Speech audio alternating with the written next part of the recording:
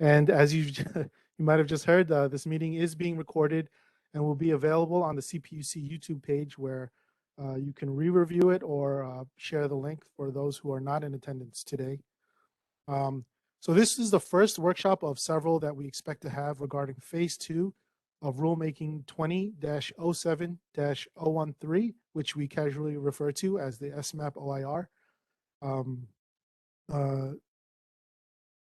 Next slide, please, George. One more slide.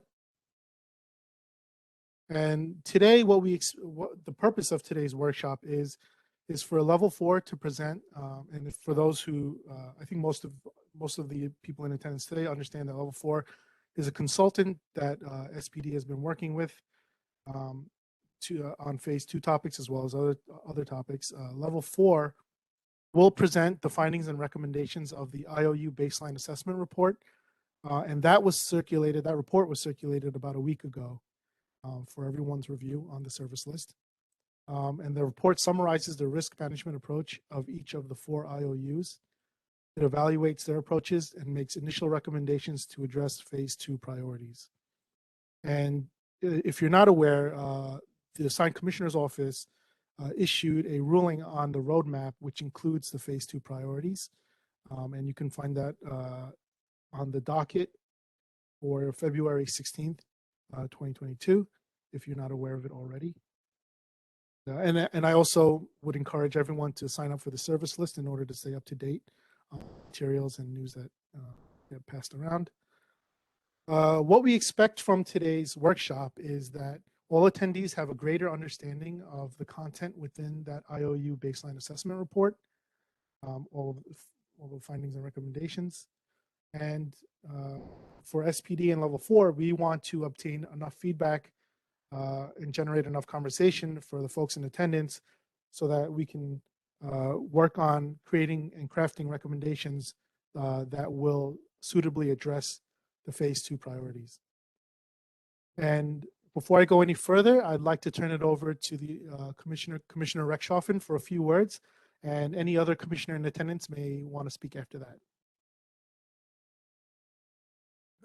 Good morning. Thank you very much, Arnold.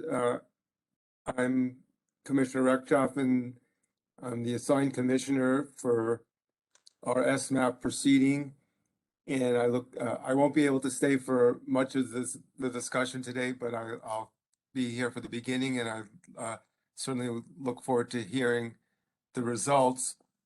I want to just take a step back. Many of you are familiar with this context, but others may not be. This is very, very important work that we're doing, cutting edge work, as we often do here at the PUC. And where the analysis from level 4 fits in is this. We set, about 3 years ago, we set a new decision-making framework, a risk-based decision-making framework for the utilities to follow in assessing and managing risks.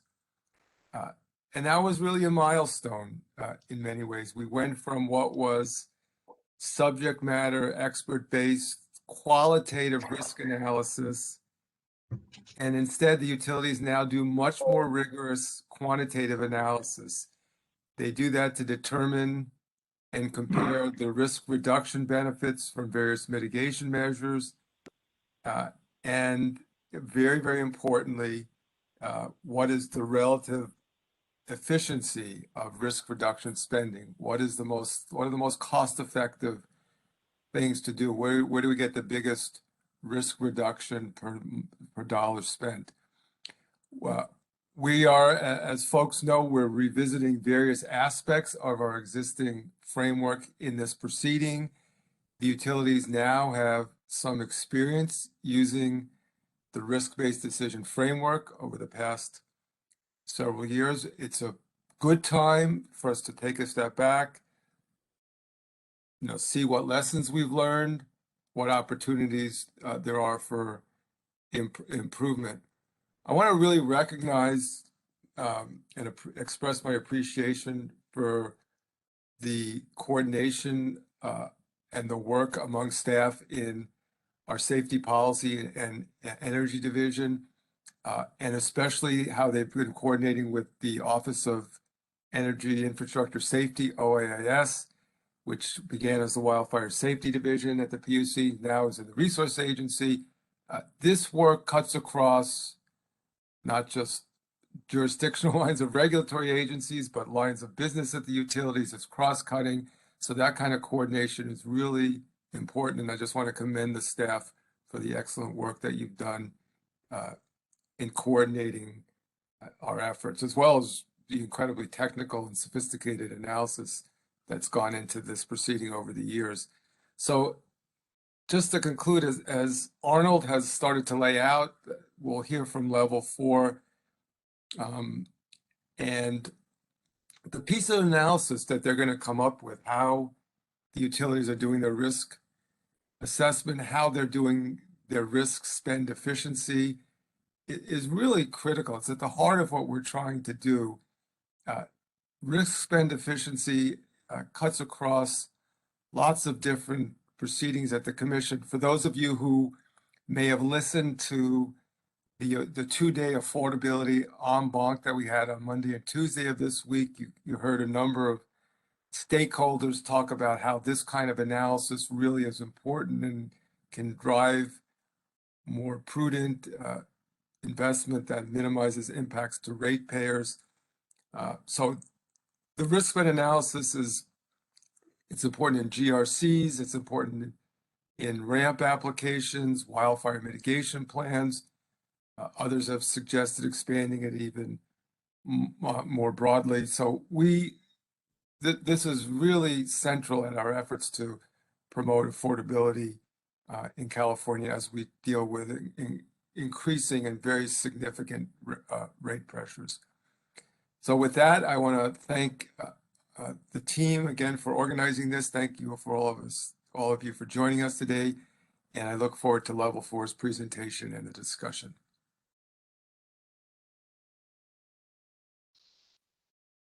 Thank you, Commissioner Rechtshoff. And if there are any other commissioners in attendance who'd like to speak, you may do so at this point.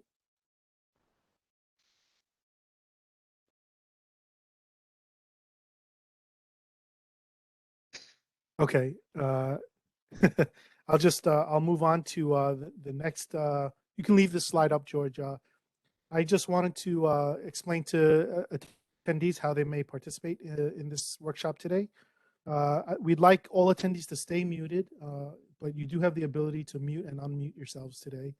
The last 10 to 15 minutes of each presentation session are expected to be reserved for questions and answers and discussion. Obviously, we just ask that you stay muted during that presentation period until the Q&A period. For the presentation portion of each session, if you have questions, you can enter them into the chat box and address them to everyone so that everyone has a chance to see them. And SPD and Level 4 will do our best to interrupt the speaker if there are clarification type of questions. For those questions that are non-clarification questions, we will save them until the Q&A period and read them hopefully in order to the best we can. If there's not enough time to respond to every question in the chat box during the workshop, whether it be during the presentation period or that Q&A period following the presentation, SPD and Level 4 will type up the answers to those questions and circulate them to the service list after the workshop concludes, or some days after that. And during the Q&A session itself, we ask that people use the hand raise function if they want to speak, and the moderator and Level 4 and SPD will do our best to call on the attendees in order. And then once you've asked your question, please try to remember to lower your hand. If there are any IT support issues or questions, we have George De Ocampo on the presentation, as well as Brevin Fong, and I'll enter those two names into the chat box so you have those for reference. And with that, I'll turn it over to Level 4.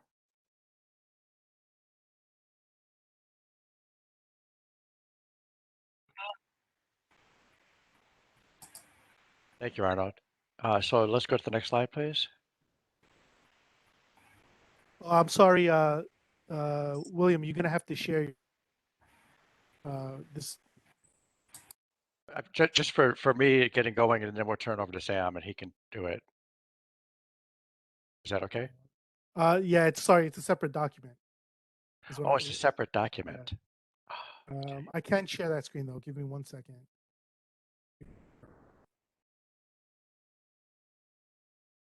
I was just going to do the introductions and then turn it over to Sam, but if we could put up the introductory slide. While Arnold's bringing that up, so my name is William. I'm the project manager for the risk assessment team, the work that we've done.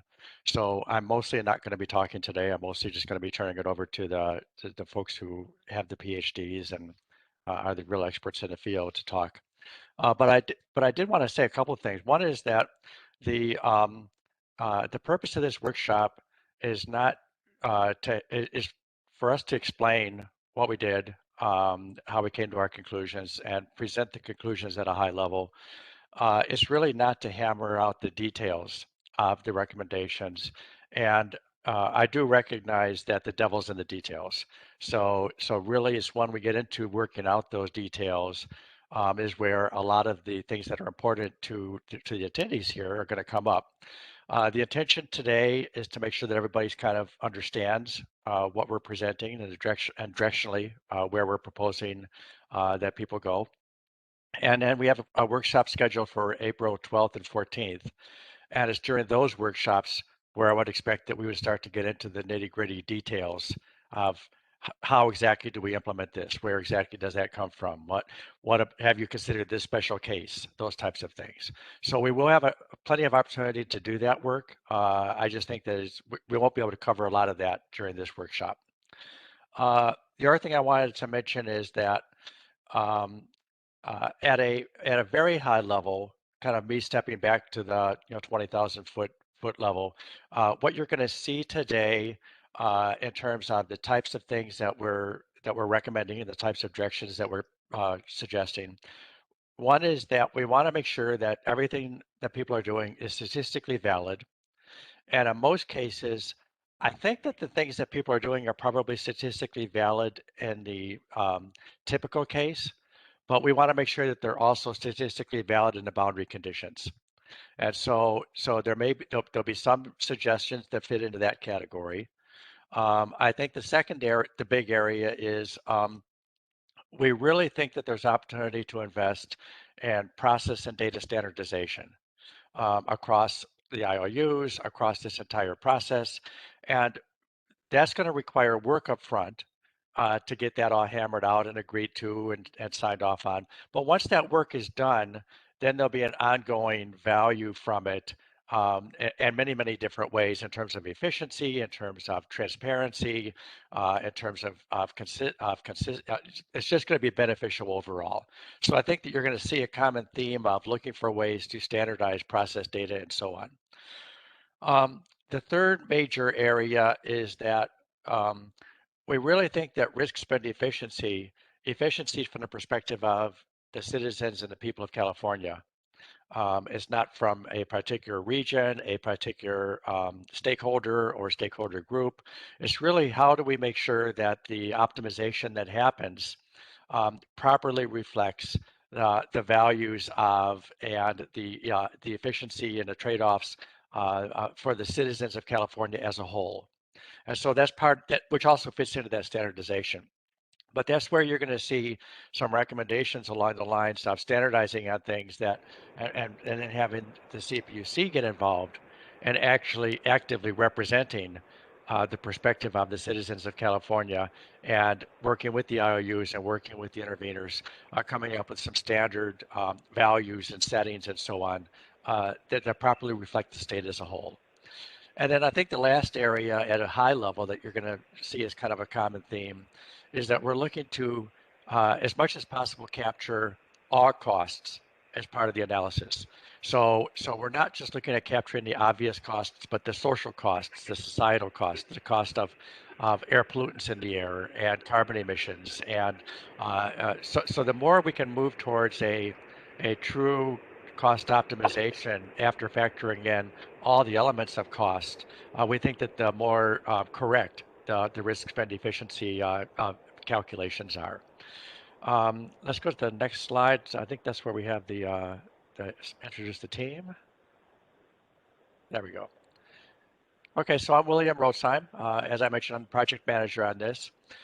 Sam Savage and Max Henryon and Matthew are three primary risk modeling experts.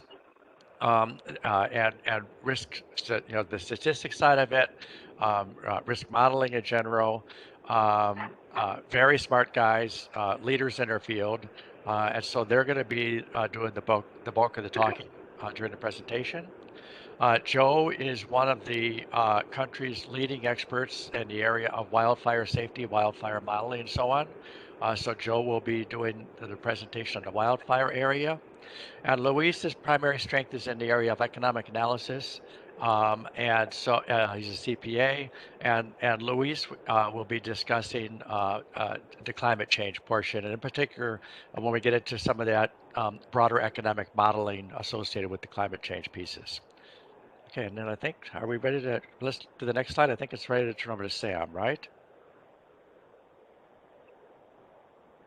Let's go to the next slide. Hey, hello, folks. There we go, perfect. So Sam, you're going to share, right? Sure. William, before you move on, did you want to just present the whole agenda for the day briefly? We had the slide sure. up for a bit, but maybe just talk about it very briefly. Okay, Sam, could you go back a couple slides, or do you have the? Yeah, hold on. I haven't started sharing yet. I'll start sharing my okay. screen. Well, let's go back to the agenda. Whoever's got control, let's just go back to the agenda. I think I do. Okay. There we go. There we go. Yeah. So just finished our introductory remarks, and then Sam's going to talk about the general approach to RSE, and as part of that, we're also going to be talking about transparency.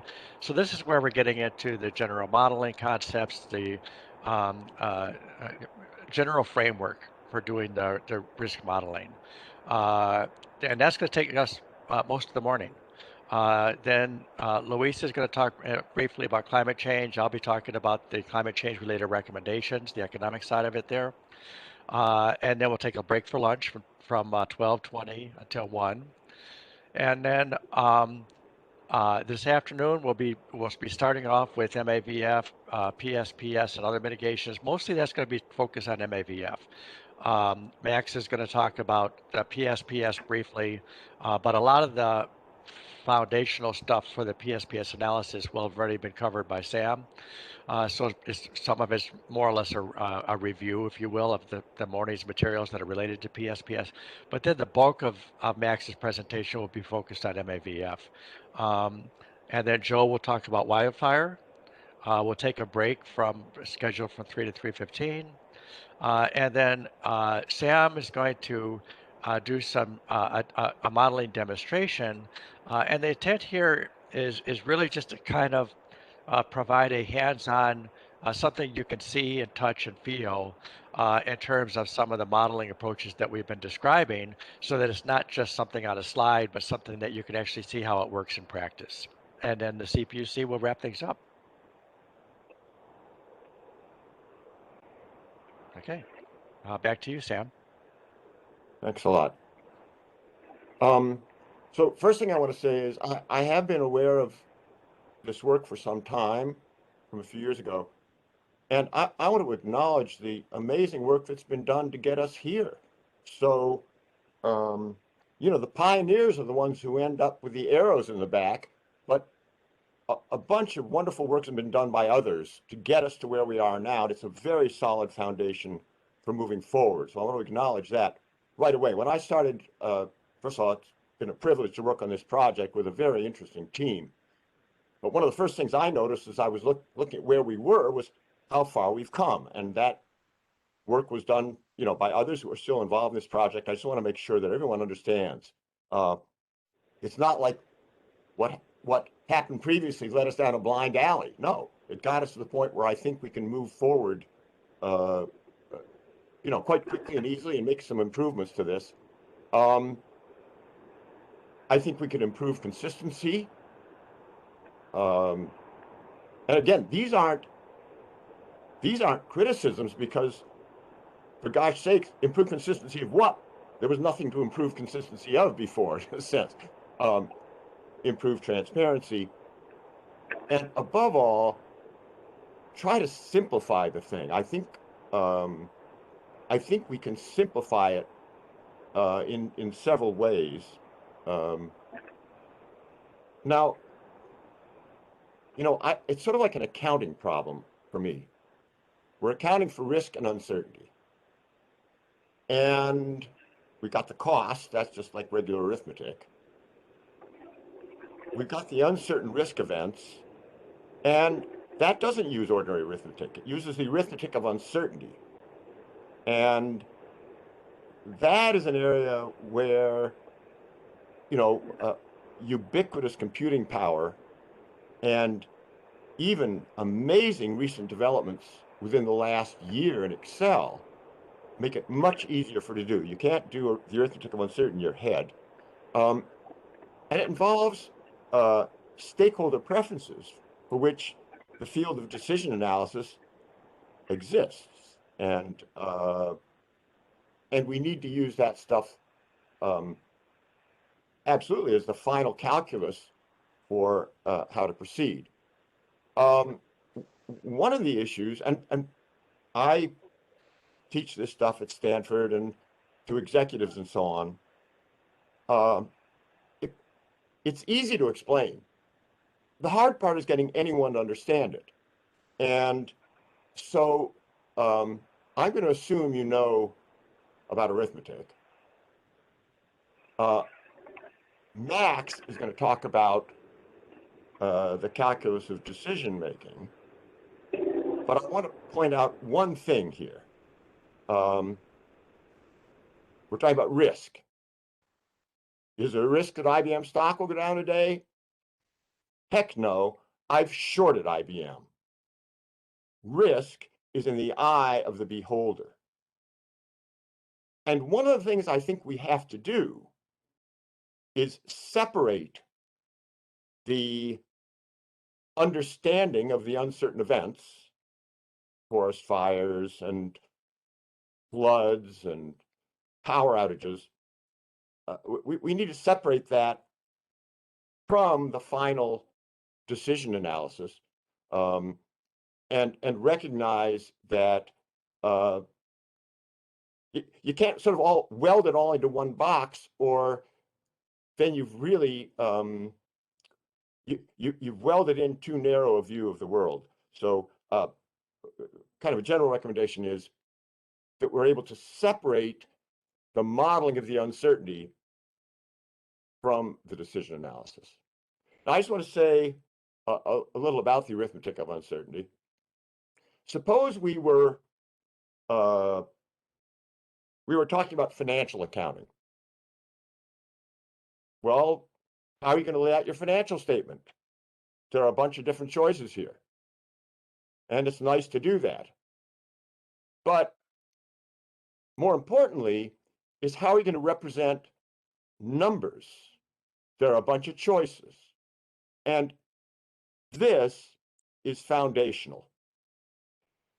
Now, with numbers, we have settled on the Hindu-Arabic numerals.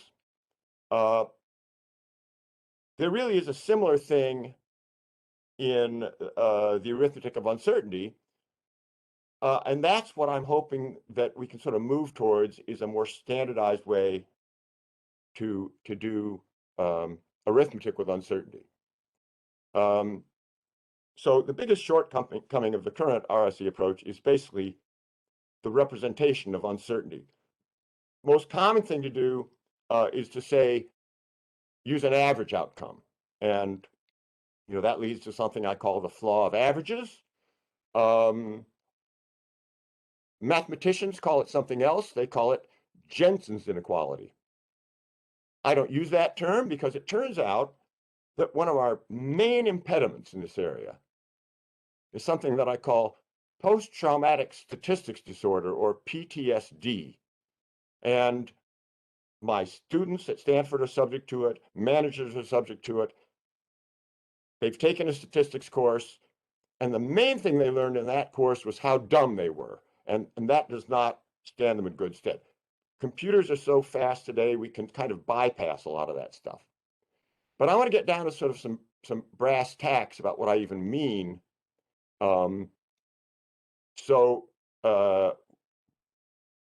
People are reluctant to learn this. It can now be done in a more automatic way. And one of the ways to do this, I am presuming that everyone is familiar with Monte Carlo simulation. Let me just define it for you. The last thing you do before you climb on a ladder is shake the ladder to make sure it's steady.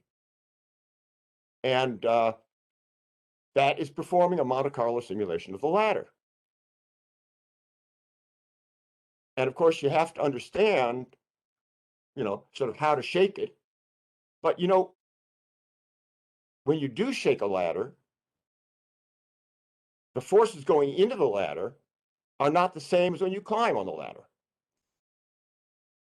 The random forces going in are the Monte Carlo inputs to your ladder shaking. And how the ladder rocks around are the outputs. And I often hear people say with Monte Carlo simulation, garbage in, garbage out. Well, that's really wrong, because actually, the forces are so different when you shake it than when you climb on it, that you're putting garbage in, but you're getting insight out. I mean, I've now told you you've been using the wrong distribution of forces all your life before climbing on a ladder. How many people in the audience are going to stop shaking the ladder? No, of course you're going to keep doing it because you learn so much. Now, the idea of stochastic libraries, which started out in insurance and finance, is to create databases of Monte Carlo trials. I want to say that all the IOUs are doing Monte Carlo, so stochastic libraries just means saving the output in a database. Now, recent advances in Excel also make this much easier to do, but you can do this in R, you can do it in Python, you could do it on an abacus if you were patient enough. What it gives you is an auditable form of Monte Carlo that also lets you aggregate results. So let me define what I call the arithmetic of uncertainty. And again, there is a PTSD-inducing word that the mathematicians use. They call it functions of random variables, and we're sure not going to do that. So the arithmetic of uncertainty. So arithmetic tells us that x plus y equals z. The arithmetic of uncertainty says, what do you want z to be? Here are your chances. So you are not estimating the chance of something happening. You're not doing the arithmetic of uncertainty. And again, if we go back to the land of averages, I always love to use the example of, like rolling a die is uncertain, right? And if you represent that with an average die with 3.5 dots, that is the correct average. But with this thing, you can't tell me the chance of getting a number greater than 4. So if you're not able to estimate a chance, you're not really doing the arithmetic of uncertainty. So I want to start out with what I call the number 1 of uncertainty. And that's like a spinner here. It goes between 0 and 1. Now, I wouldn't be doing this if I thought that everyone understood this stuff. If my Stanford students don't, and they're very smart, and they've all had a statistics course, if they don't, I'm sure a lot of people in this industry don't. So let's start with a spinner. And how do I even interpret that spinner? Well, I interpret it really as some sort of shape. What is the histogram? Well, even people don't even understand that concept very well. So for that, I want to just make sure we're all on the same page. So here I have a spinner, and I'm going to represent it with a stochastic library. What do I mean by that? I mean, here are 10,000 spins. If you're familiar with the Rick and Morty cartoon show, it's a cartoon show about this drunken mad scientist who flies his grandson around between these parallel universes. Here we have 10,000 parallel universes in which the spinner ends up in different positions. I mean, there's spin 1, there's spin, whatever it is. That's just spin 1, 2. Oh, and my computer apparently seems to be frozen, so I'm not quite sure what's going to happen here. That may be something going on with WebEx. Okay, so that may, let's see.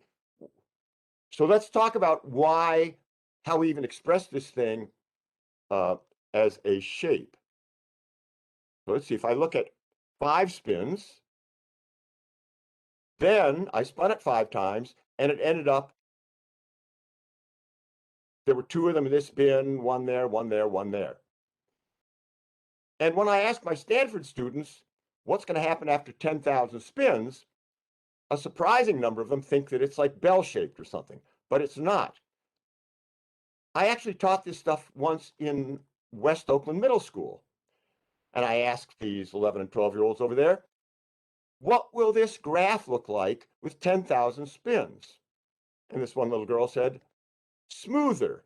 I don't know how she knew that, but let's just look at 10,000 spins, and we get a perfectly flat shape.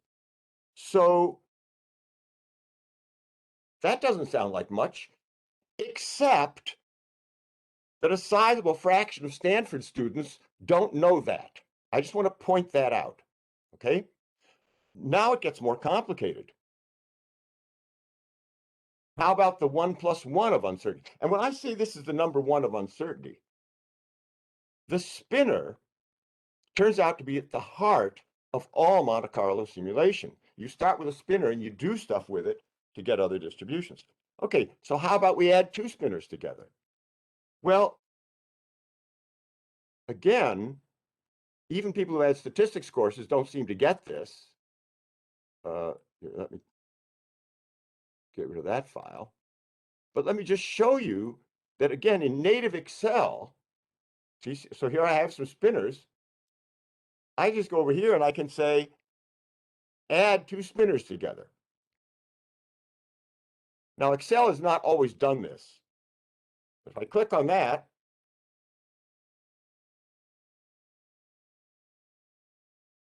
so my memory is used up, so it didn't work. I guess that's WebEx for you.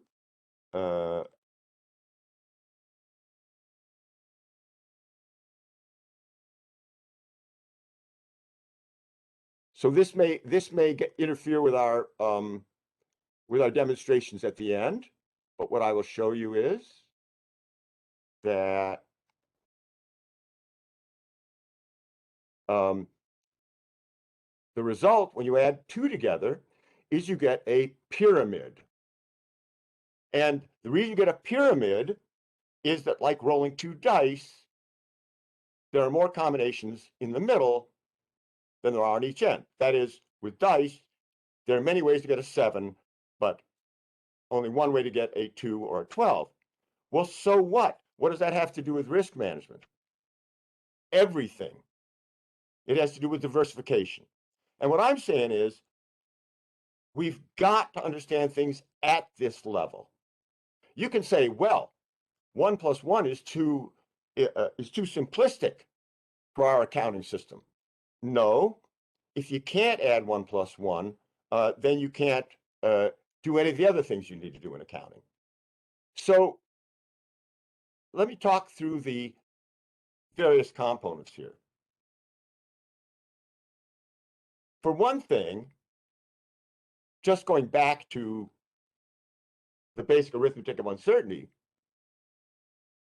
when you get to this stage and say, listen, I want to make sure that we're doing the arithmetic right, typically people will say, well, wait a minute, can't we decide on whether we want the green stripe on our accounting form or the red stripe? We'd rather discuss that.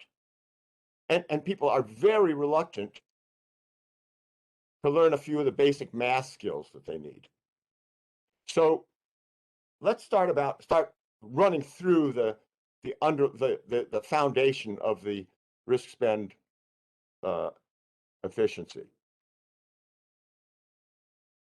So assumptions. All the IOUs are using historical data and expert opinion. You really have to use both. We think there can be improved standardization here. It strikes me that there is no reason not to pool and share this information. Nothing secret about how external corrosion affects a gas transmission pipe. Other countries have done this.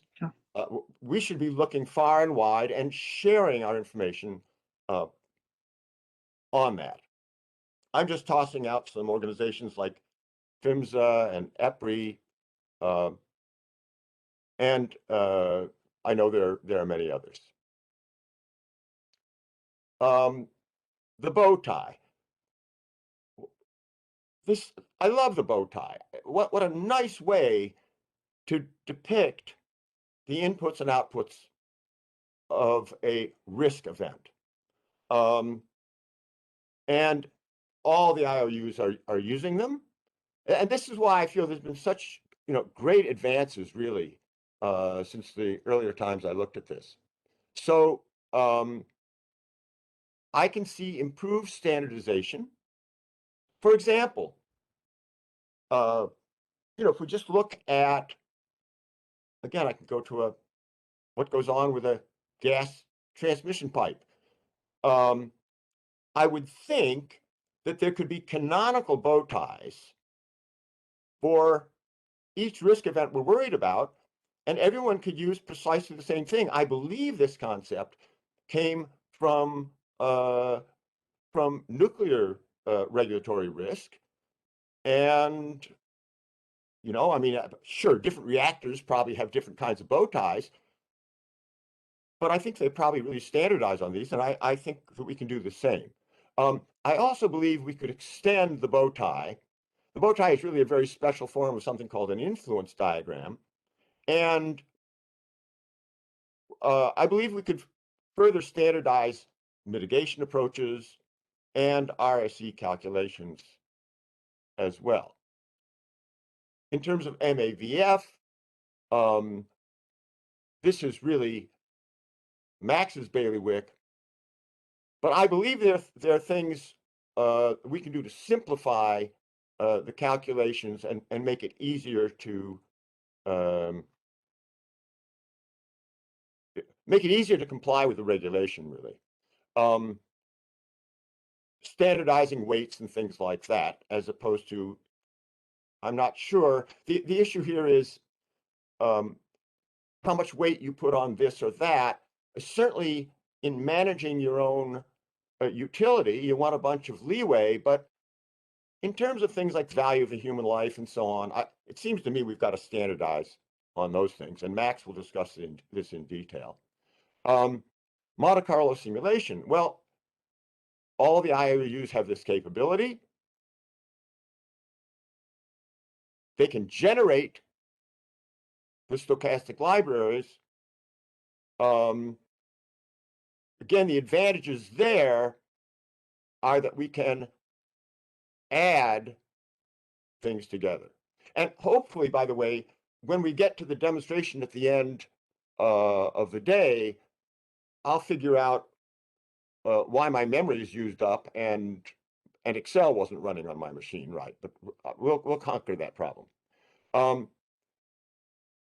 Now, when I say native Excel can now process the results, it's not that Excel is perfect, but it does have 1 billion users, and the power of Excel has grown amazingly in 2 big steps. One big step about 10 years ago, and another step basically in 2020.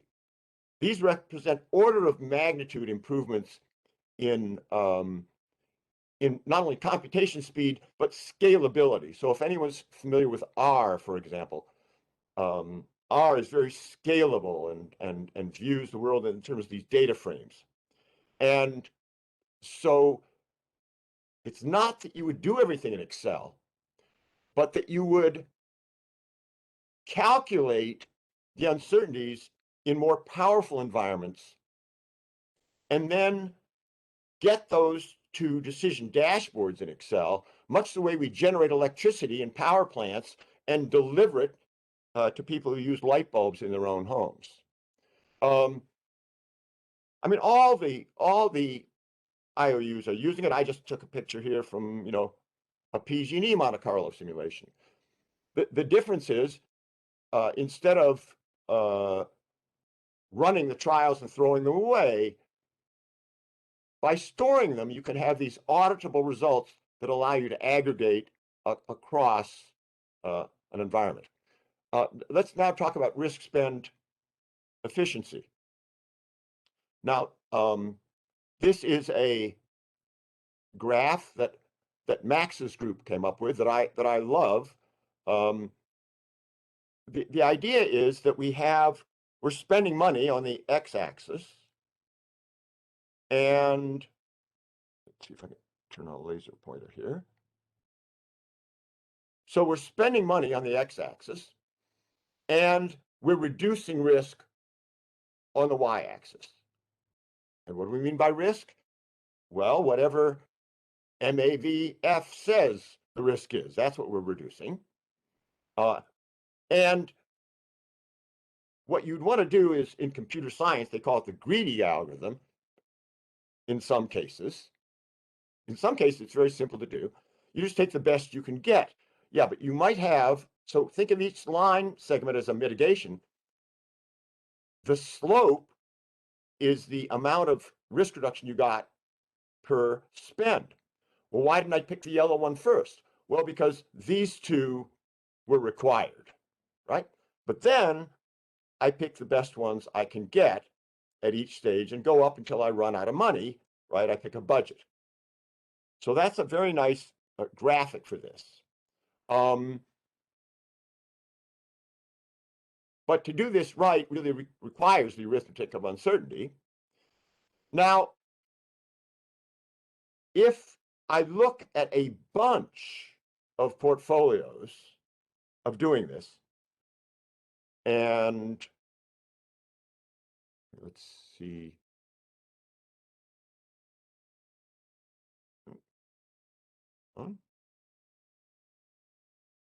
Let's see if Excel will run here.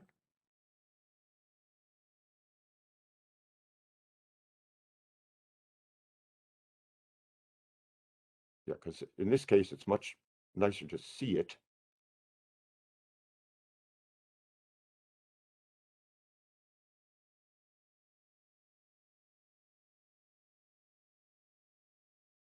Here we go. So I can add projects into this. And if I think about where the point ultimately ends up here, so I have a set of projects over here, and I start out with just the required ones. Now I'm adding 2 projects at a time. Now I get up to finally adding all the projects. And if you think of where did that point end over here, then each of these represents a portfolio of mitigations. And what you do not want is a point like that. So this would be risk spend inefficient. That is, that why would I want to spend that much and get that little risk reduction when I can go up to the northwest and get that one? This one's nuts, okay? Now, another thing to look at here is that, you see that yellow guy right there? Well, the yellow one by itself looks pretty good. The yellow one is like, you know, improving your, you know, covering your conductors or something in some electric transmission line. The gray one, however, is undergrounding the wires. Well, if you've undergrounded the wires, then the other one becomes worthless. So there's this issue of redundant mitigations. And any questions there before we go on? This dotted line represents the RSE of a total portfolio. So there really are two cases here. If the mitigations are completely independent, the problem is easier. You've still got to do the arithmetic of uncertainty, but you just start out grabbing the ones with the biggest MAVF score per dollar and go up until you've, you know, reached your budget. It becomes, oh, and here, the definition of an efficient, and that efficient, that word, use of the word efficient is the same one as this, risk spend efficiency. But now we're talking about it in terms of the portfolio. And a portfolio is efficient if there's nothing to its northwest, right? So that's inefficient, that one is efficient.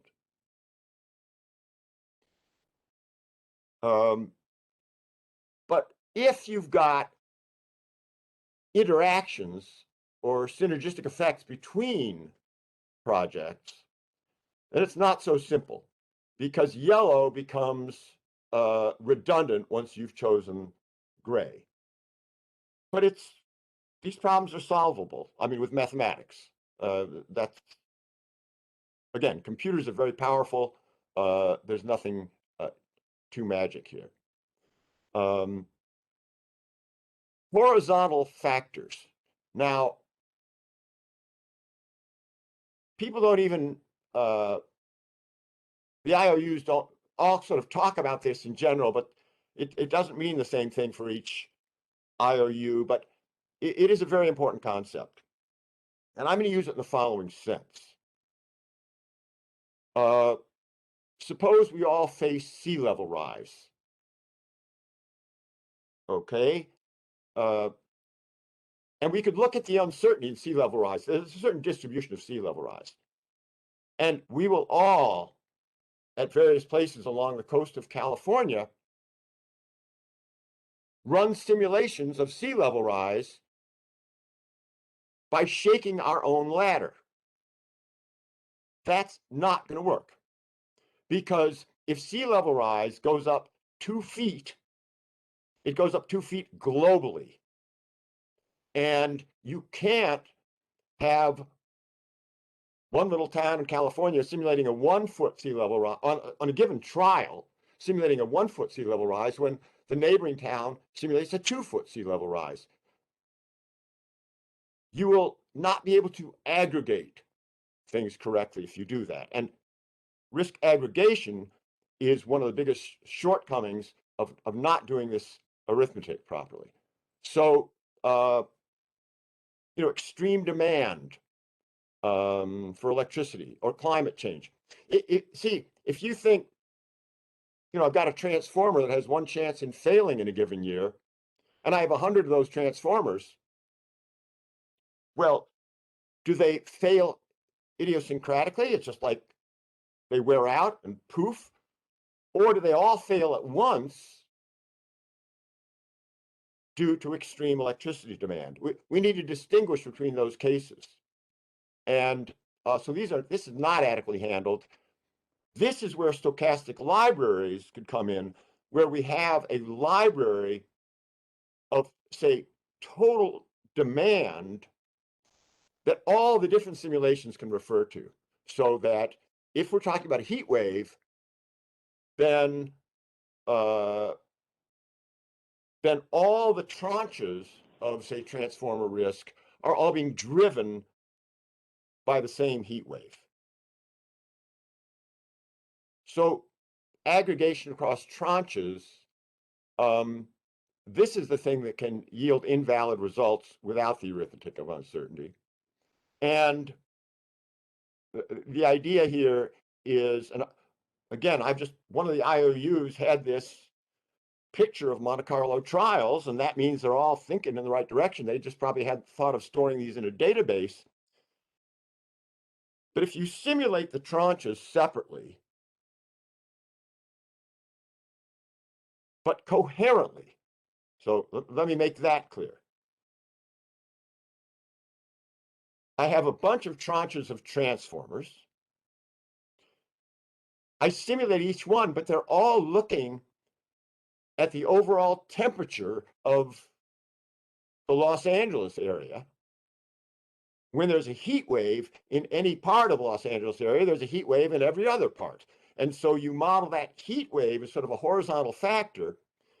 And if all those tranches run off of that single global horizontal factor, then I can add up the results of multiple tranches and correctly aggregate the risk across all tranches. That then lets me get very granular in my tranches. I could model every single transformer out of 1,000 transformers and then add up those 1,000 risks.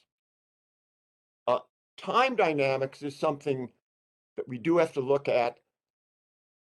It ultimately is more complicated, but all the IOUs recognize the aging of assets. Telephone poles wear out, and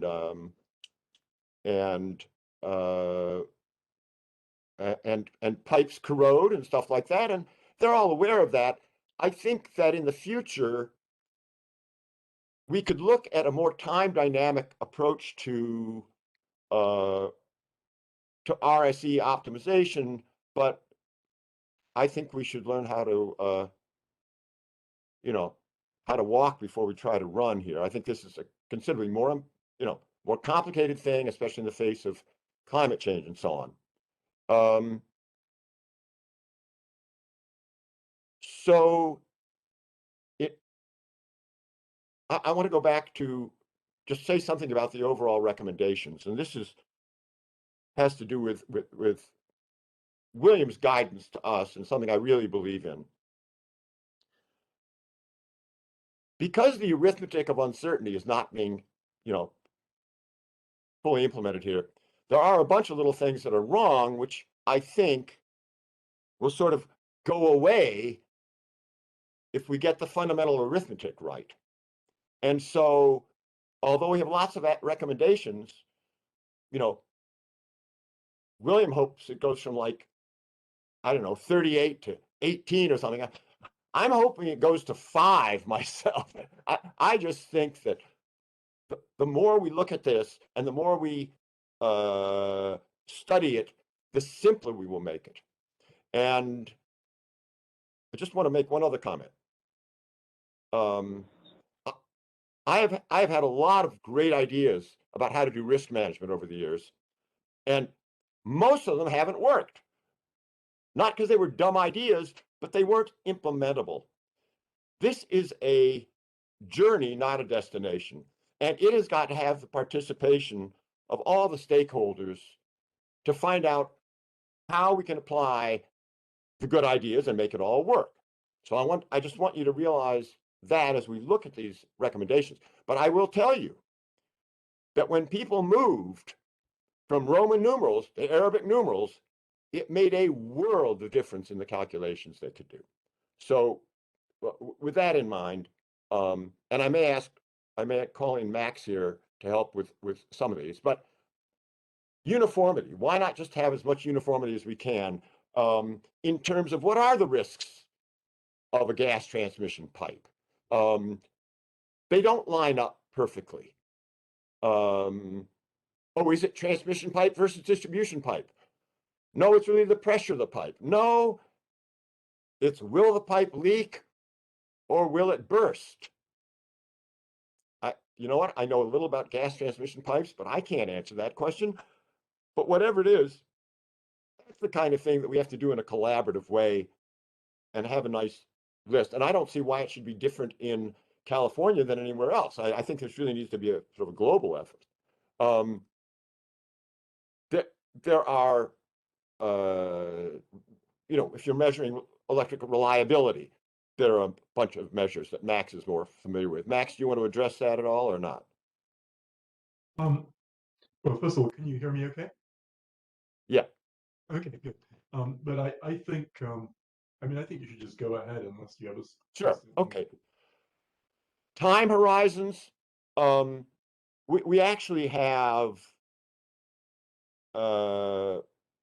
different time horizons that we got to look at, but they certainly should all be the same, and they tie into the discounting method because you're paying up front for some risk that, you know, maybe happens down the line. We've certainly all got to do that in the same way, or we can't, you know, we can't compare our results. The pooled statistical data, I mean, I'm sure there are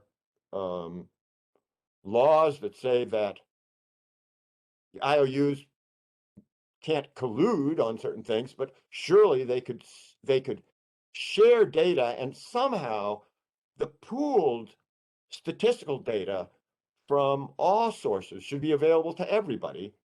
And you know, we haven't seen too much of that. Now, the risk interrelationships. This is a biggie, and risk interrelationships completely disappear when you use averages. So again, I'm arguing for, it used to be, I mean, even 10 years ago or 15 years ago, it was maybe too complicated to look at the entire range of outputs, but it's not anymore. So we shouldn't use an average. We should use, for example, a stochastic library that has a whole bunch of trials of one transformer blowing up and a whole bunch of trials of another transformer blowing up. And do they blow up at the same time or not? That makes a big difference. And that is really a blind spot of the current approach. And I mean, these two are very similar. Oops, the synergistic or antagonistic effect. These are two that will certainly collapse into one. When it comes, I know that there's a desire to look at things at a very granular level,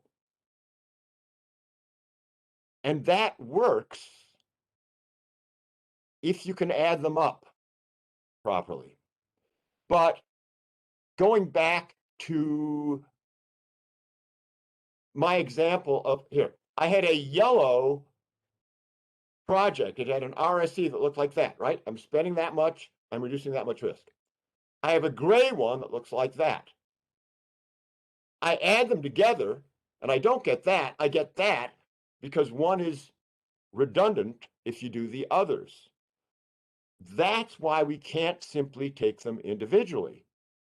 You know, my example is this. It turns out, like, we have to look at portfolios. The basic idea of portfolio theory is that fire insurance is a completely worthless investment. unless you happen to have a house in your portfolio to go with it. You know, when you say, what do you want in life? Oh, I'd like a house, I'd like a yacht, I'd like a this. No one says, I'd like fire insurance. Yeah, but you need it because the combination of a house and a fire insurance policy is like risk-free. And the bank knows that, and they insist you have it if you have a mortgage. But you can't look at the fire insurance policy by itself. And mitigation is basically insurance against bad stuff happening. So that's why we have to be careful about going to excessive granularity. We have to look at portfolio effects.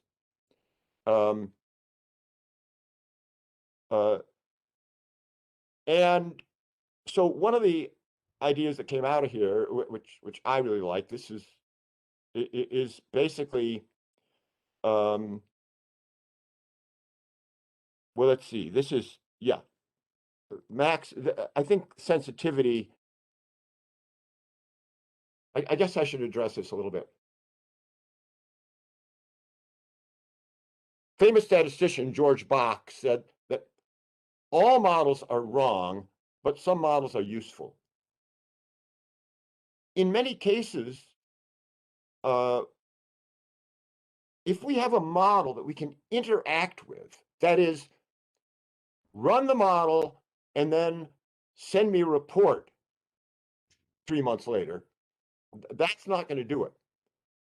You may simply want to know the direction that something happens. I don't have time to get into it now, but you may not know the exact probability of an event taking place. And yet, what you can infer is if the probability is greater than 2% per year, then it makes sense from a risk-spend efficiency perspective to mitigate it with this particular mitigation. And if it's below 2% a year, don't. We don't know what it is, but let's all sit around the room now and decide 2% is the magic number. We don't really know what it is.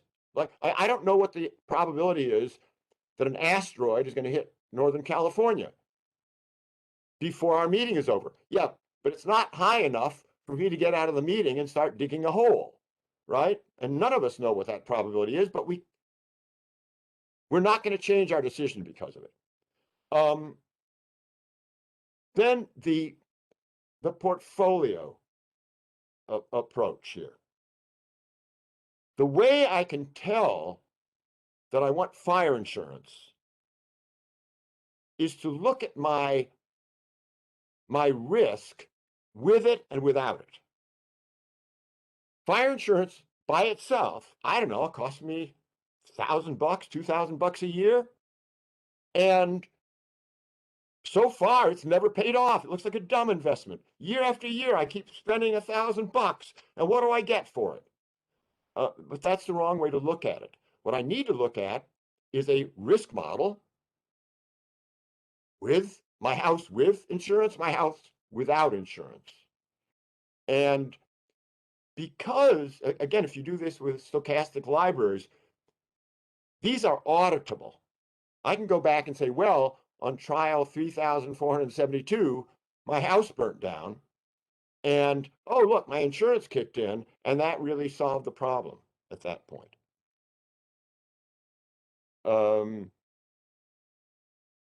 So here we're talking about the repeatability and auditability. I cannot tell you how important it is to be able to audit things. The way Monte Carlos are typically run is you get some estimate, but you can't really go back and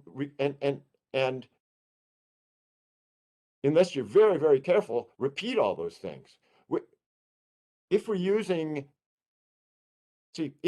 where this came from finance was in financial engineering, we're looking at derivatives, call options, put options, all kinds of other derivatives on a set of underlying stocks. So suppose I'm looking at derivatives on IBM stock. Well, if IBM stock, goes up 3%, then for me to look at my portfolio of derivatives, everything in that portfolio must see IBM going up by 3% or 2% or whatever it is. And so the financial engineering houses have got these giant scenario libraries. And hopefully a demo at the end of the day will figure out why Excel wasn't running. And you'll be able to see what it looks like where you can actually perform. Imagine 1,000 mitigation projects and 10,000 trials. That's 10 million calculations. And you can try different portfolios in native Excel without any macros or anything, and it calculates in less than a second. It's just snap, snap with these new dynamic array formulas. So using the stochastic libraries not only provides the standardization that we are all using the same sea level rise on each trial of our Monte Carlo, but we're of course getting the precise same distribution.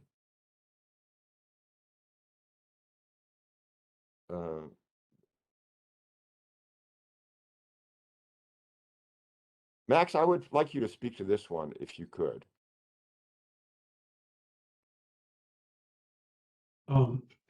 Sure. So, in reviewing the RAMP reports, I was trying to figure out whether I know this question of covered conductors versus undergrounding versus enhanced power safety settings. Max, can you turn up your volume? Sure. Thanks. Maybe I can.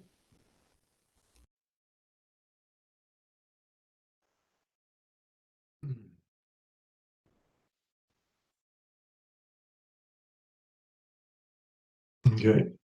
And I'll try to speak as loud as I can. So in reviewing the RAMP reports, I looked at this question since I know that it's a major question of interest, enhanced power line safety settings versus covered conductors or undergrounding, to compare how different utilities look at that question. And it seems that they come up with some somewhat different conclusions. But because of the level of aggregation, it's really was impossible to really get into the details to find out the reasons for differences. And it would seem that the commission and really all the participants might have some interest in being able to look at those questions in a little more detail, since it's obviously going to be a big thing with PG&E's announcement of putting in large amounts of undergrounding, and the question of RSE is going to be front and center, I think, in some of those discussions. I'm trying to figure out how to mute my dog here, but I Can't hear your showing dog my sound. screen. I can't do that.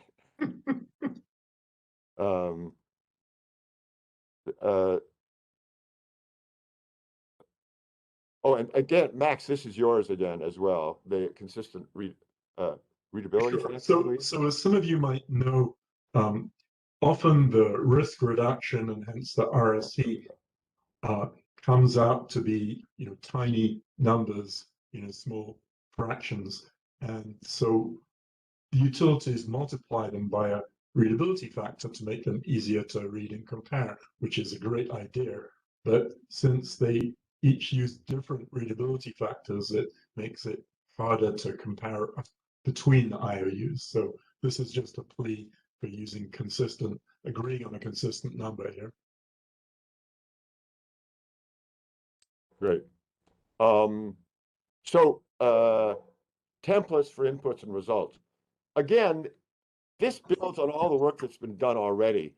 Wow, people are using bow ties, which is just, music to my ears. But it seems to me they could be standardized.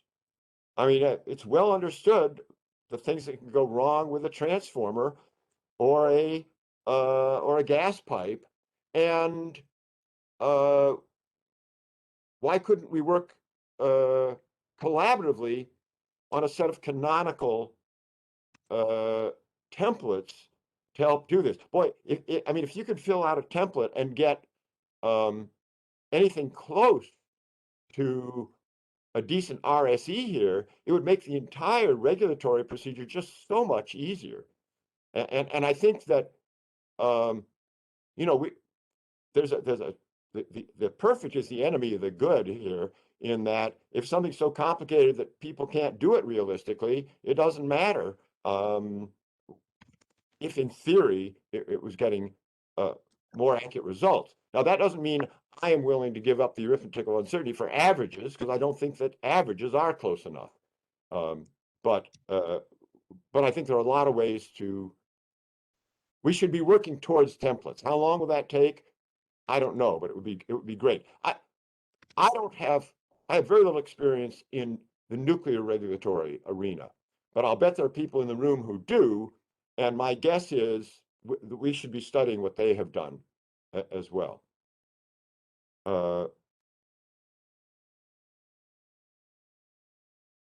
So the extension of the bow tie, we've talked about that.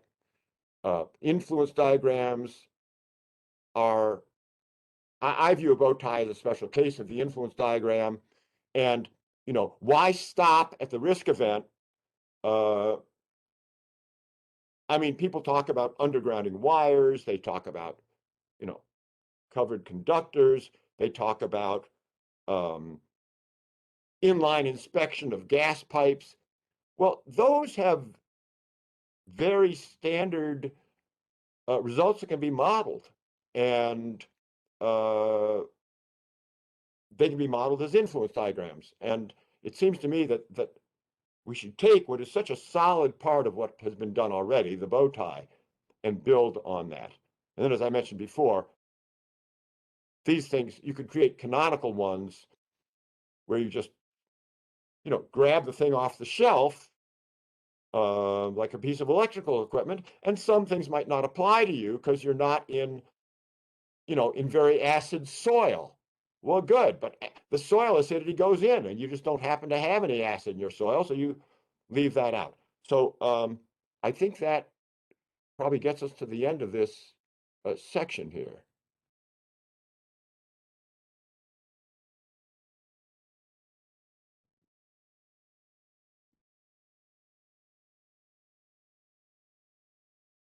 William, you want to chime in, say what we should do next Yeah, week? so it's 11:15, and our next thing on the agenda is a break right now. So we're going to take a break until 11:20. I just want to point out that we did have a hand raised. Maybe could we Sure. turn to that after, or do you want to handle it now? No, let's do You it know what? now. Hey, Huh? can I quickly suggest we just do the 10 minutes of Q&A now and then take a break at the Sounds good. conclusion of that? Okay, Sounds so good. we'll go till 11:25. Okay, we had a hand from Katie Morsoni. Katie, would you unmute yourself? Yes, can you hear me okay? Sure can. So you were talking about your feelings on averages, and I was wondering if you could if you could give your perspective on like using 10, 50, 90 type scenarios for determining uncertainties. Oh, absolutely. Oh, I'm in love with 10, 50, 90. If you could do that, but it's not enough. So in other words, you give me a 10, 50, 90 on the sea level rise, you know, in Pescadero, and the 10, 50, 90 in Half Moon Bay. And we build a distribution around that, right? Oh, in fact, hold on. I do have a graphic for this. Just a second. Yeah, I really must address this in terms of a graphic.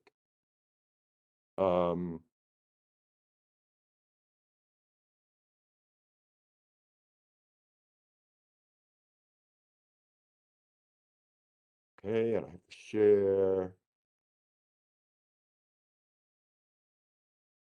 Okay, so here is an example of the flaw of averages. Consider a drunk wandering back and forth on a busy highway. His average position is the center line. This means the state of the drunk at his average position is alive, but on average, he's dead. This is not close enough for government work. Now, you want to give me a 10, 50, 90 around the center line? I am delighted. That would be great. And we can fit a distribution to that. In fact, I mean, you were miles ahead. But now I want to go back to sea level rise. In fact, you know what I want to do is let's use the risk of a power outage in North LA and South LA, right? And I give you a 10, 50, 90 of the duration of that outage. Well, these are not independent. So if there is a heat wave, if it's 120 in LA 50 years from now with global warming, and everyone's running their air conditioners, trust me, if North LA has an 8-hour outage or something, then South LA is very likely to have an 8-hour outage. This is why 10, 50, 90 isn't enough. I need the actual Monte Carlo trials to tie together North LA and South LA, right? But in terms of accuracy, 10, 50, 90 is a wonderful place to start. And I had one more question. You said that the stochastic libraries were used in other areas. I was hoping you could point to examples. Sure. So they've been used in proprietary siloed applications. So, I mean, one place, I was visiting a giant financial firm in New York whose name you would recognize if I gave you the first letter. And it was when I was beginning to work in the area and try to standardize these things. And so you must understand, they were doing this in a very proprietary setting where they had scenarios of IBM stock, AT&T stock, all these stocks. Then they had a huge portfolio of derivatives, call options on this, put options on that, straddles on that. They could not look at the entire portfolio, right? If I've got a call option on IBM and you've got a put option on IBM, we're in different parts of the organization. And on your simulation, IBM is selling for $100, where on my simulation, it's selling for $20, even though they're still part of the same 10, 50, 90. You get it? We can't add we can't put our portfolio together. We can't aggregate it. Do you grasp that? So, but maybe that didn't come. Okay, let's try it again. Let me give a California example, Sam. Yeah. So in California, the regulatory agencies, OSI and so on, that are looking at risks in terms of project risk for information technology projects. So it's outside the domain of energy, but for large information technology projects, use Monte Carlo simulation to simulate and look at project duration, project resourcing, resource requirements, deployment requirements, and so on. And in order to be able to compare and audit those results, the Monte Carlo simulations are using stochastic libraries to do that. Yeah. And Katie, let me just give you another thought here. In insurance, I own a whole bunch of fire insurance on houses in you know, someplace that burns down all the time, right? If one of those houses burns, if there's a fire at location X, it's going to burn down all those houses.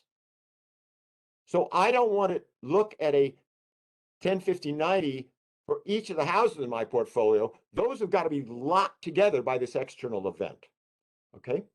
And it was when I first started realizing, when I began to understand this subject, it was very much like the financial engineers are doing it in their silo.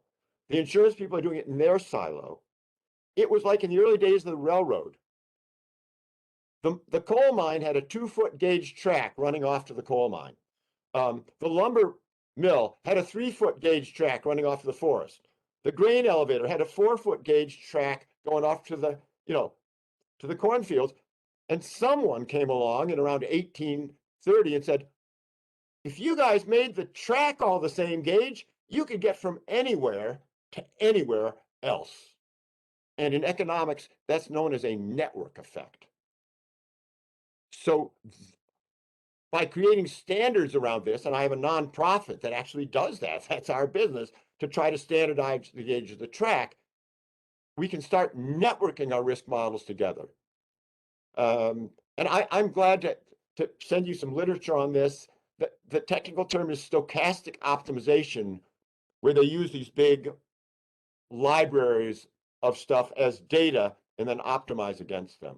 So is it in general, would you say, if you're using Monte Carlo analysis and coming up with a variety of I'm a lawyer, so sometimes I don't get the words all right.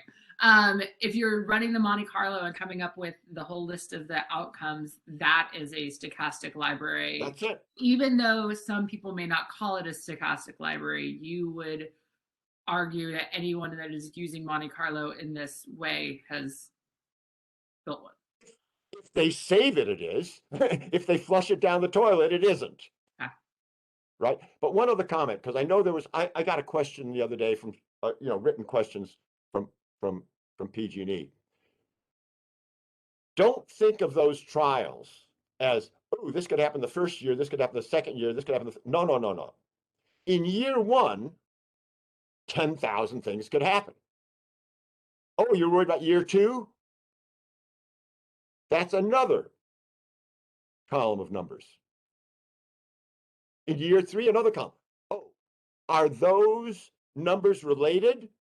They sure could be, right? Let's talk about these interrelationships, right? From year to year, they could be interrelated.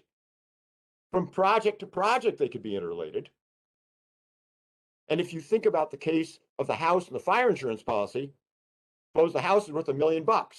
I've got 10,000 numbers, but 10 times in there, I got zeros because there's one chance in 1,000 the house burns down. Then I have another one of these, I call them SIPs, stochastic information packets, because I wanted a nice short name. Then I got my insurance policy. Well, the insurance policy better pay off on every trial where my house burnt down. We call that coherence. So if my insurance policy pays off one time in 1,000, but it's random and not lined up with when my house burns down, then it's like buying fire insurance on my neighbor's house, and that is nuts, right? That's the concept of coherence, and you got to keep everything coherent. And Joe may talk a little bit about this in terms of forest fires, because, in a forest fire, if your house burns down, your neighbor's house probably will burn down, right? I mean, does that help? One more thing, as a lawyer, imagine having an exhibit in a contract that says, okay, we both agree. Here are the 10,000 things that could happen here, right? Sign that you've looked at exhibit 6, right? So it's a way to nail people down to what the uncertainty is too, right? And not just have at the end of the day, oh, well, it was uncertain. Of course, we got it wrong, Hi, let me just interrupt everyone. It's 11:25. Let's stop here and we're going to start exactly at 11:30. I'll discuss with William if we want to move on to the next section. Well, when we start, let's continue with questions for Sam. That sounds good. Because there was at least one more hand I saw up. So let's take a break, and then when we resume, we'll begin the next period with questions, additional questions for Sam. Great. Okay. See you. We're starting up when then? William, when are we starting up? 11:30. Got it.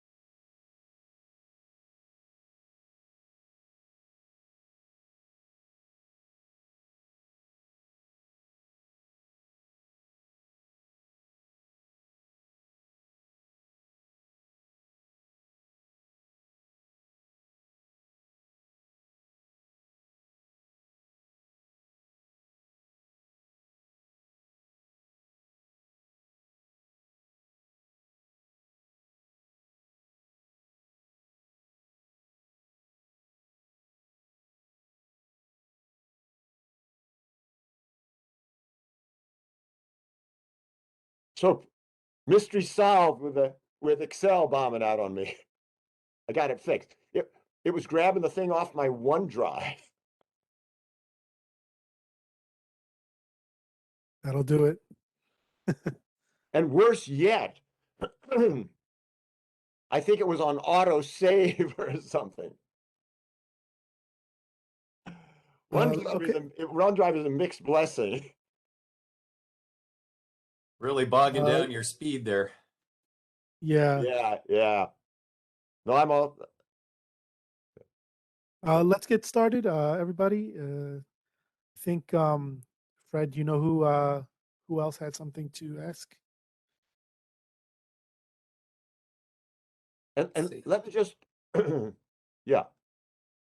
I don't see any hands raised. I think there was Marty. I thought think thought Joe you had- Mitchell might have had his hand raised, but I may have confused that with someone else. Yeah, I think you, Arnold, recognized maybe Joe M. Had a question. So we can certainly invite him to. So I just want to share one more thing, going back to auditability, and I don't know if Katie is still on. So the Excel problem was it was using the version on my OneDrive, right? So here is this thing running off a SIP library. So, trial 1 was 0.598. Trial 3, 4, 5, 6 is 0.051. If I go over to this other thing, which now works, on trial 3, 4, this is a completely different application, but it's using the same stochastic library. So there it is, 0.051. And I can simply add these two together. And again, this is native Excel. And bingo, there you get your triangle. And about 15% of statisticians actually think that when you add two flat distributions together, you get a flat one. But this is the central limit theorem looking at you. And by the way, about 5% of statisticians know that when you multiply two together, you get that shape. You can do any calculation here just in Excel. So I just wanted to make sure that we saw that. And there's this auditability factor, right? That we're all using the same library. That means on every trial, we're going to get exactly the same sea level rise, right? Or we're going to get exactly the same wildfire that sweeps through some canyon somewhere, right? And Joe may speak a little more to that. So,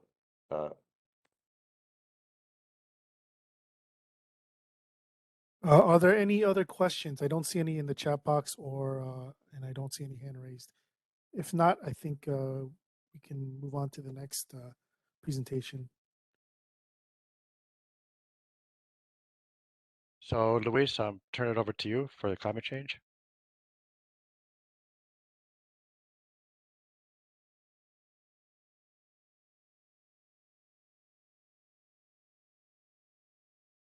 I think you're on mute, Luis.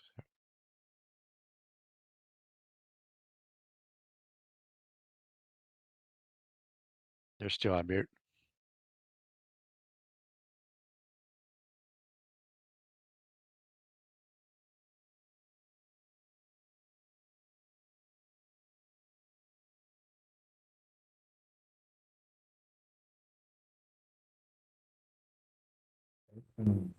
Everyone hear me now? Yeah, you're starting to come in now. Sorry. Oh, God. Okay, great. So can we go to slide 27?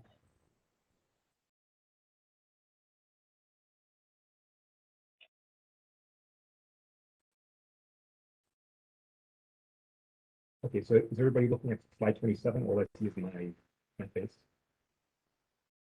No, I'm not seeing it. I'm just seeing you. Are you sharing the presentation? Oh, I didn't need control of the presentation. Can somebody just walk through the slides? Oh, no. Well, I had them up on my machine, but I think Arnold's got. Luis, we can barely hear you. Can you increase the volume? Okay, is this better now? Not too much. Still need to be louder.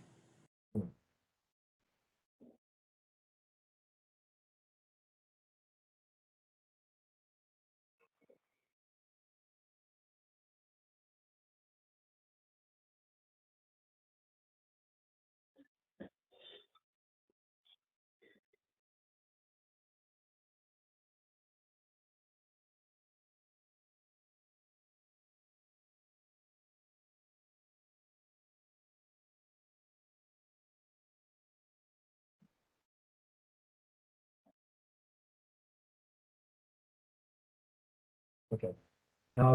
Okay, is this better?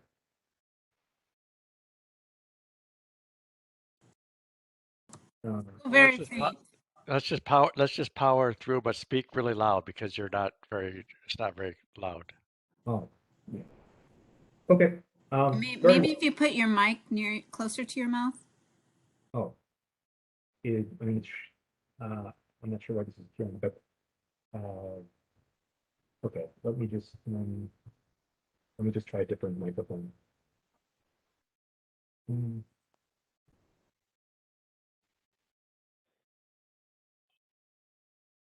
Is this better? Oh yeah, lots better. Sorry, I'm sorry. It's just I have so many different microphones hooked up. Okay, sorry about that. Very well. So let's get started in this section here. This section, we wanted to compare how the different IOUs applied climate change in their risk-based designs. Any more popcorn left? Oh. Can somebody mute themselves? Or okay. And the extent of these methodologies, proxies where direct inclusion was not available or possible. We reviewed all for parts of risk-based decisions where climate change should have a direct impact, such as the calculations of those risks. And where applicable, we looked for explanations of why there was no inclusion that was made. And the reason why this section is a little brief compared to the other sections is because while the IOUs in the RAMP and RC filings, their inclusion of climate change was largely indirect. There was no separate calculations for these risks, and we're going to get to why that was. Climate change was incorporated using what they're calling cross-functional factors or cross-cutting factors, where climate change is treated like not treated like a risk like the other ones, such as wildfires, but instead it's a driver, it's a trigger that may impact multiple RAMP risks. And every IOU that we've reviewed, well, they acknowledge that climate change largely impacts every risk-based decision that they follow, that they have to use. And the containment of the impact of climate change, obtaining statistically significant impact in the data to get there is a challenge for them. And one general observation that we saw from this section is that IOUs largely use this opportunity to talk more about mitigations and proposed mitigations that are in the works, but had very limited content on risk-based inclusion of climate change. And we did put together some recommendations that we think would be implementable now, and we will go through those. Next slide. Good. Great. So our methodology for this section was arriving at select areas of interest where climate change impact should be present. And we reviewed the filings from each IOU, and we used secondary resource sources as well. What we wanted to identify and what we were looking for was climate change integration into risk-based models. Namely, we wanted to answer questions such as the inclusion of climate change into the statistical assessment of risks.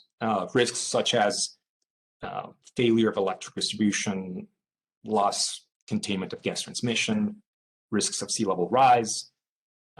We had to find a method to compare all this content from the different IOUs based on the different ways that they presented this information.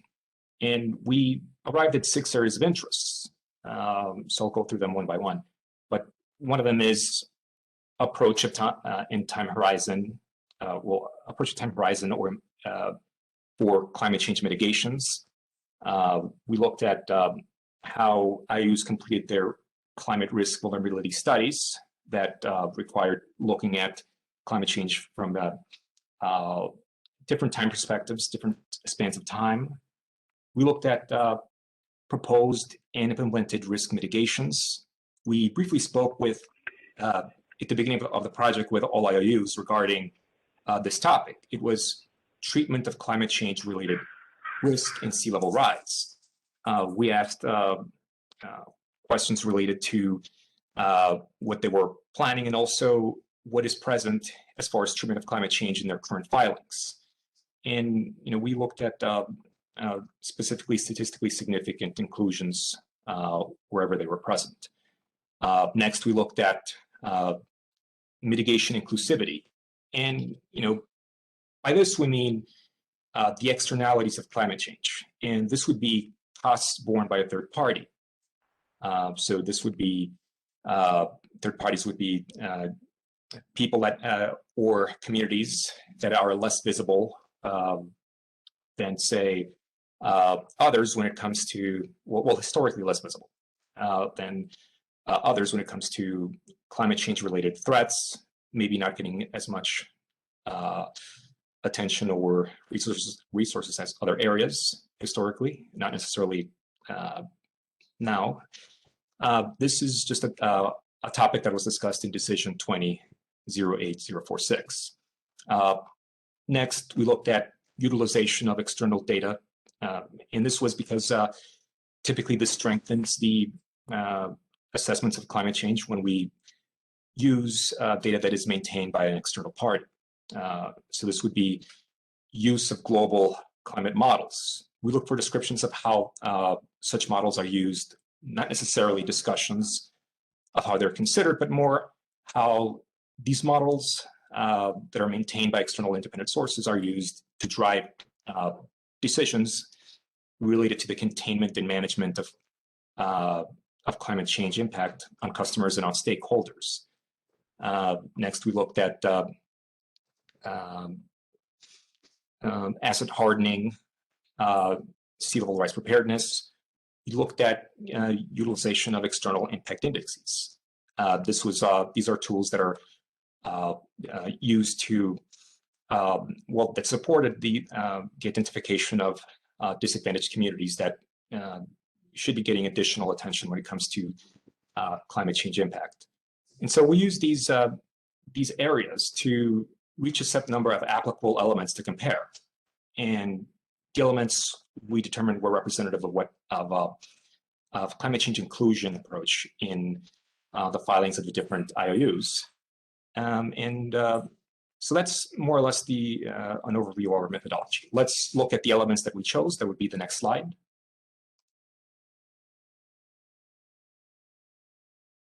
Slide 29.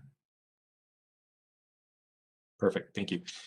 Good. So the elements that we arrived at after our research to compare climate change across all IOUs, we arrived at 9 different elements. One was time horizon, which I described. It's really about the different time spans for climate change mitigations and the plans. Next, we looked at decentralization.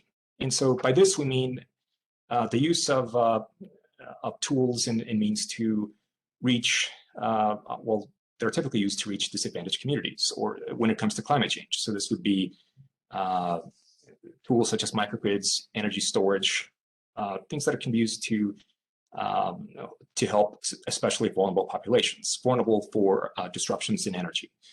We looked at asset planning and load forecasting. And this would be the optimization between the generation and the need forecasts. We looked at climate change driven utility planning, maintenance, and construction. We looked at weather and hazard monitoring. So IOUs walk through the different models that are, they were very similar across the board that they use for short-term and long-term weather and hazard monitoring, especially when it's when this is related to climate change and when it's worsened by climate change. And we also looked, of course, at plans for the treatment of externalities and impact for disadvantaged communities. Next, and I think most critically, is external risk modeling utilization. So there is the use of these that are globally maintained models for climate change in the use of the data that is generated. Of course, we looked at acid hardening, sea level preparedness, and the use of external impact indexes. Next slide. Perfect. So the results were, we were expecting these results. So across the board, we saw that, I think I'm getting some echo. Okay, perfect. Can somebody mute themselves?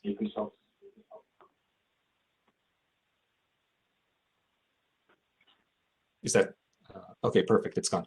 Great, so across all IOUs, we saw that treatment of risk management elements were identical, as in there were slight differences in time horizons that were applied, differences resulting from the distribution of energy infrastructure across the IOUs, and slight differences in weather forecasting models that were applied, the different technologies that are maintained by the IOUs independently.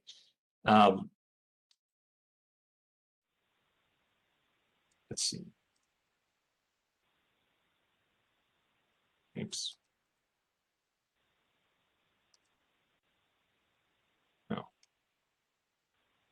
think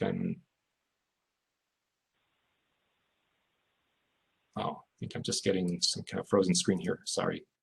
Good. And so the what was common across the board was that external climate change models were limited in terms of utilization into the different chapters of that were the designated chapters of RAMP. As far as inclusion of climate change risk, the inclusion was not statistically significant, and so the all IOUs cited very similar limitations of this. Limitations included the ability to determine risk sensitivity of climate-driven natural hazards, determination of whether existing climate data could be integrated into risk bow ties in a statistically meaningful manner, the lack of necessary historical data to determine and project relationships between climate change issues and risk events. One thing we did note when we were reviewing all the files is PG&E's disclosures of climate change inclusion into the risk modeling were more direct and transparent compared to other utilities that we reviewed. This was because they itemized all the different risks that they acknowledged were impacted by climate change, and then they described well, the extent of how climate change was integrated into those risks in determining, well, the output of those risks. And so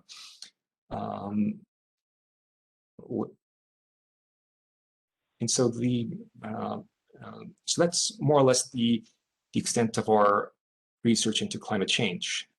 We can now look at the recommendations. Okay, so Arnold, let's go to the next slide then, please. Yeah. Apologize, I'm having a lag on my end.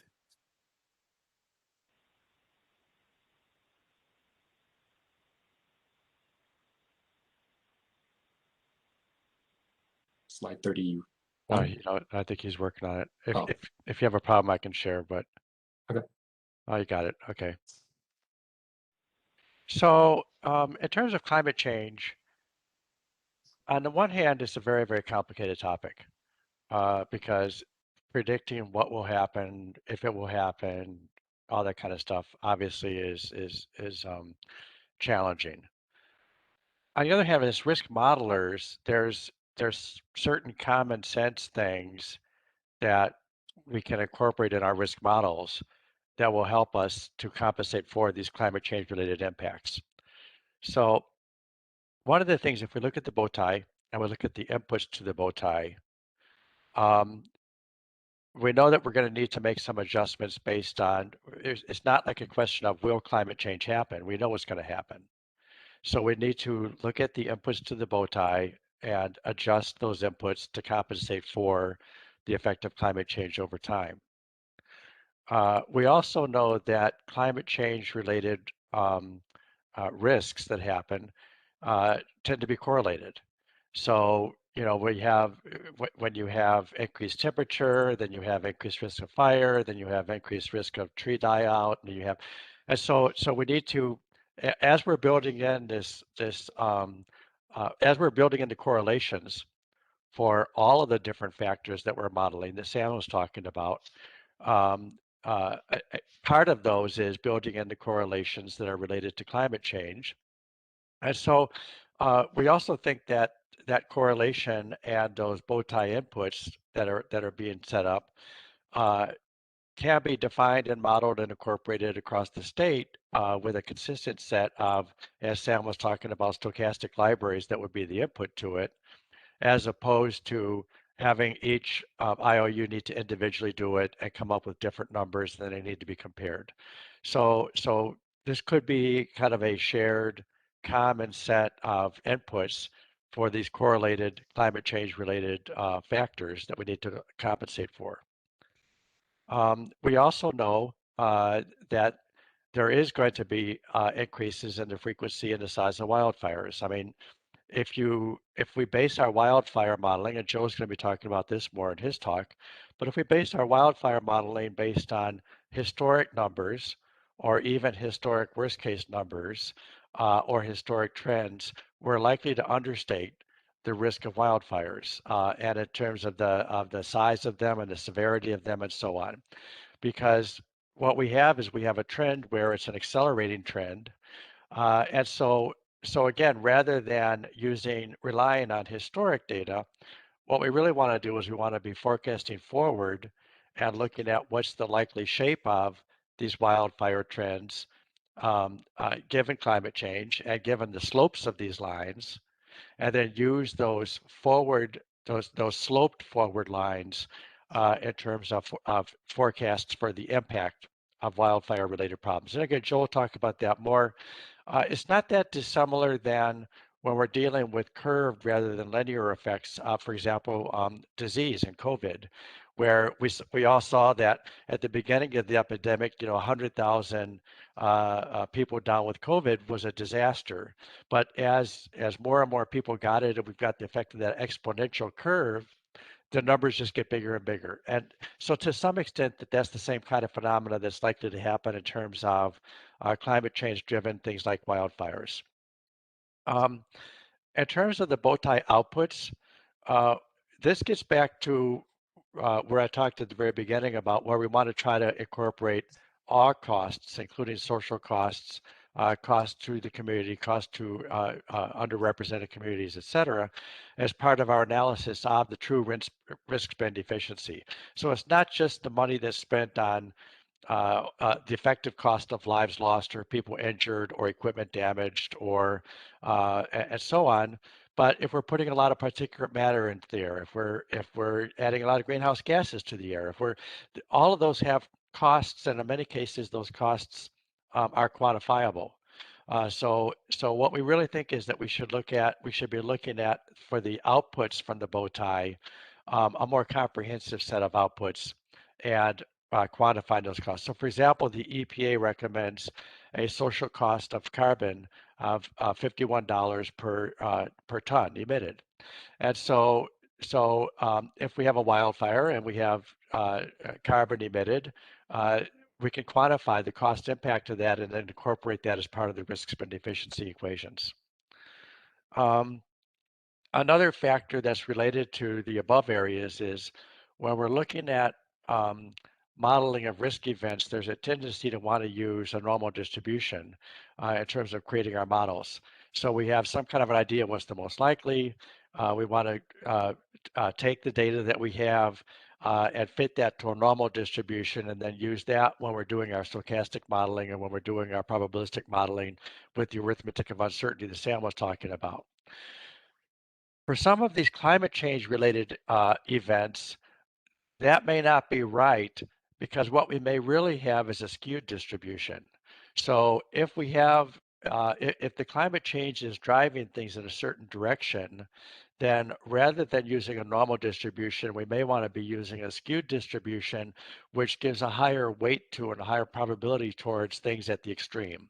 So for example, an example of a skewed distribution is like a Rayleigh distribution, which is kind of like a wave-shaped distribution. So what we might have is a situation, if we just look at how often do we have high temperature events, how often do we have large wildfires, how long is the wildfire season, all of those kind of, how often do we have major wind events.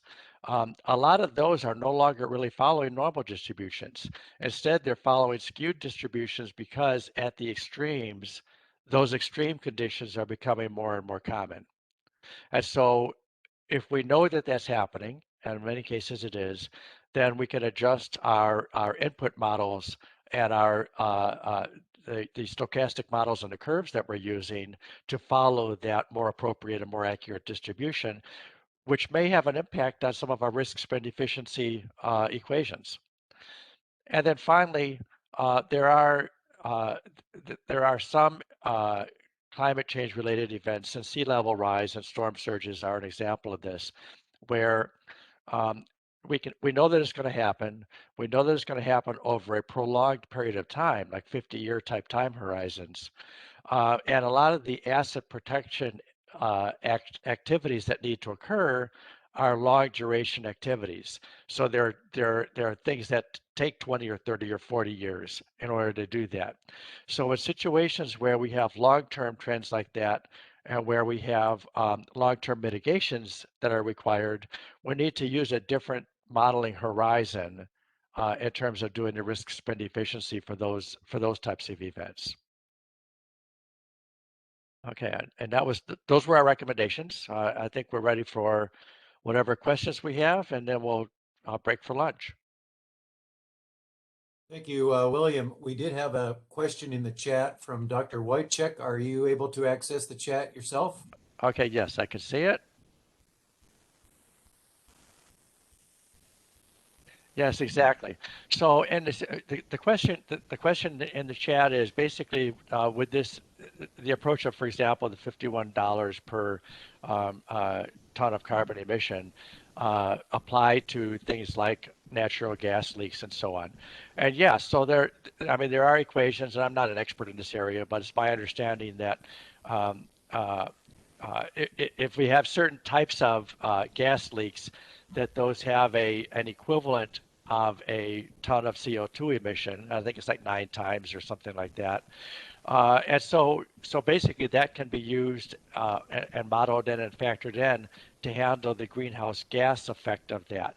Now, obviously, there would be other effects as well. I mean, clearly, if it's in an area where we're creating environmental damage or we're creating risk to people in an area, that's a separate issue.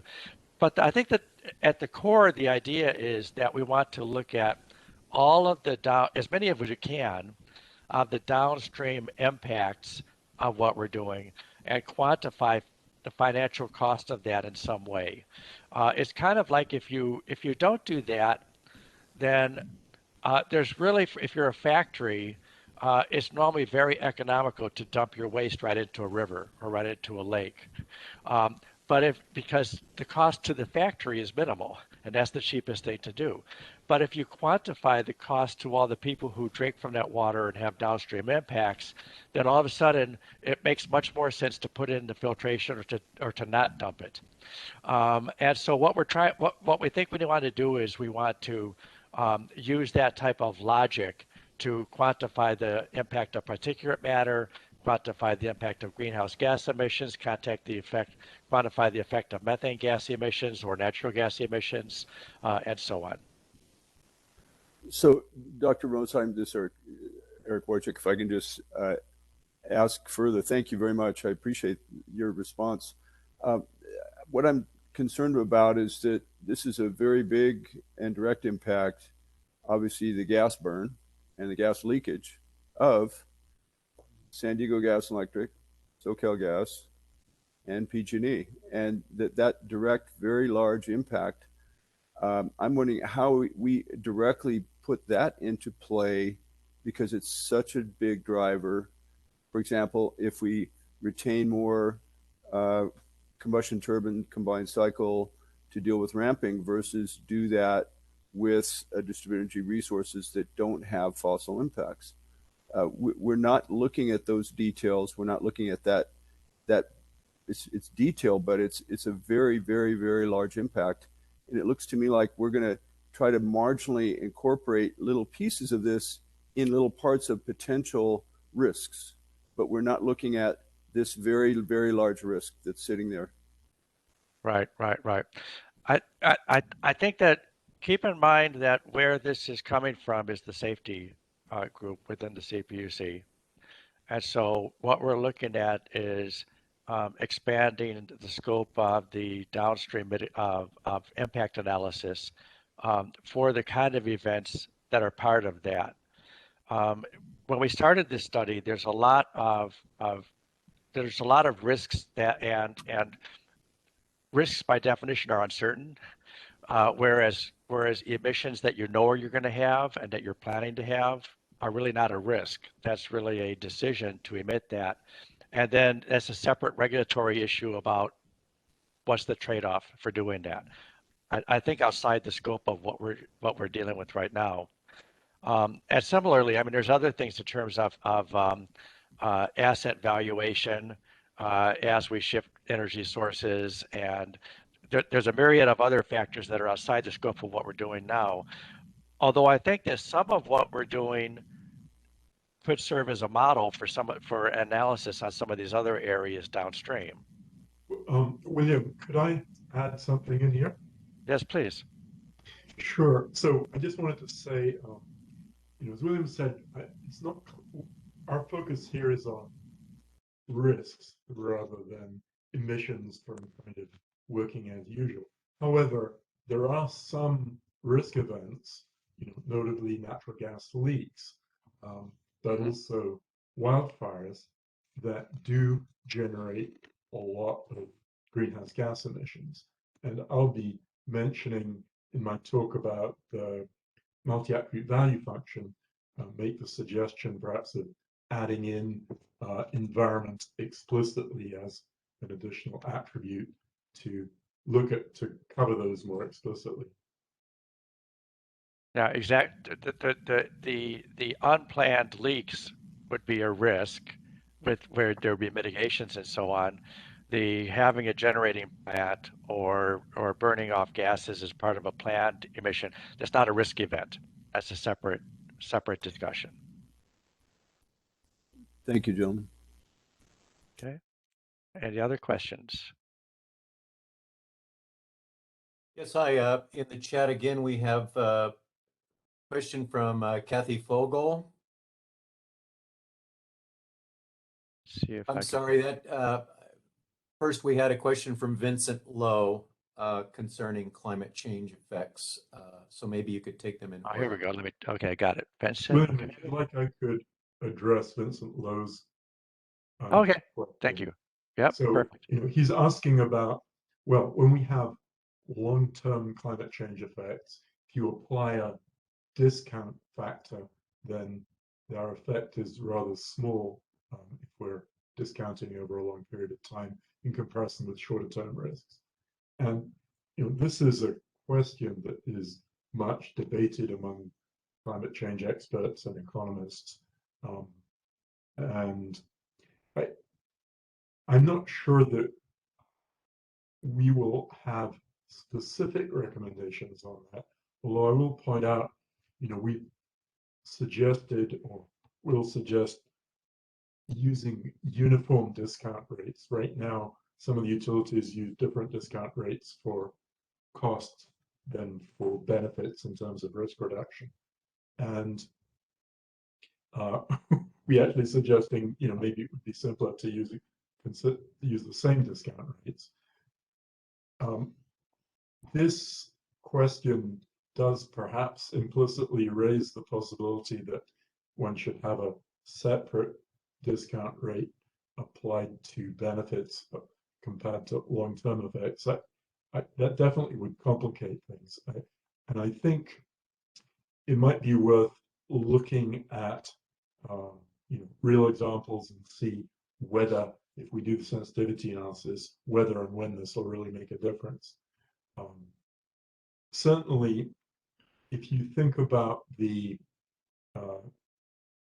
social cost of carbon that William mentioned, that is already implicitly putting in some values about the long-term effects of adding to greenhouse gas emissions.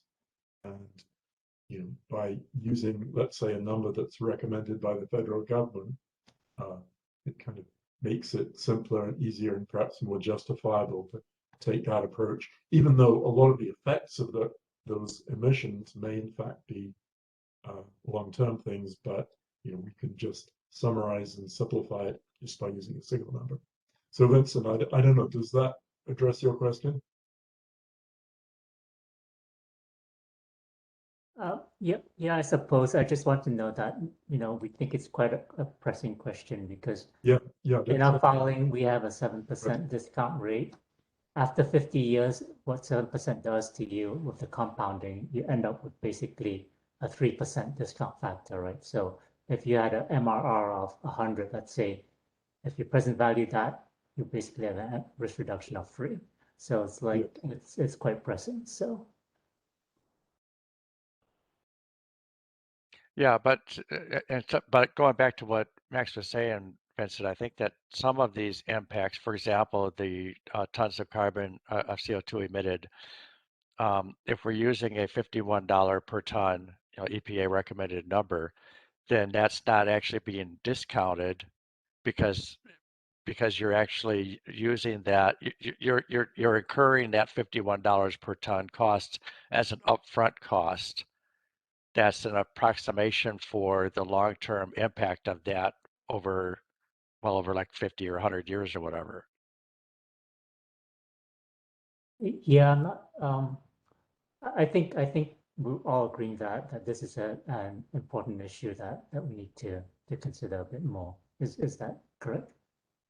Mm-hmm, mm-hmm. Okay. And I think that our one of our key points here though is that, well, there's two: A, that it needs to be considered, and B, that it shouldn't be considered by each individual IOU, and each one have to go through and come up with and justify the numbers and have the numbers be different. That it should be something that we as a state agree that here's the factors that we want to look at. That's part of defining these canonical bow ties. And B, here's the numbers we want to use. We want to use the $51 a ton for CO2. We want to use this number for particulate matter. We want to use this number for this other factor. And I don't think that level 4 wants to be the one who's saying what the number should be. We're just saying that they should be a consistent number that everyone agrees to. Thank you. And this is Sam. I just want to add one thing here. So it's not enough, to just know what the distribution of outcomes is, and it's going to be a skewed distribution or whatever. This problem impacts the entire state's risk of climate change. And this is why we need something that is coherent. And by coherent, I mean, that sea level rise is going to happen the same way over the entire world. And so have each IOU have their own, even if they use the same distribution of sea level rise, if they don't have the same sea level rise on every trial of a simulation, then the state can't add it all up to sort of reflect the risk to the state as a whole, which is a separate thing from any IOU risk. And I think with climate change, that's what we see. I mean, there is this other It's not just the people involved with that with one IOU. It's the entire state that suffers from the climate stuff. Okay. And then Kathleen had a question. Luis, do you want to take that?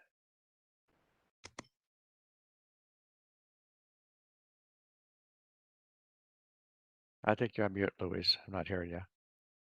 It's in the chat Okay. window. Okay.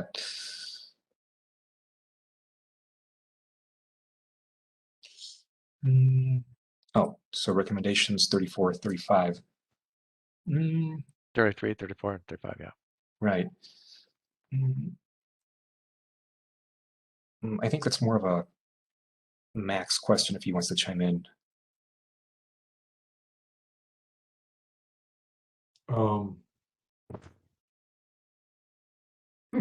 I can't say this is something like. Well, while he's thinking about it, let me talk about 34. Yeah. Stochastic libraries would enforce this, and it's what, and you know, there's not one right answer here. A stochastic library is like a set of data. You can try more than one set of data. You can say, we've got uncertainty in our climate models. So let's maybe pick 3 big climate models and create stochastic libraries from each of those. That's global stuff that can happen. Just take sea level rise and temperature, right? We could look at 3 such libraries, and we may not know which one is right, but it's not, people keep thinking these models are going to give them the right answer. No, no, no. Let the model give you the right question. That may be even more important. If we discover that regardless of which climate model you use, we point in the direction of, I don't know, building seawalls or moving more quickly to solar or whatever, we're gaining more confidence in our model by trying different assumptions. But the assumptions have got to be coherent if we're doing climate change. And again, libraries seem like the most obvious way to do that. So if I could try to address Kathleen's question about how well the IOUs are incorporating 33, 34, 35 already. I mean, I can't generalize completely, but I'd say, the bow tie inputs, the bow tie structures are already reflecting existing climate change related issues. I think one of our concerns is that they are mostly based on static models of what the current temperature and humidity and wind characteristics are today, and don't project consistent increases in those things that we see from the climate modeling experts are likely to happen. So we're suggesting that it would be better to come up with these projections. And again, these, there are standard projections in California from a few sources. Perhaps they could be shared by the IOUs so that the likely increase in frequency and size of wildfires is appropriately modeled. And I think Joe Scott will be talking about that later on today. Good. And then Vincent had a follow-up question in terms of expressing a difficulty in developing standard baselines from which to develop the climate change hazard trend lines and so on. I think that what we're proposing is a 2-step process here.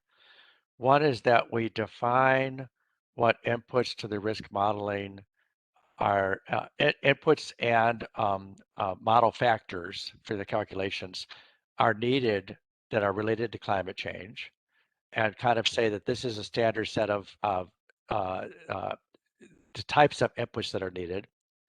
And then for each of those, we develop a standard stochastic library type set of data that incorporates the probabilistic values and so on.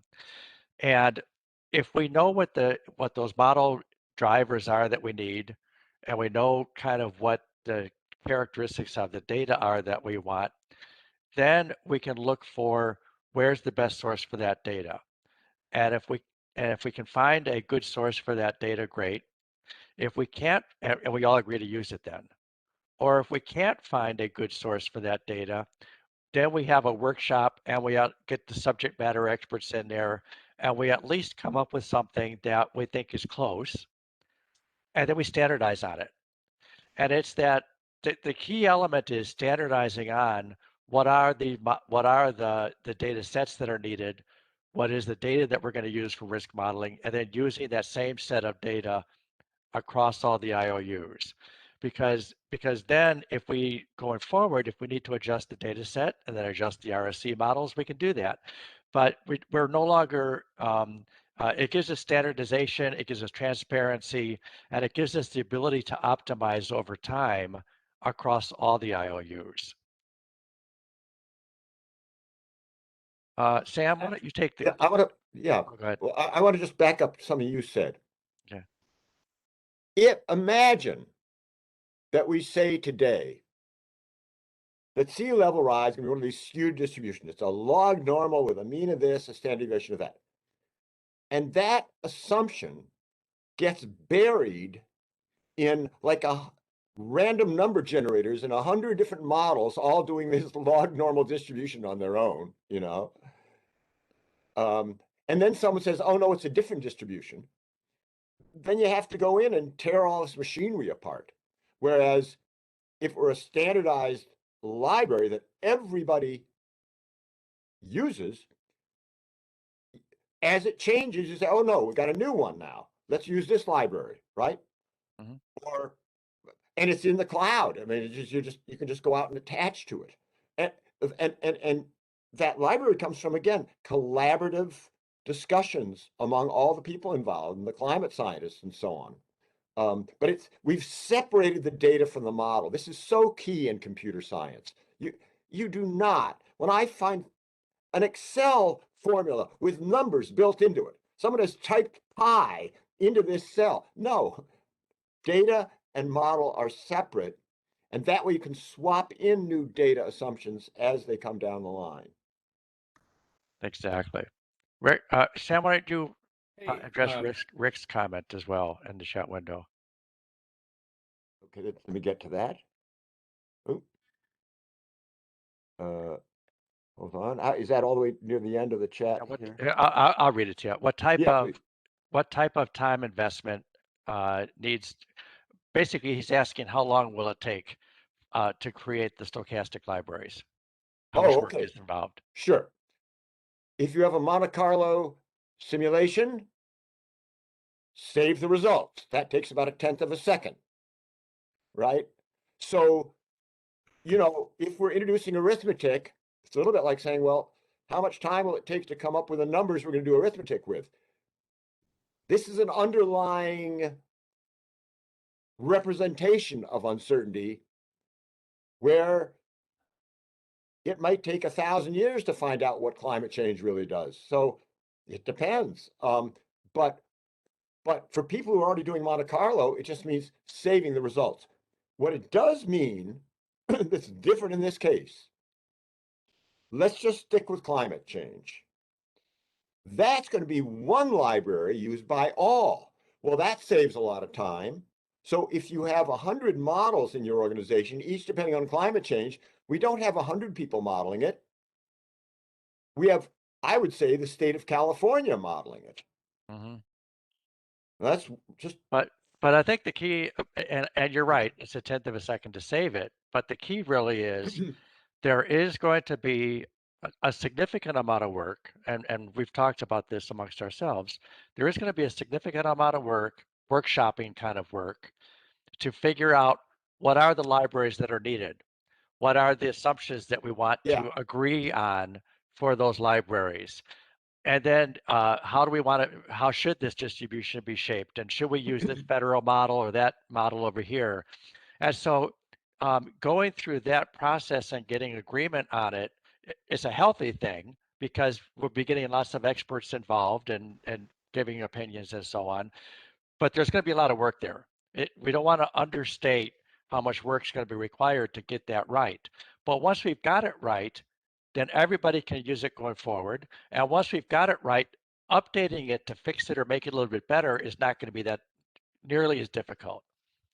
And one other aspect. So there will be a lot of education involved, but it can be done incrementally. Mm-hmm.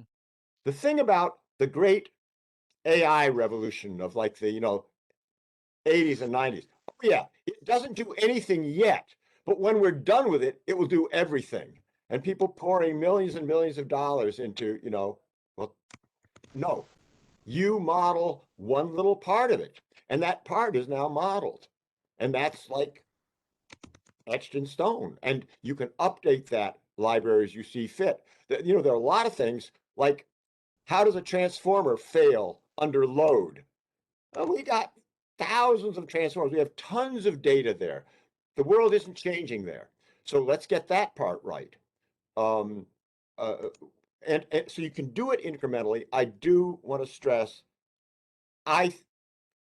education is required to really think about the world this way.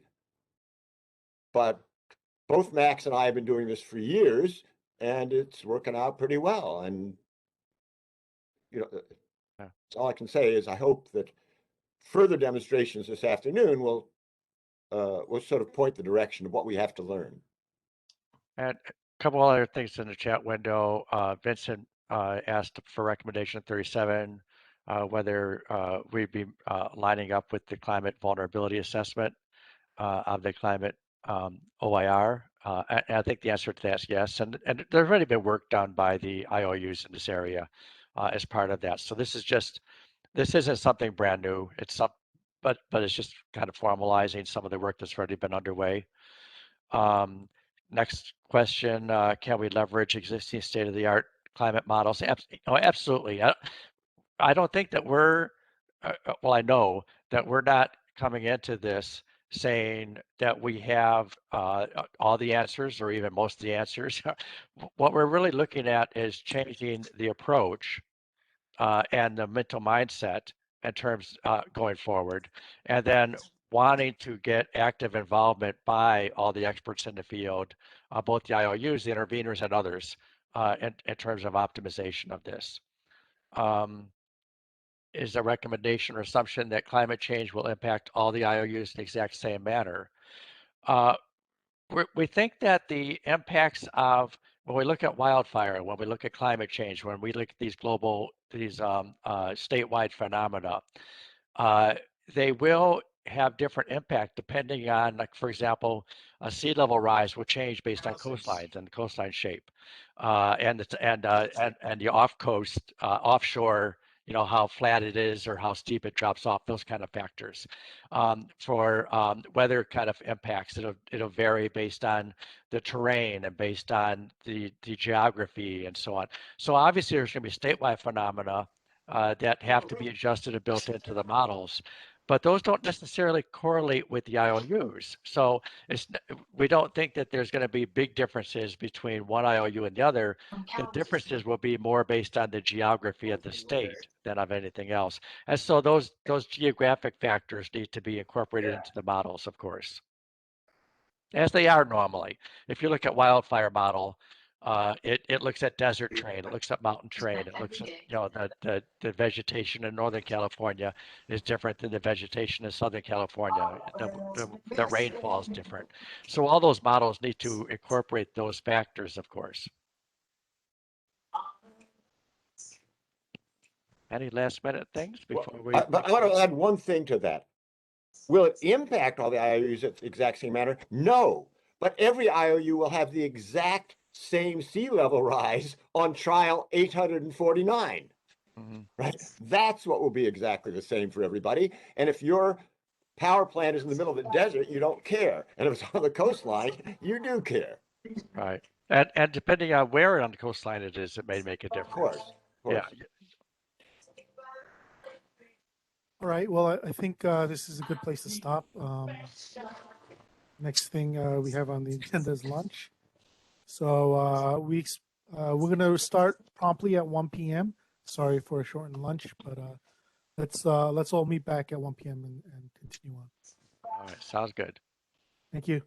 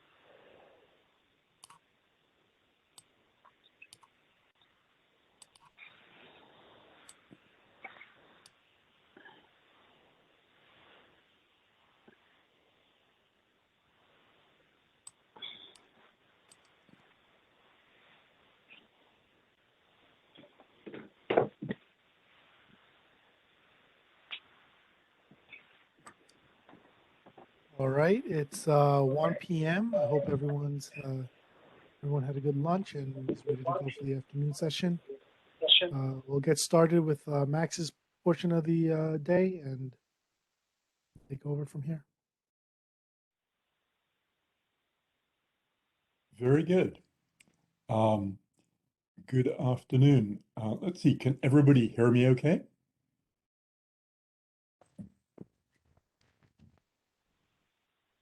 Good. So I'm going to talk about two different sections. William invited me to draft two of the 5 main sections, on one on the multi-attribute value function, which is chapter 4 of our report, and the other on the public safety power shutoff and other high-state mitigations, which is chapter 6. Given the high level of interest that we've already seen in the NAVF issues, and the fact that Sam already presented several of the recommendations that arose from the Psps section, I'm going to just present very briefly chapter 6 on the Psps, do that first, leaving most of this hour to discuss the NAVF section. So I was honored to be invited to be part of this level 4 team to review the RDF and RSE and how the utilities are using them. As a longtime practitioner of risk analysis and decision analysis, it's been quite fascinating and even gratifying to see how this framework has built on key concepts from these fields and to use them to assist in making some extremely important and high stakes decisions. And as Max, excuse me. Yes. I'm not sure we're seeing the correct screen. I'm seeing the lunch screen. Okay. How about this one? Yeah, now I see the title. And Okay. it's not. Good. It's Thank not. you. It's not covering the whole screen. I don't know why. How about now? Is it visible? Or do I need to expand it to cover the whole screen? It would be good if it was expanded. How about like that? Much better, much better. Thank you. Okay, thank you. So as I was mentioning, find it really quite fascinating and interesting to look through at how these concepts are being used. And I should also say that living in the Santa Cruz Mountains, in what's sometimes called the WUI, or the wildland urban interface, I also feel a rather personal and visceral connection to some of these decisions about wildfires and Psps. So I'm going to first talk, as I mentioned briefly, about the approaches to Psps and other high stakes mitigations. This table is a summary from our report looking at how the different IOUs have approached Psps and especially kind of other high stakes mitigation activities in structuring things. And I should mention that I understand that the practice of implementing the risk decision framework is continuing to evolve among all the utilities. So the fact that the SCE RAMP report was now 4 years ago gives them a bit of a disadvantage relative to some of the more recent ones. And Sam has kind of talked about some of the recommendations coming out of this, so I won't say a whole lot. Really, our focus is on the question of whether some of these things could be made more consistent. Time horizon over the life of the asset, discount rates, perhaps the same for mitigation costs and risk reduction, and maybe even possibly the same for all IOUs. I realize that IOUs have different costs of capital, but I'm not sure that makes a large difference. And then the readability factor. And let me talk. So Sam talked about interactions between mitigations, and that's kind of a key complicating factor, because the thing is that the RSE of one mitigation can't be looked at in isolation. It kind of depends on what other mitigations you're assuming have been done. And PG&E in their 2020 RAMP briefing have a very nice illustration of how enhanced vegetation management could have a good RSE, except if you've already implemented undergrounding, obviously it becomes irrelevant. So when looking at the RSE of a particular mitigation, you want to know, is it part of a portfolio and what else is included? And that just makes it a little more complicated in presenting the results. And I think most of the RAMP reports recognize this, which is why they tend to focus on portfolios. But it's not always as clear as it might want it to be. So there's actually only one recommendation that I'm left with after Sam has put his this morning, and for this project, which is parametric cost benefit analysis of the Psps event. And so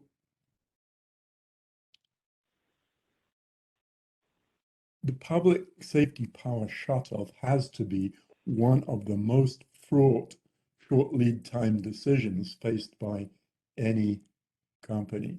Not only do they have to balance the inconvenience and cost to customers against the chances of a catastrophic wildfire, they have to do this to a significant extent in public. It's a very visible decision.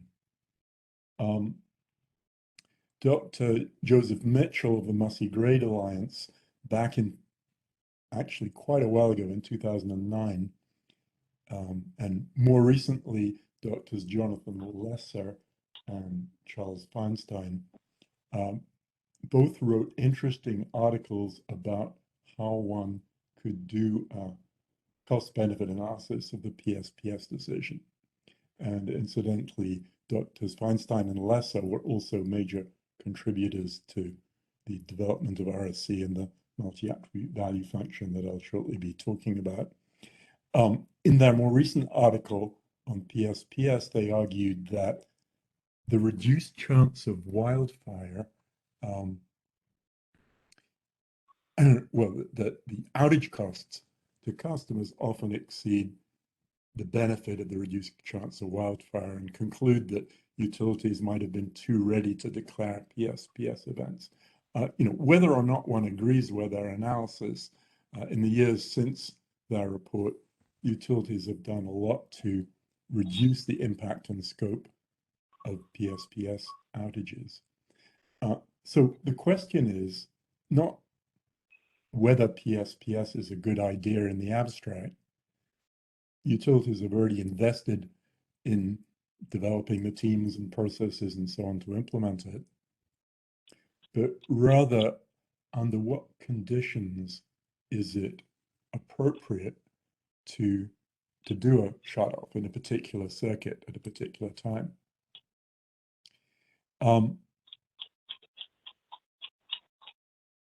So each utility already has its protocols and criteria in place relating to vegetation dryness, wind speed, condition of the transmission and distribution lines to determine that decision. This recommendation here is that they might perform a more explicit cost-benefit analysis using the RDF framework. Given the level of public controversy about Psps, utilities might be understandably reluctant to make such analyses public and expose their assumptions to more detailed scrutiny.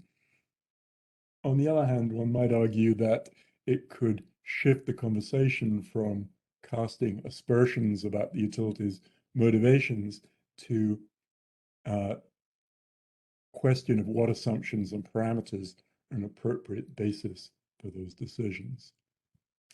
By parametric, I mean looking at how the various parameters, the wind speed, vegetation dryness, conditions, maybe some of the parameters like the trade-off between safety and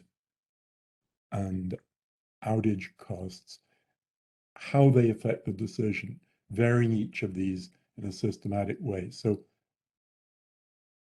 and especially to look at how they affect the RSC. And this is not just the RSC of a specific PSPS event, but the PSPS process that's in place also affects the RSC of other, of quite a few other mitigations, which is what makes life complicated.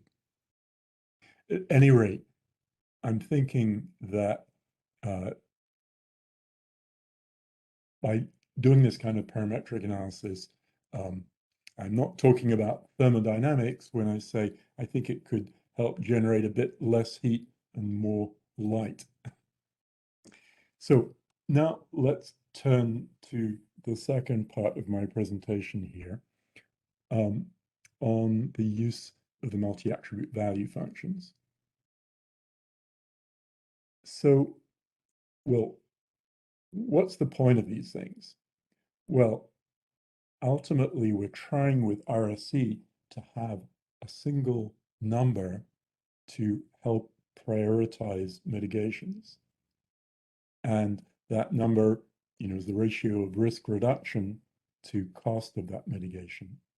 And risk reduction, obviously the risks depend on a whole lot of things and have a bunch of outcomes, including effects on safety, cost and reliability, maybe environmental impacts. And so you need some way of combining the numbers characterizing all these different things into a single number. And that's obviously the point of this thing.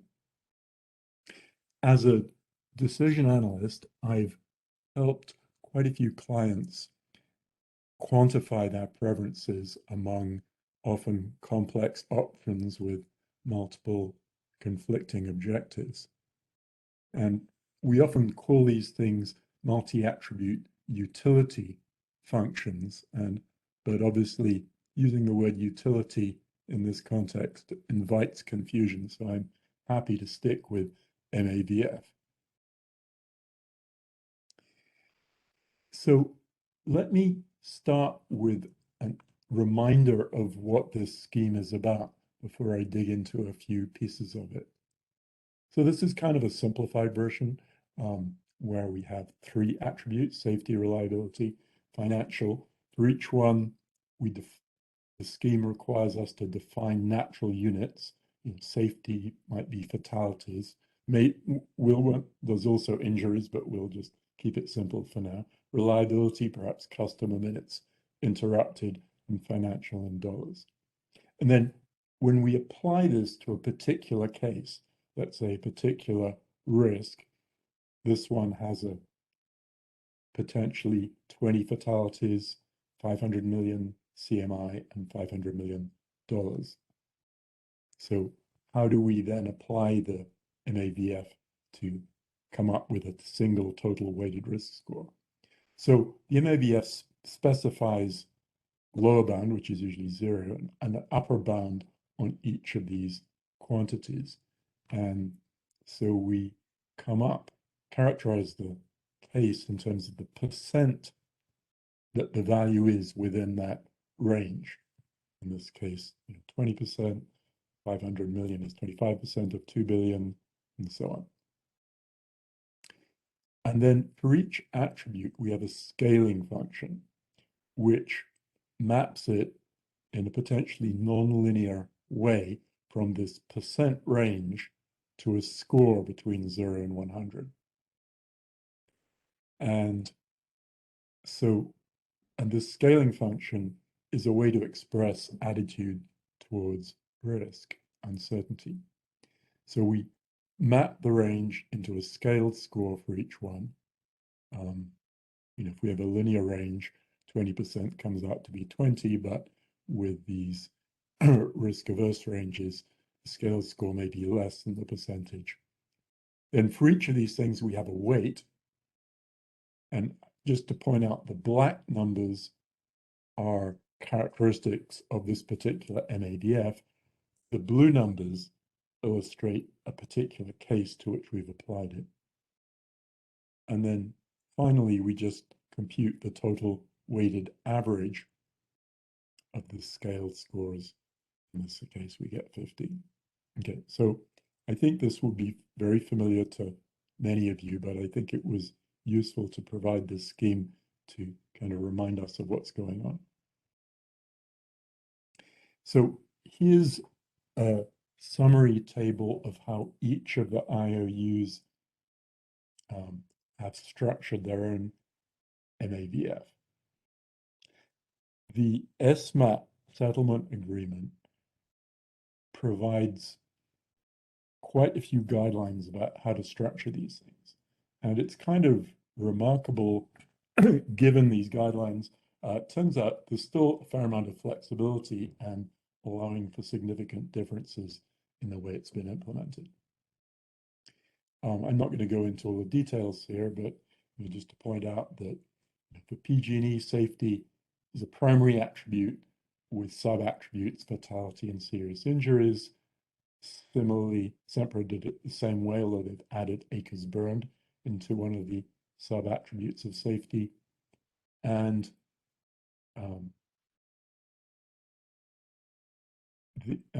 whereas Edison used fatalities and serious injuries as primary attributes. The way these are structured into attributes and sub-attributes doesn't necessarily make a whole lot of mathematical difference depending on what the weights look like, but it certainly makes a difference in the way it's presented in terms of seeing which attributes are primary versus secondary. And then we go to the right column, scaling functions. See that PG&E has a risk-averse concave curve for each scaling function. Edison has what we may call a risk-tolerant or function for fatalities and injuries, neutral for the others, and Sempra is neutral or linear, simple linear function for all of them. So let's dig into this difference of scaling functions, because it does make a difference. So here's PG&E's scaling function, which they apply the same thing to all attributes.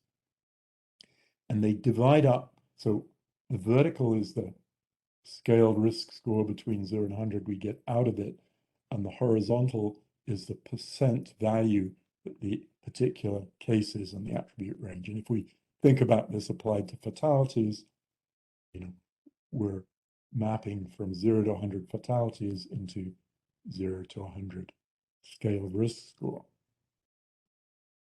And they divide it into 3 sections, kind of minor, where up to 1 fatality goes up to 0.1 scaled risk score. Critical has a quadratic curve that increases in slope up to 10% and then to 100%. The implication of this is that the 100th fatality in a disaster, in a major disaster, is about 10 times as bad as the first one, or the last 10 fatalities are about twice as bad as the first 10. They use the same scaling function for reliability and financial attributes. So now let's compare this with the other utilities. So first, we look at the green curve here for Sempra. So their upper bound on the number of fatalities. So this is mapping from fatalities to scaled risk score. For SEPRA, they only go up to 20 fatalities. They use a linear function, and so we can say they're risk neutral. The 20th is as bad as the first one. So Edison, SEE, has a concave function. It's actually a square root. And let's say the last, in a major disaster with 100 deaths, the last one is worth a lot less than the first one. PG&E, by contrast, has a convex function, and as I mentioned, the final deaths, actually up to 100, are worth, or maybe I should say, equivalently bad, 10 times more than the first one. So, which of these is correct? Well, that's, in this business, one doesn't really talk about correct. Each organization or each person may have their own attitude towards risk.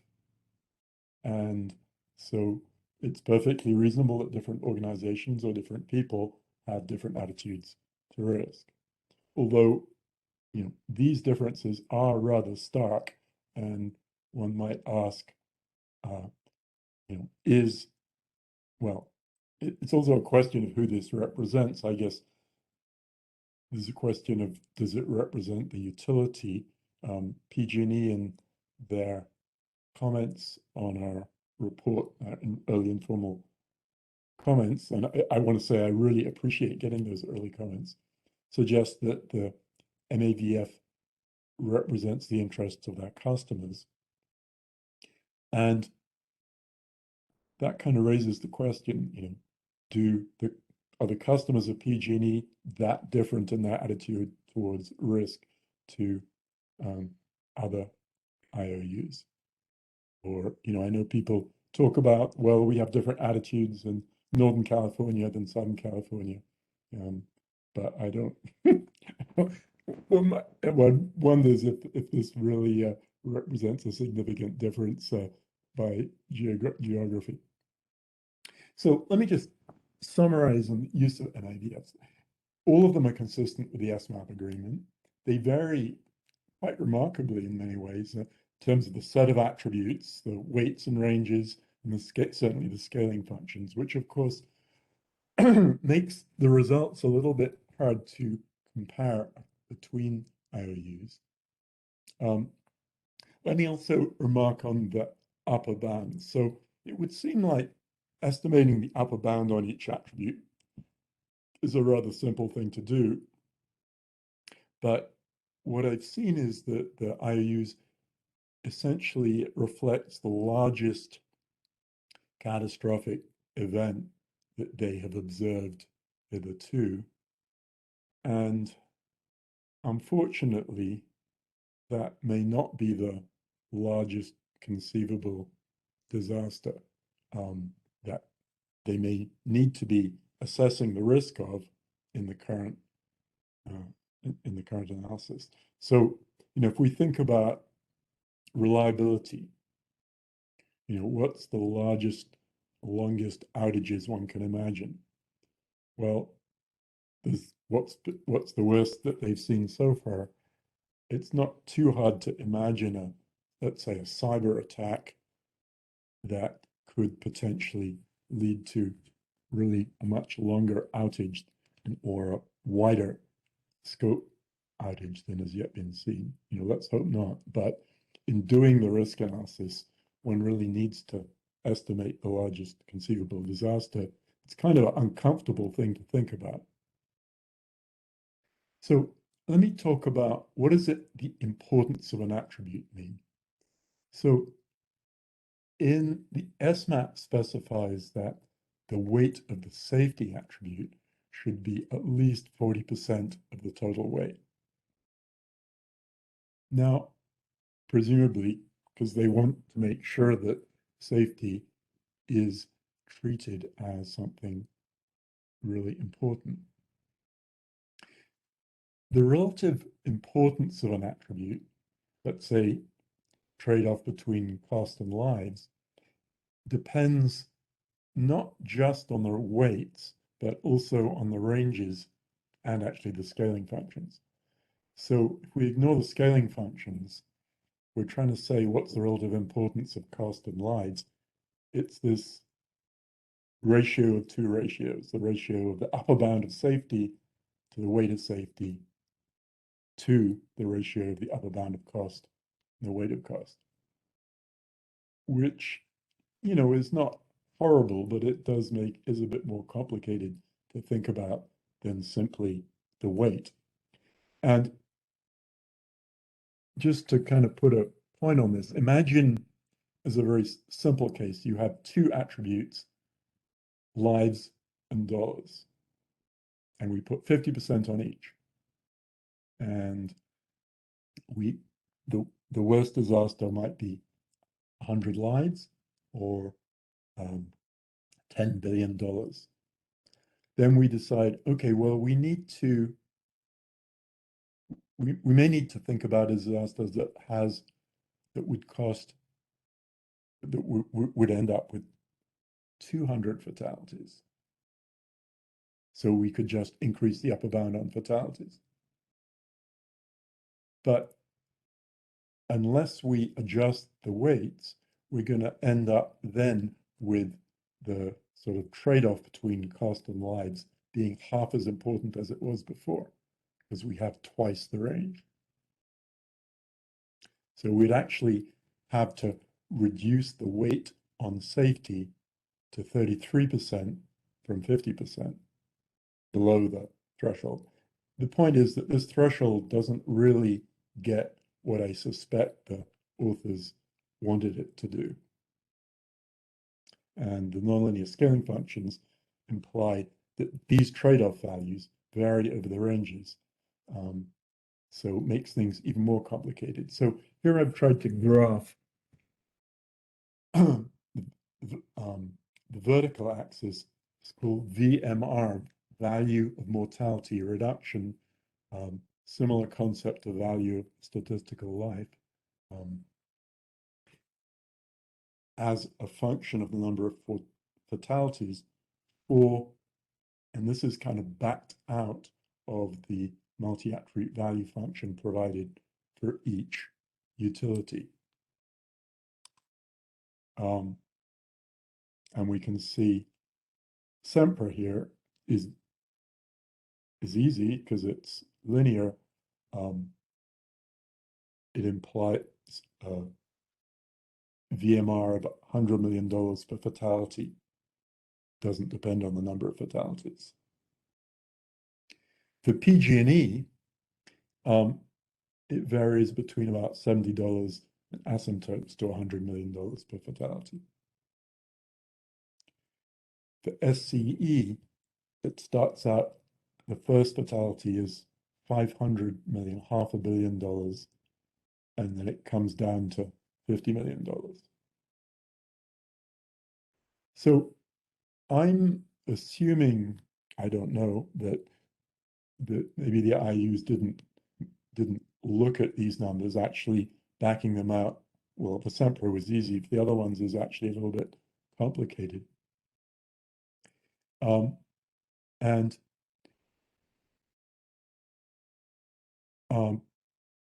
one, you know, it's been pointed out by Turn, I think, that, you know, these numbers, let's say 100 million, are substantially more than what is typically recommended by federal agencies. For example, EPA typically uses a number more in the range of $10 million per fatality avoided.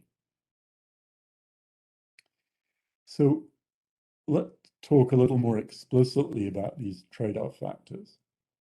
So a lot of us get a bit queasy when it sounds like we're talking about the value of a human life. And yeah, you know, cost-benefit analysts, economists say, well, it's not a particular life, it's not yours or mine, it's a value of a statistical life, some random person. But, you know, it's still not an easy thing to explain to a general audience in many cases. And one of the apparent virtues of multi-attribute value framework is that it seems to avoid having to do that. But unfortunately, that's an illusion. And you can't, you know, you can back it out even if you don't put it in there explicitly. And, you know, Turn has already pointed that out. You know, the cat is essentially out of the bag on this. So value of a statistical life is quite widely used, for example, by Department of Transportation in setting regulations on the design of roads and freeways, and by EPA for use in doing cost-benefit analysis of proposed regulations. More recently, EPA, as I mentioned, calls it the value of mortality reduction, VMR, which I think if the commission decided to move in the direction of being explicit about this, VMR is probably the best term, since, you know, we're concerned about mitigations that are about reducing mortality, about increasing safety. And EPA, as I mentioned, recommends around $10 million of fatality. We can also look at these trade-off values for reliability. I did a sort of back of the envelope calculation, backing out the implied value of reliability for customer minute interrupted CMI. PG&E and SCE range from about $1 to $250 per minute. There's actually a fair amount of literature on the value of reliability, at least for short-term electric outages, economic studies, willingness to pay studies, sometimes called value of loss of load, that could provide a basis for kind of a reference value for value of reliability. There's perhaps a need for more study of the value or cost of longer outages and also of reliability of gas. But there is the potential to use these trade-off values as a kind of reference point in designing your MAVF. Not to say that you should exactly use these numbers necessarily. It may be appropriate to adjust them for California or for a particular utility, but it does provide a kind of standard starting point. Okay, environmental impact. So this is actually not mentioned explicitly as a primary attribute in the SMAP guidelines. Obviously, as we've already talked about, it's something that we care about. You know, wildfire effects include ecosystem damage, air quality from smoke, greenhouse gas emissions, and of course, gas leaks also result in significant greenhouse gas emissions. You know, methane having, you know, 20 plus times the global warming potential per molecule of CO2. And some of the IOUs do represent some of these in a limited way. Essentially, for example, I think SEMPRA includes wildfire in terms of acres burned as an element of the safety attribute. But I think there's an argument that says it might be a good idea to treat this as a primary attribute. Mathematically, you can have a sub-attribute have the same impact as a primary attribute if you adjust the weights and ranges appropriately. But it's more a question of what it looks like and how clear it is. Anyway, there's a suggestion around that. So now this question that we've sort of talked around a little bit, whose interests do these MAVS represent? And when, you know, as a decision analyst, if I'm helping somebody develop their multi-attribute utility function or value function, really this is one of my first questions. And I looked at the SMAP, what the possibilities are, the IOUs, it could be the CPUC, it could be the ratepayers, the people of California.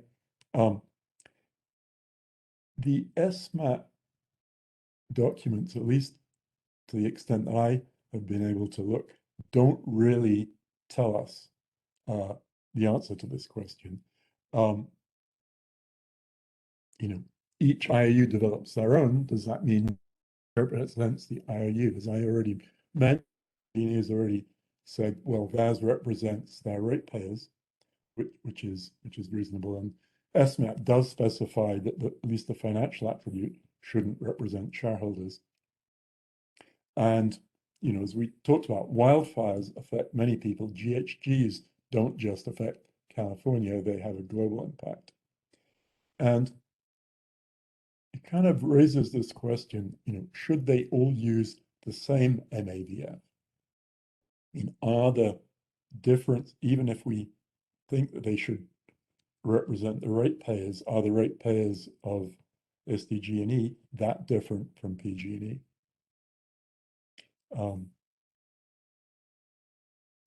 And obviously that would have implications for how it should be developed and who should be responsible, which I will not go into right now.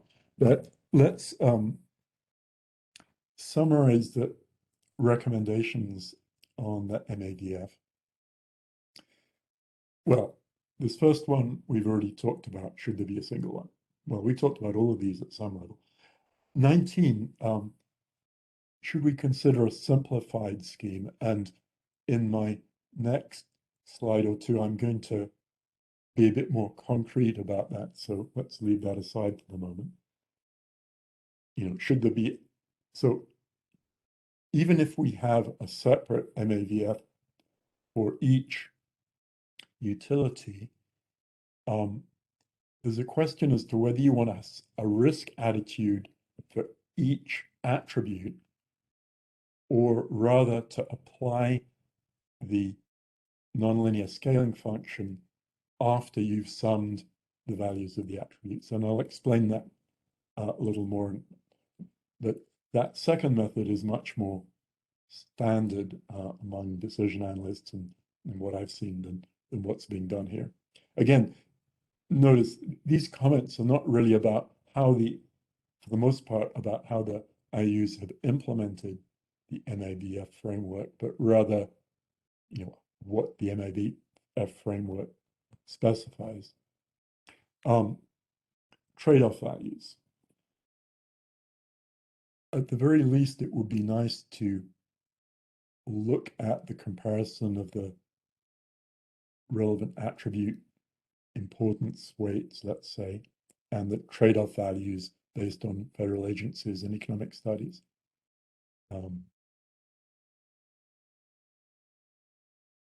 And that might simplify these things, as we'll see. 22, environmental effects. Well, I've already talked about suggesting that might be a nice addition to the set of attributes, the primary attributes. Consistent metrics. This came up in Sam's talk, but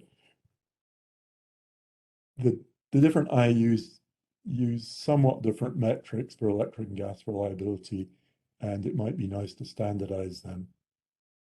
It's not a trivial question what the best metric for reliability is, but at any rate, it might be nice to have a standard metric.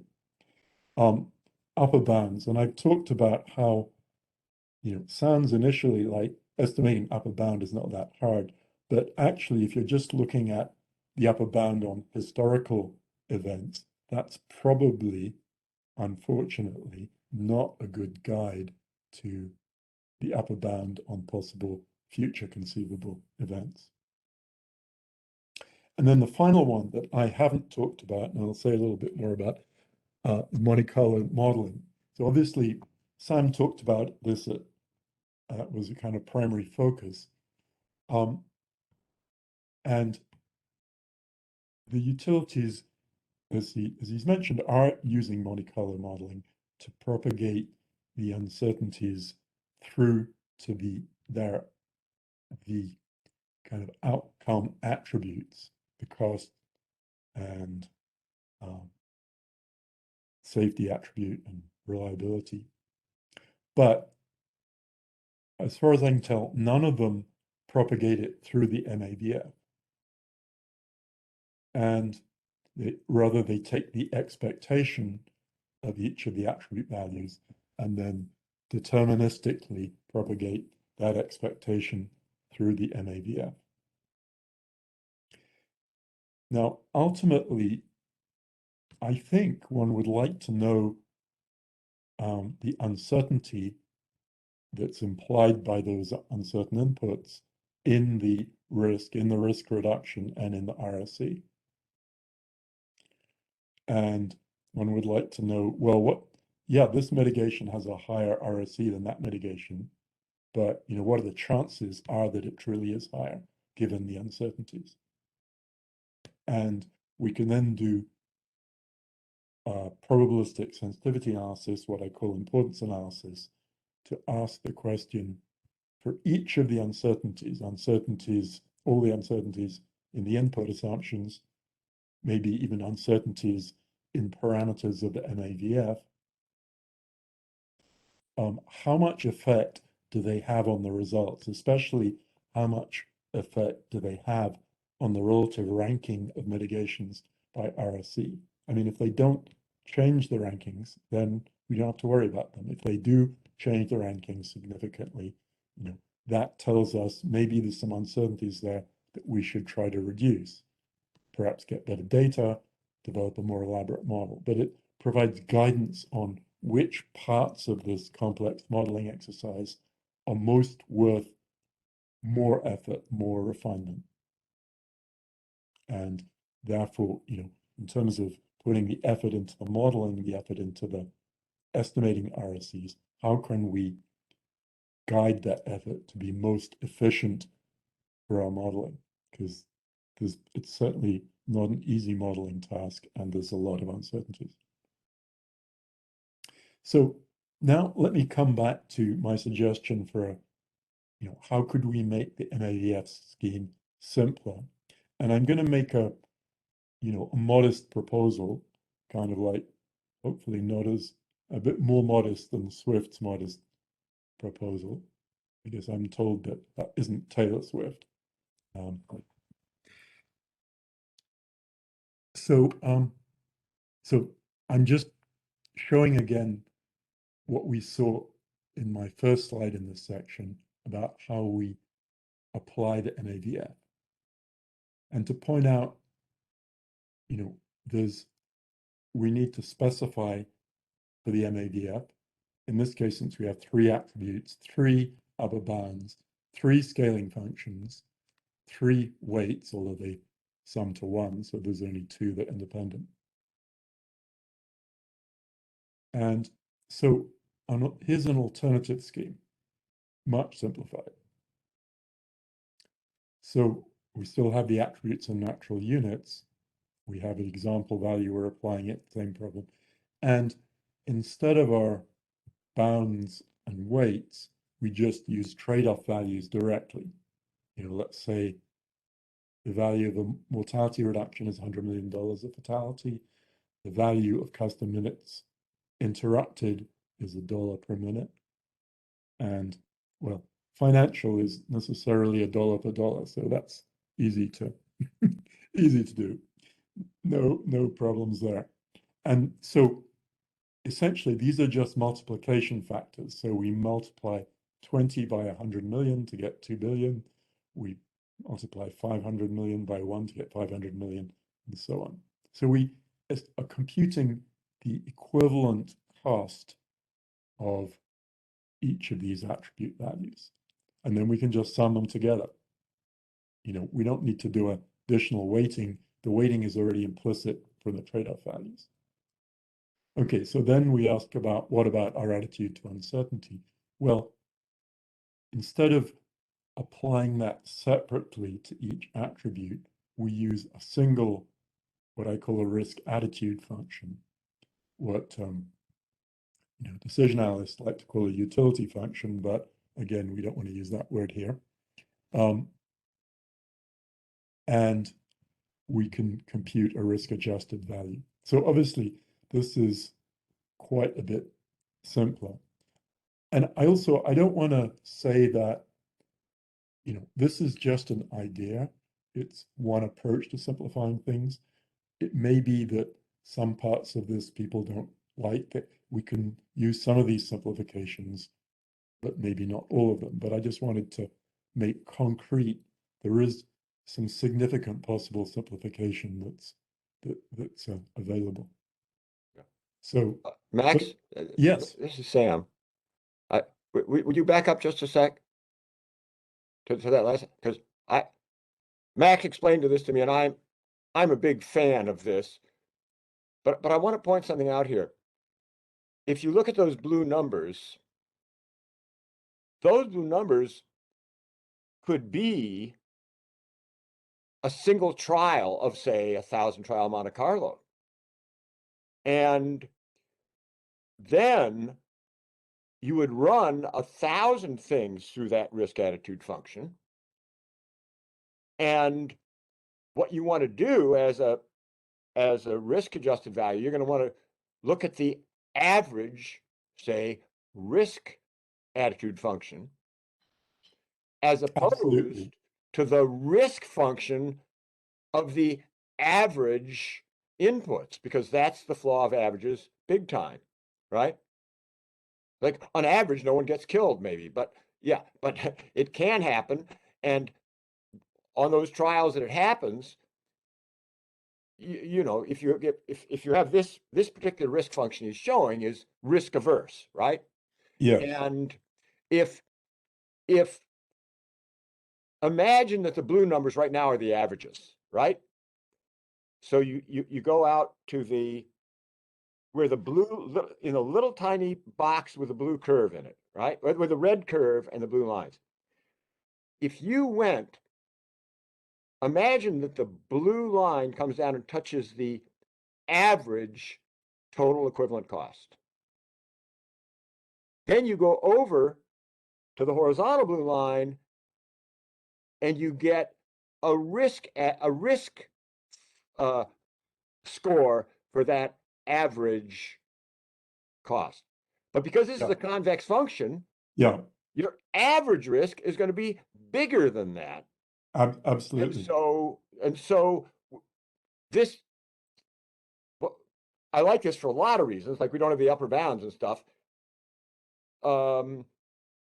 It does recognize monetization of a human life. And I mean, you used 10 times the EPAs, I noticed. I mean, probably we'd close down the EPAs, but these trade-offs, these trade-off values, I think are important for us all to understand. And once we've got them, then you have really a much simpler computation than having to estimate upper and lower bounds for all the risks and stuff like that.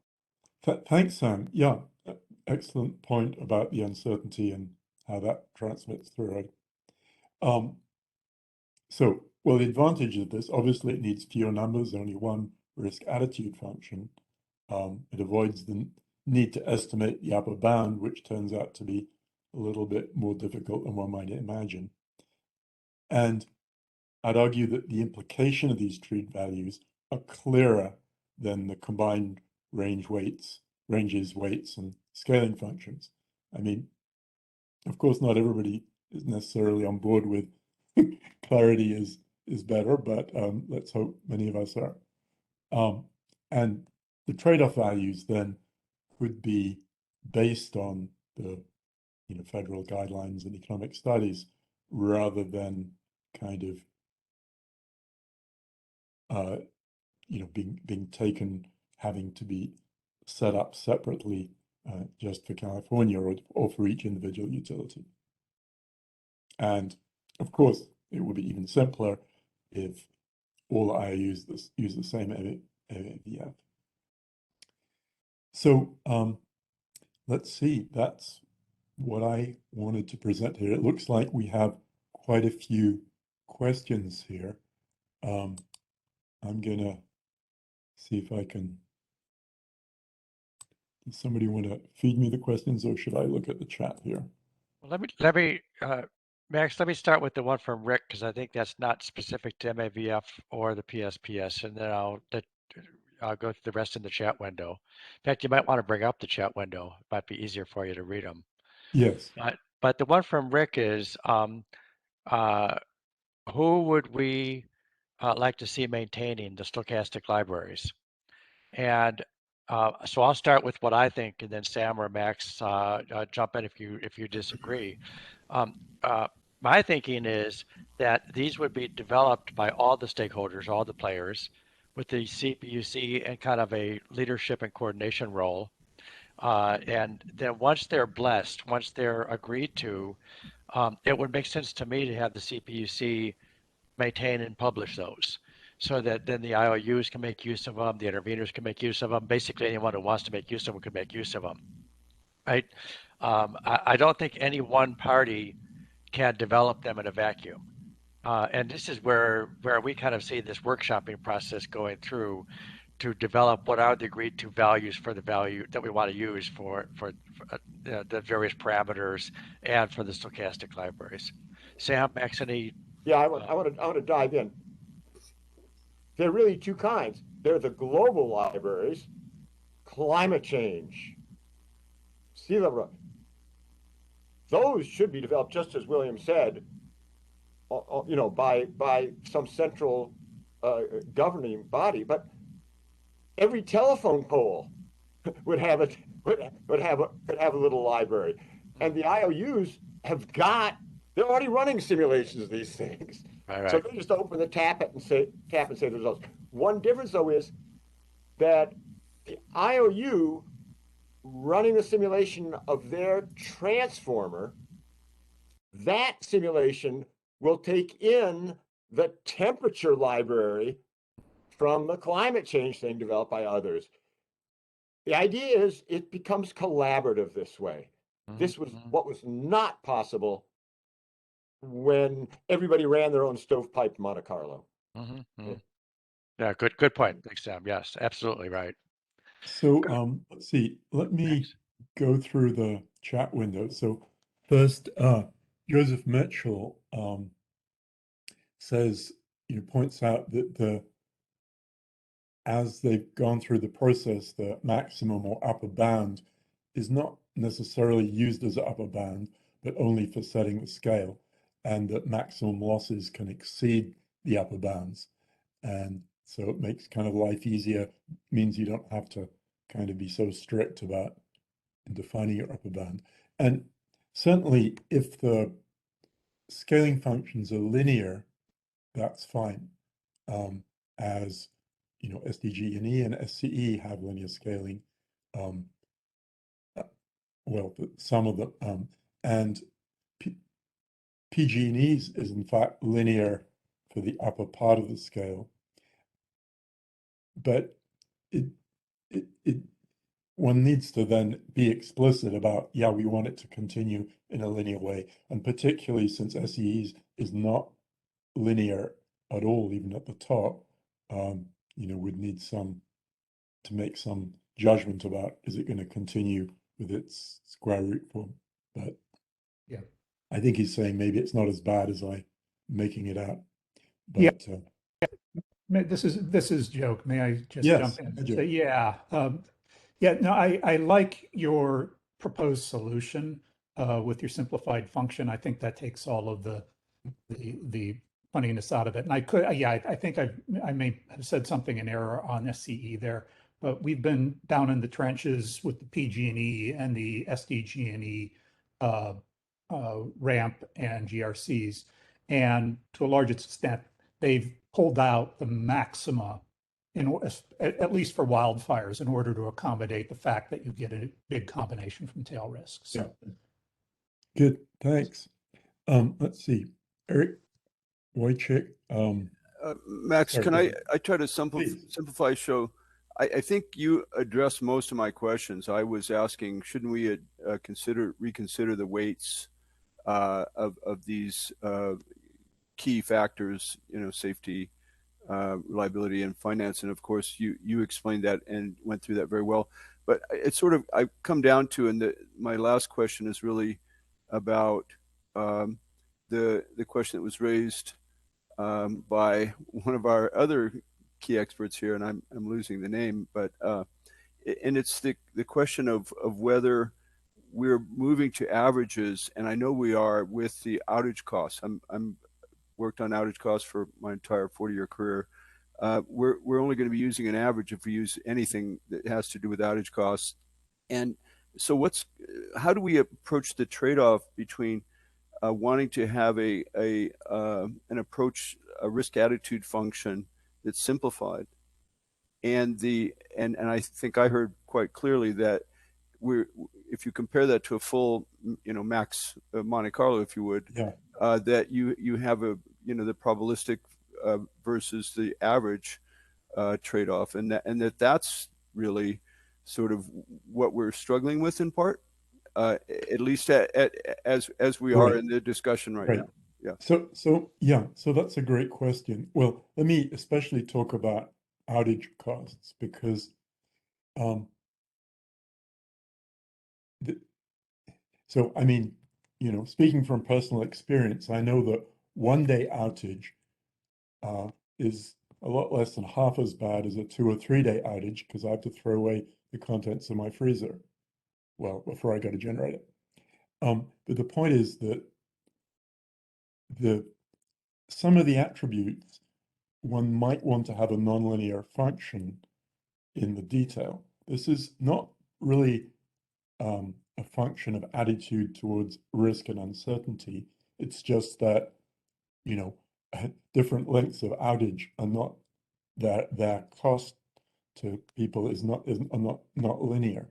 And, there is, well, you may know more about this than I do, but I know there's some literature, and so I'm not necessarily saying that one wants to have an equal value for each minute of outage. One could definitely go to a more sophisticated measure and metric there. But what I'd say is, let's not use scaling functions the way they are now for that purpose, because they really are, as I understand it, intended to be a treatment of uncertainty, and that's a different thing. Does that make sense? Absolutely, and I think that's going to be the key set of points that I hope we can discuss much more, because it seems so central. And thank you again for unpacking the discussion as you did. Thank you. Yeah, and I want to make a follow-up comment here. Why would you have a scaling function? Because if you just use the average, you do not incorporate tail risk, right? So suppose I roll a die, and 1 through 5, are worth a $10 damage, and 6 is $100 damage. And I represent the die as an average die, 3.5. Oh, well, the damage at 3.5 is only $10. I'm great. But if I put in a nonlinear scaling that said 6 is worth a lot more, then I'm going to get an average scale that is above the 10. But we're saying with stochastic libraries, store 10,000 die rolls. Computer memory is cheap. So you don't make that nonlinear mistake there, right? You count the number of 6s. Yeah, that's critical. All right. Yeah. It's always, well, I wouldn't say this if it wasn't so easy to do in Excel. Jacob Bernoulli understood this stuff in 1380, but he didn't have Excel. I'm just worried when it comes to outage costs, which seems so central to Psps, for example, that it's so bizarre. I mean, in my house, this house is completely renewable. Resilient. So what's my outage cost? And my neighbor's house is likewise getting there, and everybody's changing. Everything's changing. So it's going to be really hard to figure that out, especially on a commercial basis. Yeah. Another comment, because there could be a confusion between risk attitude and economic damage. All right. So let's imagine you could have with equal likelihood, a 1-hour outage, a 2-hour outage, or a 3-hour outage. At the 1 hour or 2 hour outage, you know, $100 worth of damage. At the 3 hour outage, everyone's food goes bad and it's, you know, $1 million worth of damage. That's very nonlinear. Again, if I plug in the average outage, which is 2, I get no. But this has nothing to do with risk attitude. This has to do with economic damage that we can measure in terms of spoiled food and the price of a frozen chicken, right? That does need to be done for sure. Max's utility function, pardon me, risk attitude function resides on top of that, right? So the nonlinearities are the things that get us everywhere you look, and they must be incorporated. Yeah. I see a number of comments from Chuck Feinstein. Be glad to discuss them. Chuck, would you like to voice them, or shall I just read them off of the chat window? Max, this is Chuck Feinstein. You can read them. You can read them. Go right ahead. Okay. So first he's saying, and I should mention that I believe Chuck was kind of one of the people that helped originate the MAVF here. Is that correct? With the help of other people, but yes, it's something that we proposed. Yeah. Thanks. So it says you seem to be missing the fact that MAVF is designed to measure values of changing attribute levels, which means that SEE's scaling function, rather than being risk tolerant, says it's more valuable to reduce 1 death to 0 deaths than to reduce 100 to 99. Many IOUs think that way based on my experience.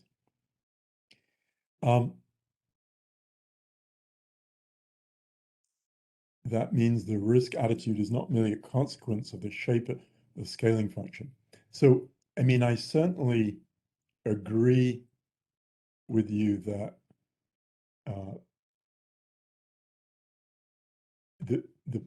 a big purpose of this is to look at values of changing attribute levels. And, you know, the interpretation of the scaling function is perfectly consistent. I'm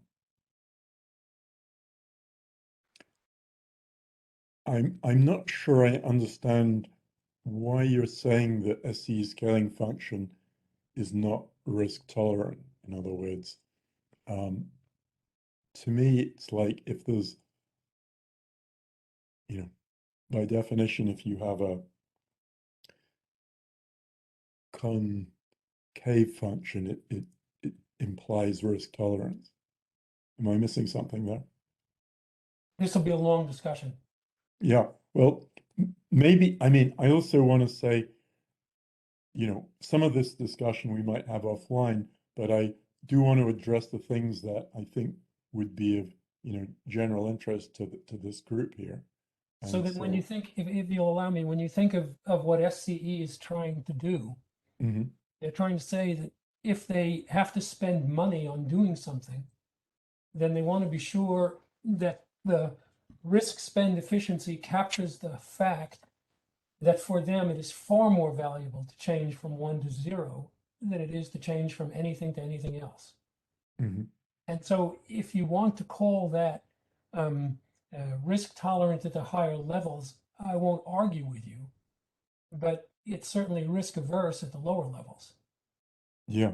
Do you have any perspective on, you know, why SCE should have such a different view on this, let's say, than PG&E?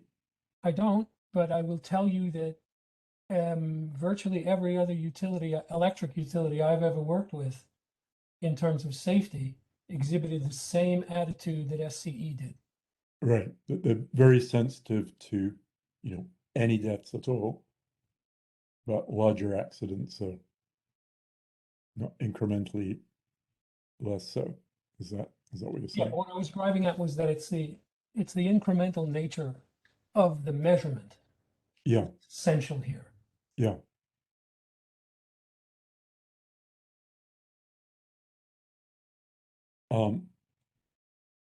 So you're also saying that the claim about the upper bounds is inconsistent with the settlement governing the structure of the MAVF. The upper bounds should be selected to facilitate weighting, and the scaling functions should be extrapolated to cover the expanded range. So certainly, the normal way and the way that I think you specified for going about constructing the MAVF weights is that you ask the question of, well, if we take this attribute, we have two attributes, we take this attribute from its lowest to its highest value and compare that with taking another attribute from its lowest to highest value, what's the relative weight? I mean, that's kind of a simplified way to ask the question, but that is a common way one elicits the weights in a multi-attribute function, and certainly I have quite often done that with clients. And if the upper bound isn't the actual upper bound, that's not really a problem for that process. Just so you're clear about what they are.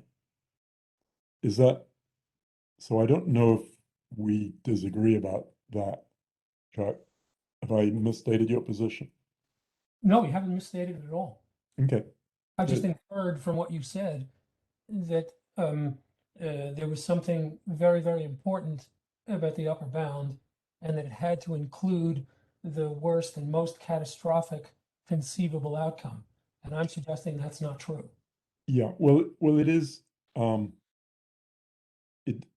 If it doesn't, then one does need to make sure that the upper reaches of the scaling function are going to be able to appropriately handle values that are, above the quote upper bound.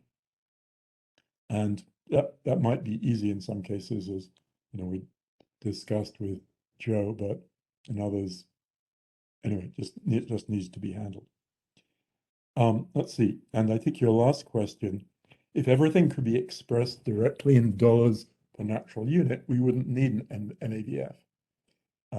Don't you agree that the MAVF is applied because one, not everything can be valued that way, and two, the changes in attribute levels are valued differently depending on the attribute prior to the change?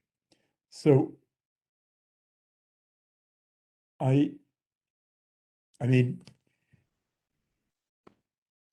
I'm sure you know very, very well that in the decision analysis community, there's, been quite a lot of discussion about these different approaches.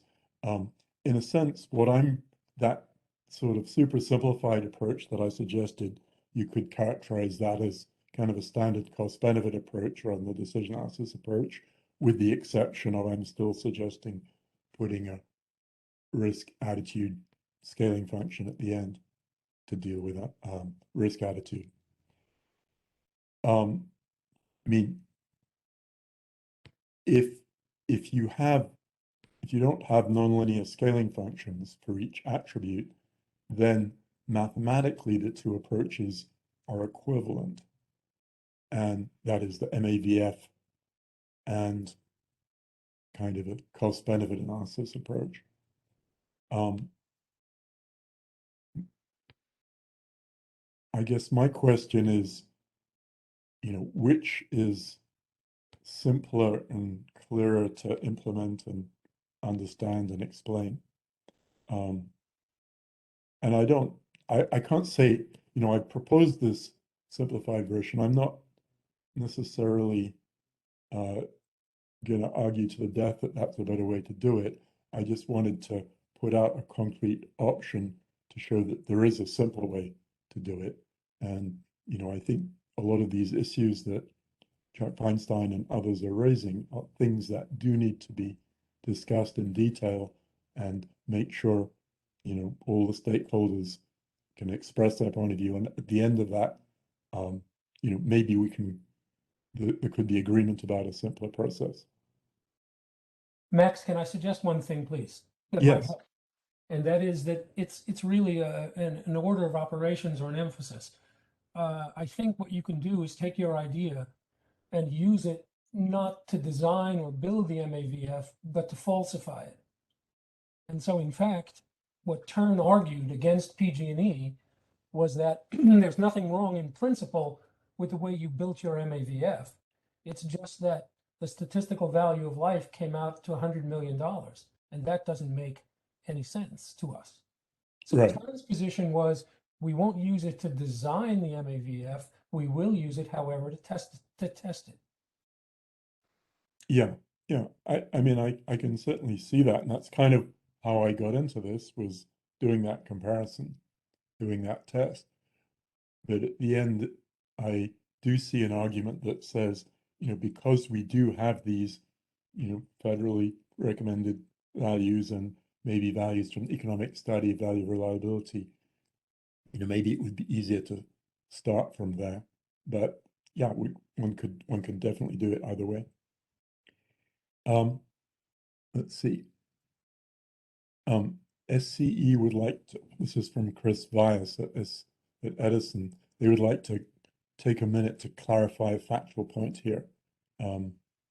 Brian Landry can speak. Hey guys, this is Brian Landry from Edison. Can everyone hear me? Yes. Hey, thanks guys for letting us listen here today. It's been really informative discussion. One thing we'd like to point out, we realize that you're looking at our 2018 filing where we had an MAVF with a certain scaling function. So subsequent to that, in the last few WMP filings, we have since moved to what we're referring to as Mars 2.0, which has a linear scaling function for all attributes. So just wanted to clarify that point. Okay, very good. Thank you. I mean, I was aware that, well, we've been asked to go from the last filed ramp reports, but very aware that the state of the art and state of practice has evolved since then. So thanks, Brian, for updating us. No problem, but sincerely appreciate the discussion. It's been quite informative. Yeah. Brian, can I ask a question? This is Katie from Tern. Hey, Katie. Hey, was your last ramp using the settlement approach, or was the PG&E ramp that followed you the first utility to use the settlement approach? I'm not sure whether it was San Diego or PG&E, but we have not filed under the settlement agreement. I can tell you that. Thank you. This will be our first filing coming up in May under that agreement. I wanted to clarify that in my own mind as I thought about today's discussion. Sure, and that's why we're taking all this in. So great discussion.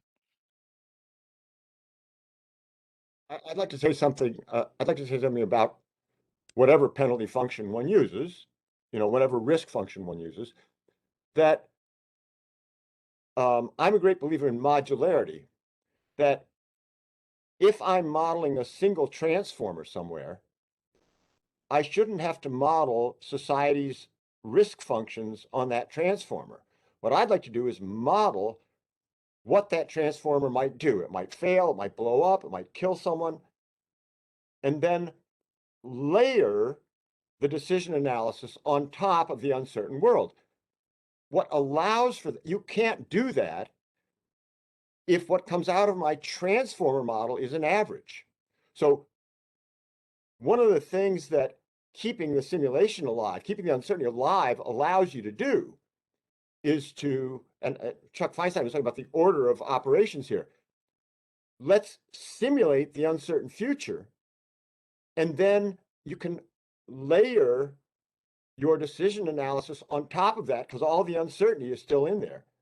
You definitely can't layer the decision analysis on top of average outcomes, which is why in the current version, the weights and risk attitudes and everything go all the way down to the individual asset. And I think this is one of the simplifications, is that we get to kind of modularize the decision analytic aspects away from the modeling things blow up aspects.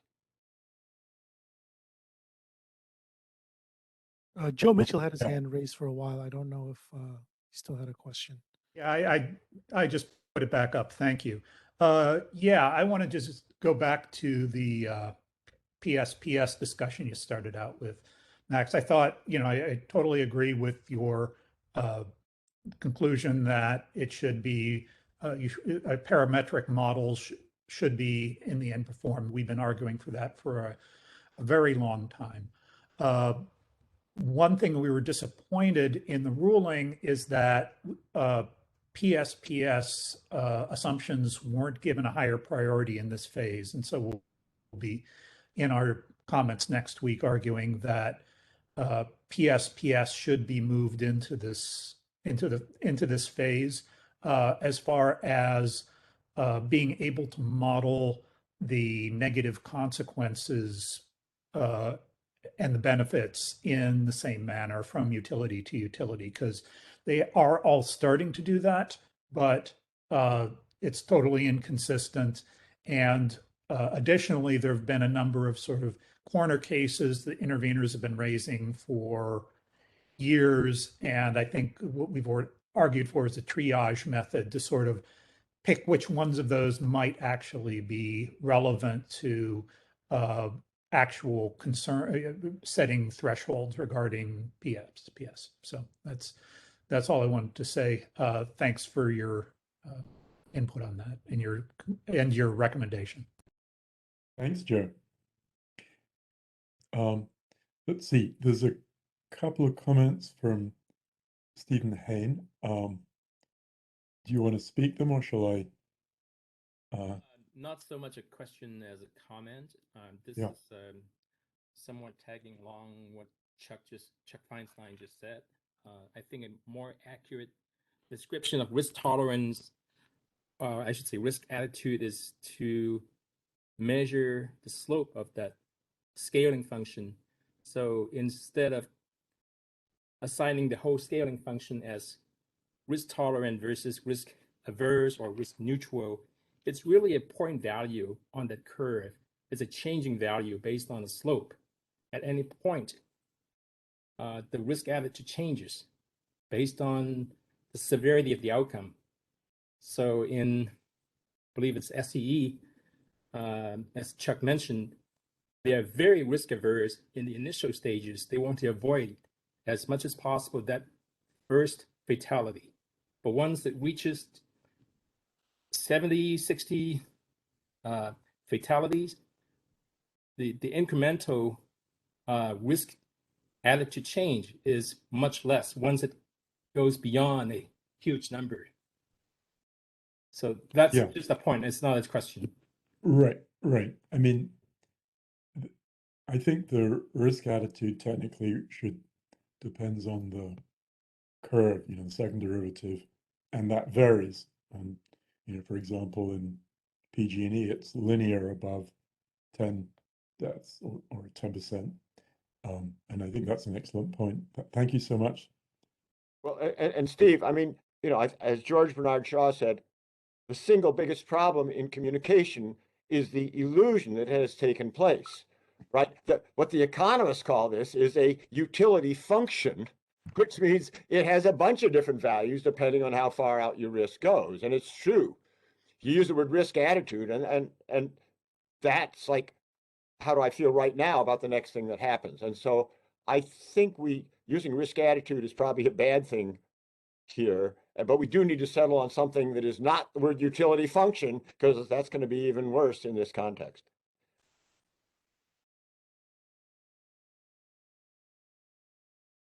Any other questions about this? We had mispronounced her name, but there's one more hand up. You can unmute yourself and ask it. Puiwa. Oh, hi, Puiwa from Carlo Advocates. Thank you so much for the presentation, and thank you for the constructive discussions. I just want to kind of clarify that regardless of what that attitude is, it's whether the curvature, like whether it's concave or convex, whether it would make sense in practice when we applied it to the fatalities. Do we treat the incremental change from 99 to 100 fatalities? We give them more weights than when it changed from 0 to the first fatality. Should this make sense or not? That's the kind of question that we should keep in mind when assigning a scaling function. That's just the thought that I would like to share with everyone. Yeah, I mean, like theoretically, you can apply any like scaling function you think it's correct, but whether it would make sense with the world and our understanding of the world is another story, right? So yeah, thank you. Yeah, thanks so much. And if I kind of might add to that, I mean, the suggestion of only having one risk attitude function for the combined score instead of having a separate one for each attribute, obviously that simplified scheme is less rich. It can represent kind of less fine shades of opinion, but it's simpler and clearer. And, you know, there's a trade-off there. I don't want to say what's the right trade-off. I just want to point out a little bit more about the space of possible representations so that we can have a discussion and then decide what the appropriate balance is between kind of richness of representation and simplicity and clarity. But let me provide an example where you would definitely want where you have a nonlinear risk function for sure. You are a small airline, you have these little airplanes, and occasionally someone falls off the stairs climbing up to get in the plane and gets killed, and that's a fatality. Occasionally, one of your planes crashes and kills all 10 people on board. Well, as a little airline, that second thing is going to put you out of business. And so even though 10 people are getting killed, from the risk perspective of the airline, you'd a lot rather have 10 people fall off ladders and get killed individually than one plane crash and kill 10 at once.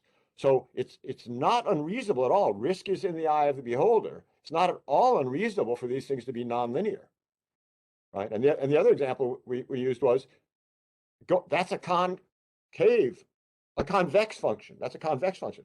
A concave function, which also with power outages. A 1 hour outage isn't so bad. An 8 hour outage is way worse than 8 times as bad because now all your food goes bad in the freezer. For a concave one, if you think about, if you come home and find an inch of sludge and raw sewage on your, kitchen floor, that's bad. If it's 10 inches, it's not 10 times worse. You've got the same mess either way. And so therefore you really care about the first one. This is like the one we were just talking, that Chuck was just talking about, where that first fatality is the bad one. I don't want sewage on my floor at all. I don't care how much, right? So they all can make sense in different contexts. Okay, sorry, we're running pretty far behind here. So let's stop here. If anyone has any other questions, you can enter it into the chat. Hopefully we can get back to it at a later point, or you can submit them as informal comments, and those are due. Arnold, did you see that ALJ Fogel had a question? I did not. Is it in the chat box? Yeah, it's in the chat. Maybe we might want to address that. Would you like me to address that? So Kathleen Fogel is saying, could I elaborate on the observation that the IOUs could conduct a type of cost-benefit analysis on calling a Psps event in a certain circuit? I guess, I think, well, I'm just trying to think of anything much useful. I mean, obviously there's more in our report, and I'd be happy to discuss it further. And I think Dr. Mitchell also said that he, well, they were going to have some proposals around that. So I think if it's okay with you, Kathleen, I might take that offline and try to explore what would be a more useful response to you.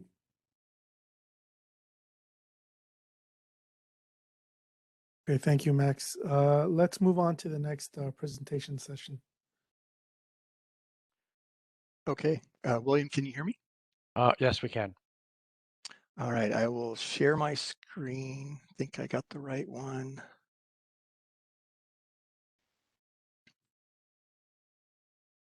Okay, and I think I don't think we'll have any trouble getting caught back up on time after this, because compared to the other presentations, I think this is going to be fairly straightforward. We'll find out. one thing I wanted to point out before I get started, and the commissioner this morning talked about how what was going on here with this work is cutting edge. And it really truly is, in the sense that in terms of utility wildfire risk assessment, there's no textbook, there's no college course for it. You can't get a degree in it. Nobody has retired from this field. It's brand new, it's emerging, and really it's being developed right now, largely in California, and then spreading outside of it. So it really is truly cutting edge. And so my role here was to sort of look at what is the cutting edge, what is being developed by the CPUC and the IOUs in California, and sort of just look at what's the structure look like, what are people doing, and what are best practices going forward. And I think you're going to see a lot of parallels with what Sam and Max have talked about, Sam especially with stochastic libraries and wildfire simulation. One of the first things that I did, though, is talk about how we're actually talking about a number of different things with wildfire risk assessment. It's not just one thing, it's several things put together. And so really I have these 4 boxes of a classification about— Pardon me one moment, but your display of your slide is just taking up a small portion of the screen. If you could maybe expand that so it's easier to see. I will see what I can do, because it's the full screen PowerPoint. That's already much better. Yeah, you just did it. I didn't do anything. Okay, I have no idea what I did, but sorry. This happened to somebody else earlier, so. Okay, so the dichotomous key here really is whether we're talking about wildfire as a source of wildfire risk, and that's that's the safety element, or a receiver of wildfire risk. Those are the 2 rows. And then the columns are whether we're looking at near-term risk, the next few hours or few days, or long-term risk, years to decades. It's not that these are mutually exclusive, or some are more important than others, but these are all important. And there's different risk modeling approaches for each one.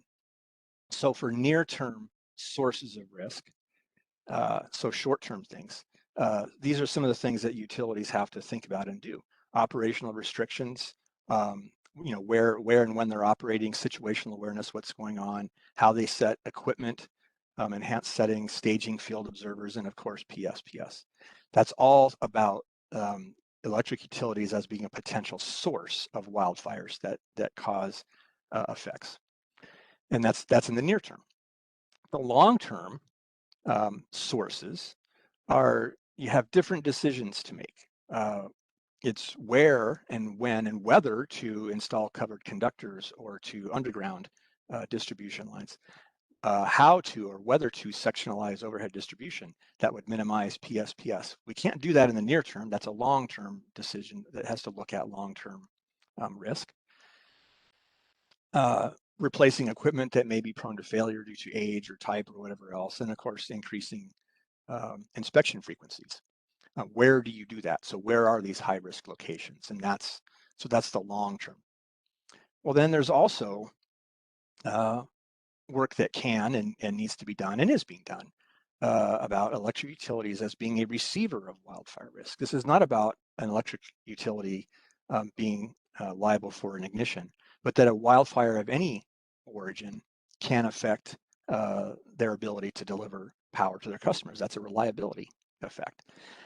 So things like just situational awareness, about being aware that fires are coming into a service territory, being able to pre-treat wooden poles if there's enough time to get ahead of it, and to stage equipment so that they can very quickly restore power in fire damaged environments. They're already doing work in this area. And then the last one is where there isn't as much work happening right now, and it's the least important of the 4 boxes, I think.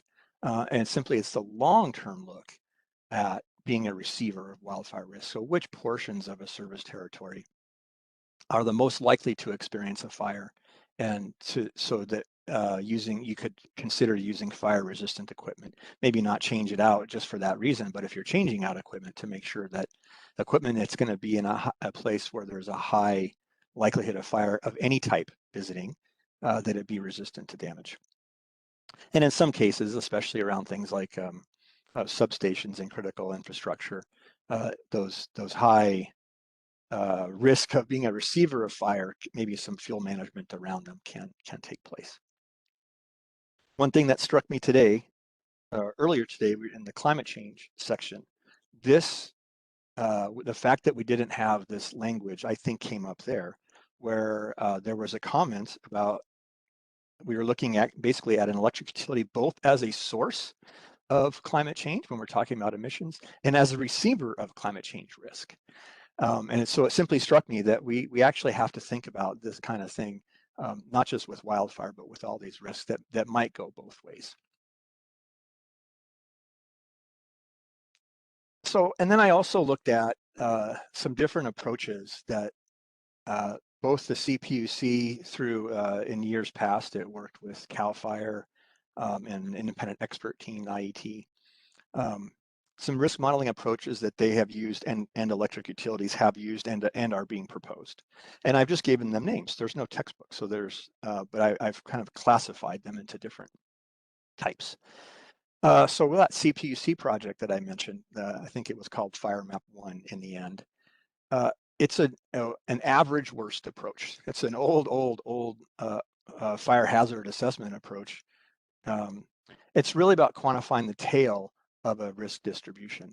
In the Fire Map 1 approach, what they did is they looked at a historic climatology, found the worst 2% of days that occurred during their reference period, and then they computed the average kind of, let's call it a risk score with they did use Monte Carlo simulation in that 2%, and then made a map across the state of California. And that's really an average worst approach. It's looking at what's the tail, what's not nearly the worst that could happen. Complete enumeration is a term that I have given to us, this modeling scenario that I think right now all of the IOUs are using with their current vendor. And it's not a Monte Carlo simulation, but it could be converted into one, I believe. And it's one in which they simply look at all the possible combinations of weather scenarios: wind speed, wind direction, fuel moisture. I think I saw one thing that one of the IOUs was doing a little over 400 of these different combinations, and simulate all of those fire growth from all possible places where, let's say, overhead distribution equipment exists, with all those different weather scenarios. In a way, that's a stochastic library, but they don't have probabilities associated with them as they stand. And but then they have to weight those back together, and that's a part that I didn't totally discover how that was being done by the different IOUs. But they essentially are doing this complete enumeration for their long-term risk modeling, just doing all the possible combinations and then weighting them back together. Stochastic simulation, we've heard a lot already today from Sam and others about Monte Carlo simulation. And I think right now the IOUs are not using Monte Carlo fire growth simulation. They're using something that could be converted into that. It's very, very close to it. In some ways, complete enumeration is Monte Carlo on steroids. If you just do everything and you know how to weight them together, you don't need to have the Monte Carlo. That's only true to get the average. And as we heard, we don't want the average. What we want is the full range. And then the last one is a statistical approach, and one of those is to use power law distributions, which I'll talk about in a second. And I think this is an emerging or a proposed way to look at wildfire risk modeling. So what I've got here is an example of it's not the actual power law distribution, but it's the fire size distribution that illustrates that, yes, wildfires, this is size on the y-axis there on a log scale. Sizes of wildfires in a domain, this domain is almost exactly the state of California. It's got a little bit that's not California and a little bit of California, the deserts that are not in here. for a 15-year, relatively recent 15-year period. And I show both a discrete distribution and the cumulative. So in the cumulative, the way to read that is across this domain in that time period, there's an average of 1 fire per year bigger than 100,000 acres across that time period. But then, so you have the discrete and the cumulative. So we can parameterize a power law distribution from this and then draw from that. Well, as Sam has been pointing out, the drawing from a power law doesn't allow you to coordinate it with other climate-related risks. That's a big drawback. But the other big one is that it requires a fairly large domain to properly parameterize these. So this again is a state of California. An example that I used in the report was that, well, there's electric equipment on Angel Island in the Bay Area, and the largest fire you can get there is a few hundred acres because that's how large the island is. And so every place across California in the service territory would in theory have a different distribution. So and then now I'll show, this is across the state of California. Now I'll show the result of a Monte Carlo simulation system. This is done with FSIM. This is not a utility wildfire assessment. It's not a utility wildfire risk model.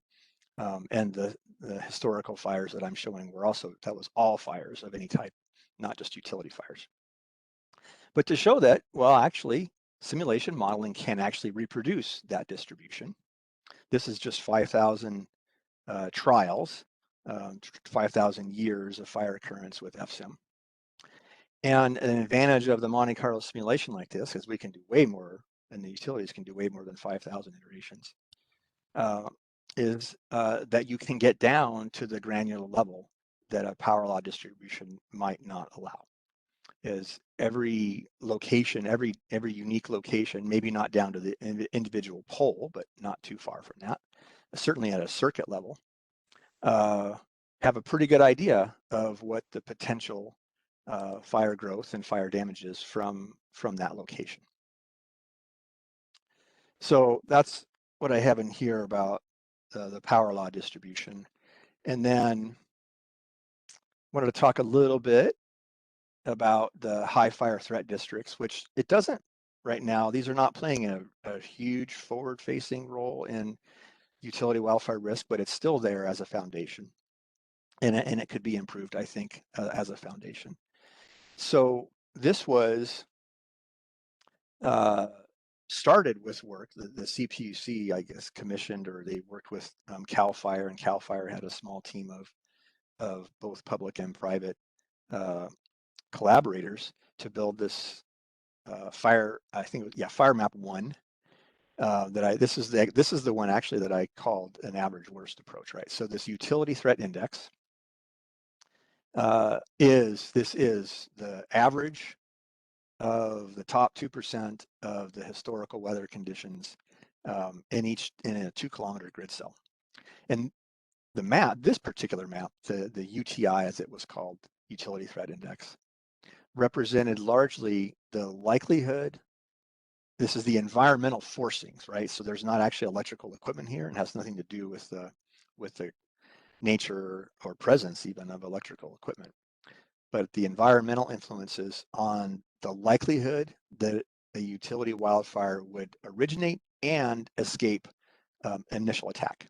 So it has that little bit of fire growth modeling about how fires would escape initial attack. So that was the UTI. And then when the utilities, along with oversight, I guess, from the CPUC, were making the high fire threat districts themselves, they had access to the UTI information. And the UTI, as you noticed, it has nothing about consequences in it. It's just about a fire igniting and escaping initial attack to become some kind of a problematic fire, but nothing about how large that fire might get or what might be impacted by it. Well, this map on the right, this was developed at the 11th hour during the process of making this high fire threat district, developed by that internal expert team, and it was represented a very, very quick way of integrating fire consequences with the FSIM model. So the FSIM model that I talked about earlier, an earlier iteration of that, produced essentially a stochastic library, a polygon event set of wildfires. Each of those wildfires had, we knew how many people were affected by it. We generalized that a little bit. These are not electric utility fires, they're fires of all types. Got that consequence and multiplied it by, go backwards a little bit, multiplied it by this likelihood, relative likelihood of a fire escaping initial attack, igniting and escaping, multiplied by the consequence, which I'm not showing, which gives us this map, which we called IUTI, Integrated Utility Threat Index. Well, this really, it was available to the IET largely for reviewing the high fire threat districts, polygons, and you can see there's actually a lot of consistency between the map, the polygons that were drawn, and what the modeling suggested, even though the polygons that were drawn really didn't have the benefit of the map in the first place. But the main thing about the high fire threat districts is that when they were developed, the IET considered they would have a roughly 10-year shelf life, but so much has happened since then that it is, even just with landscape change, it's a very, very good time to revisit the high fire threat districts. And I think we could do, in general, we meaning the entire community here of wildfire risk analysis, of increasing the granularity from coarse polygons, which is what we have right now, and even down to much finer level than what exists even in the IUTI. So that's an effort I think that can and should take place fairly soon. We'll talk about that in a little bit. Joe, there's a clarifying question in the chat box. What is IET? IET, sorry, was I believe it was called the Independent Expert, actually. The IET was the Independent Expert Team for Fire Map 1, and then IRT, Independent Review Team, was the IRT for the CPUC that was reviewing the fire threat districts as they were coming in.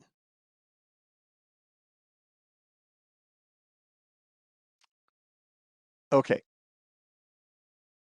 And now I'm going to quickly review what the IOUs are doing, and with respect to near-term and long-term sources and as a receiver of risk, because they're doing a lot of work here.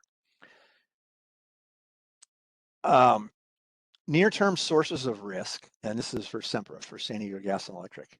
2014, they developed something called WRM Ops. The WRM is the Wildfire Risk Reduction Model, and so Ops was the near-term version of that. And then in 2020, they started transitioning to WINGS, which I think is the Wildfire Next Generation WINGS Ops.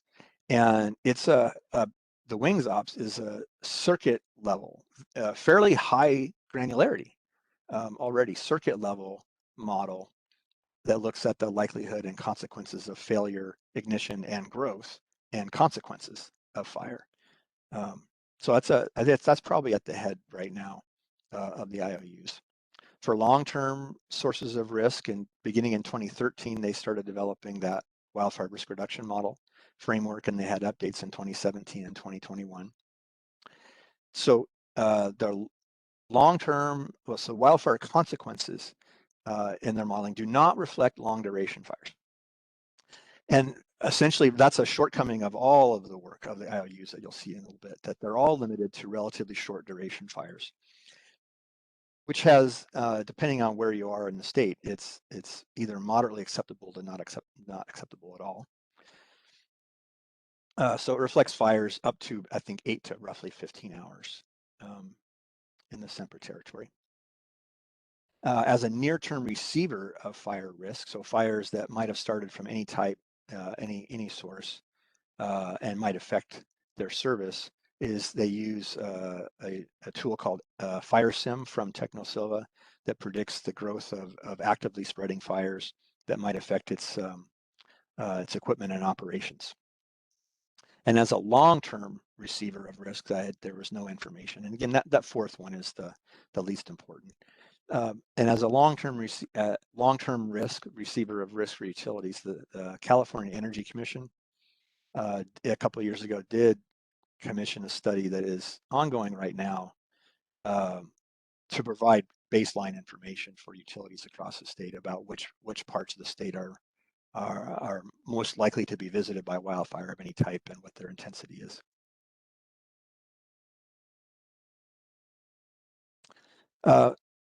SoCal Edison is now using Technosilva's Firecast for their near-term sources of risk, which I believe Firecast is actually very, very similar to what was pioneered in San Diego, the worm ops. So that's how they assess near-term fire growth potential using their own gridded weather forecasts, and their fire simulations are limited to 8 hours of fire growth. For long-term risk, they appear to be transitioning to Technosilva's wildfire risk reduction framework. At the front end of that, they're using, for probability of ignition, they are using some machine learning for distribution and sub-transmission equipment. Consequences are based on, this is the 400 plus weather scenarios that my understanding is that they simulate fire growth for up to 8 hours from essentially not every pole, but on a ignition lattice across the network for more than 400 weather scenarios. And then again, for the near-term receiver of risk, they're using Technosilva's Fire Sim so that any fire spreading from any source in their service territory that might affect their ability to provide service and reliability, they're using Fire Sim to do that, and no information about long-term as a long-term receiver of risk. And then finally, PG&E is also now using Technosilva's Firecast to look at near-term fire growth potential, and that's based on PG&E's own gridded weather forecast, again limited to 8 hours of fire growth. They previously used Reax Engineering, a firm in California, for fire growth and impact modeling, and I believe Reax's modeling was called Monte Carlo simulation, but I don't believe it actually worked as Monte Carlo the way that SAM would require it for making SIP libraries. I think it was really just perturbing inputs to express uncertainty that way, and it was called Monte Carlo. For long-term sources of risk, they had been developing their own, the WDRM, the Wildfire Distribution Risk Model, but they are currently evaluating Technosilva's Wildfire Risk Reduction Model. So right now, all 3 IOUs for long-term risk are either using or evaluating Technosilva's Wildfire Risk Reduction Model. And PG&E mentioned that they're having Technosilva produce what I'm calling out-year fuelscapes, so not just the current fuelscape for 2022, which you would want for modeling fires, near-term fires this year, but an out-year fuelscape means that they're looking at, for long-term planning, not just what this year looks like for the fuel, but what might it look like 10 years from now, because of the planning horizon is so long. We don't want to, especially actually in Northern California, so much of the land area has burned in the last just few years that if you did all of your long-term planning for managing long-term sources of risk based on the current state of the fuels, you'd be surprised 5 or 10 years from now to find out that the risk is much higher during your planning horizon than it looked like it was. And again, no information about long-term receiver risk, and I think I didn't find anything explicit about near-term receiver of risk, but I do believe they're probably doing something there. So really, to sum up, all 3 of the IOUs are using high-quality, highly granular climatology and weather forecast data, meteorologic data, for both near-term and long-term assessment of wildfire risk. All 3 are using or evaluating Technosilva's wildfire risk reduction model. That's for long-term sources. They're using Firecast and they're using FireSim or a variation of FireSim. They're all using Technosilva's work, and all of that appears to be limited in terms of the duration of the fires that are being grown. And by limiting the duration, you could be underestimating the full potential of wildfires that become large and damaging over weeks and months instead of hours and days. And This has always been true, but last year, of course, with the Dixie fire, that drove home. It's a very different type of fire. It became one of the largest fire in California, and it took months to do that. And so 8 hours of fire gross doesn't quite cover that. All 3 IOUs are currently using TechnoSilva for their current condition fuel mapping, the fuelscape. So when they're doing their near-term modeling, they're all using apparently the same vendor to get that, and at least PG&E is using them for out-year fuel mapping. Out-year fuel mapping wasn't mentioned by the other IOUs, and all 3 are use consequence modeling that is limited to impacts to population, buildings, and sometimes also acres burned. But impacts to drinking water, timber, recreation, wildlife habitat, air quality, ecosystem services other than wildlife habitat, and so on. Those are not currently assessed. And we heard it discussed a little bit earlier today about the importance perhaps of doing that. So to sum up the recommendations here, it's to require the extension of the risk assessments to include consequences of long duration utility caused wildfires, in addition to the short duration ones. And that there's a reason for doing the short duration ones. They're extremely important. They're the most, generally the most damaging and have the greatest threat to life safety.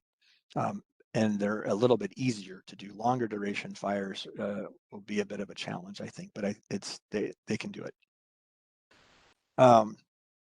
I'm suggesting to potentially adopt a wildfire risk type classification system like I had in something like that in the top of the document here, to talk about near term versus long term and sources of risk versus being a receiver of risk, just to help communication.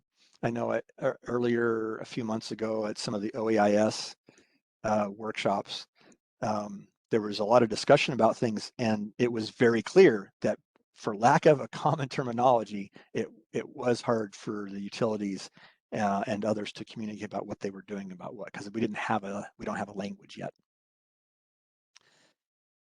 For 28, so to increase the granularity of the high fire threat district and other enhancements. So that map, we can redo that to increase its granularity, account for fuel changes that have taken place since the map was last created, and importantly, to account for effects of climate change on fire size and fire consequence, and to really improve the fire consequence modeling that was in the fire map 1 or the integrated utility threat index.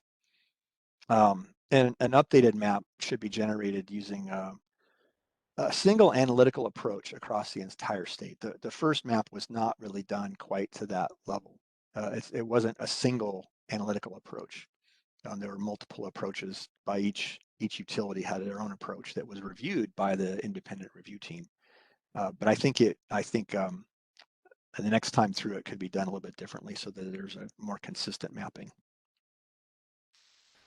And then a couple of these recommendations were duplicates. So this 29 was actually the same one as section 13, number 13 in SAMS, which Max actually responded to earlier about RDF at a less aggregate or more granular level. So we won't revisit that now. Recommendation 30 is to update the consequence modeling that the utilities are using to account for damage to resources like timber, drinking water, ecosystem services, and so on. We talked a little bit about that earlier. And then 31 is really to potentially standardize on out-year fuelscapes for long-term modeling. Short-term modeling, a current fuelscape is the appropriate one. For long-term assessment and for asset hardening, what we really want to look at is not what the fuel looks like today, but what it will look like during the planning horizon. Out-year fuelscape is one. Another possible approach is what CAL FIRE produces. You might call it a climax fuelscape. It's not what it'll be like in 10 years. It's what it could be like if given enough time without any disturbances. That's actually probably too conservative of a way to look at it. So that's all I have here for this, and I don't know how to find my chat now to see what questions there might be in the chat.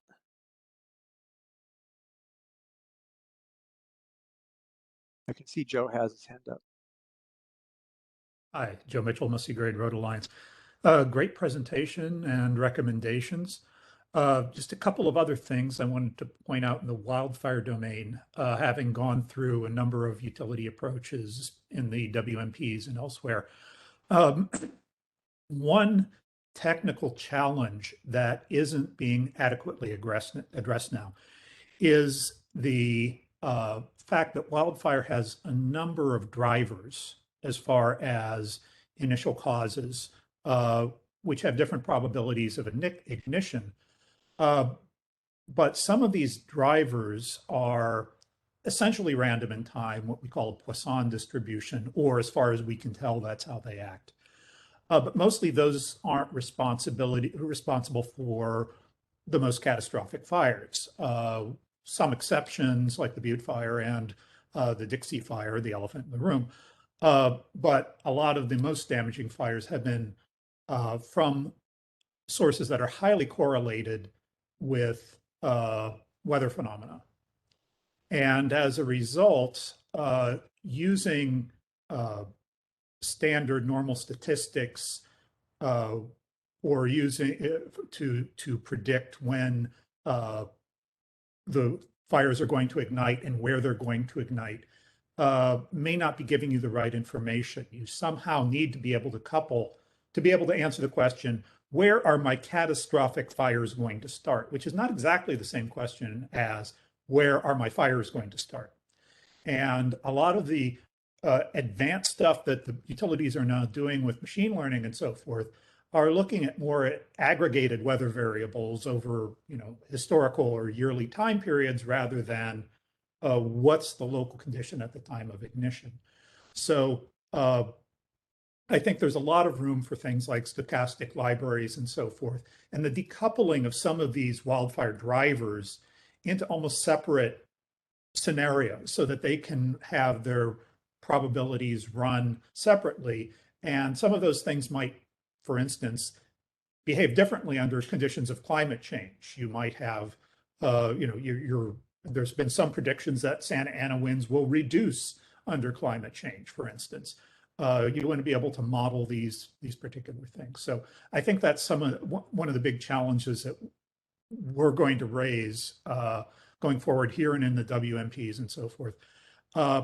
Also, another thing on the horizon, smoke is going to become a huge issue over the next year or two, or at least we're going to try to make it a huge issue. I've been talking to some of the practitioners in the field, and big kudos to Sempra for actually bringing that into consideration. We don't necessarily agree with their calculations, but it actually looks worse than what Sempra has found, and that's going to have potentially a bigger safety impact on the public than direct injuries and fatalities from wildfire. So that's something to keep an eye out for. Great. Yeah, thanks for those comments, Joe. And one thing I'll mention that made me think of there is when Sam earlier was talking about SIP libraries and stochastic or the Monte Carlo simulations. So one really, really important thing, it's been alluded to all day long now, would be eventually to coordinate all of the climate-related risks into one foundation. And Sam fairly recently talked about having, if we had first had a SIP library of climate variables, simulations of what the weather would be on a given day, thousands of those, and then the fire modeling could be done on top of that, as well as looking at, well, what's the likelihood that we're going to have high demand for power at the same time that we have a low ability to supply it, maybe because of water, and we have wildfires going off, and all that's happening at the same time or in the same year. And those are all going to be coordinated with the climate. And So that you do have the ability to do that with Monte Carlo simulation, but that requires another higher level of coordination than what we've been talking about so far, I think.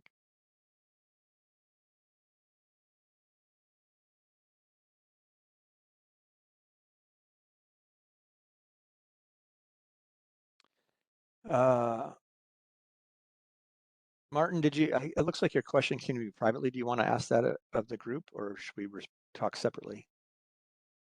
Yeah, I was just wondering if you could add a little bit. We had a technical working group yesterday for talking about veg management modeling. And I was wondering if you could just give a little summary of how that fits into the larger risk model.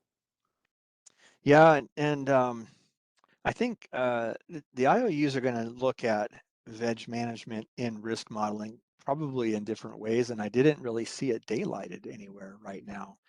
Certainly it works where, like I mentioned, that where utilities know that they have climate conditions that are conducive to igniting utility wildfires. And they know that they have lots of vegetation, perhaps with LiDAR and other mapping, that they can, and where there might be high consequences from the fire growth modeling. They use that to prioritize where to do inspections for veg management. In terms of whether the presence of veg management or the frequency of veg management, how that is that used in wildfire risk modeling, I believe the answer right now is no, but I'm not positive about that.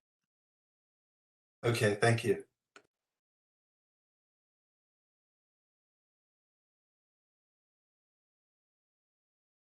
Hey, I caught us back up. Thanks, Joe. Okay, so at this point, the presentation calls for a break. So that's all. Oh, there's a question from Kathleen Fogel in the chat box. Can Joe talk a little more about the out-year fuelscape recommendation? Would this be considered in, say, bins of time periods?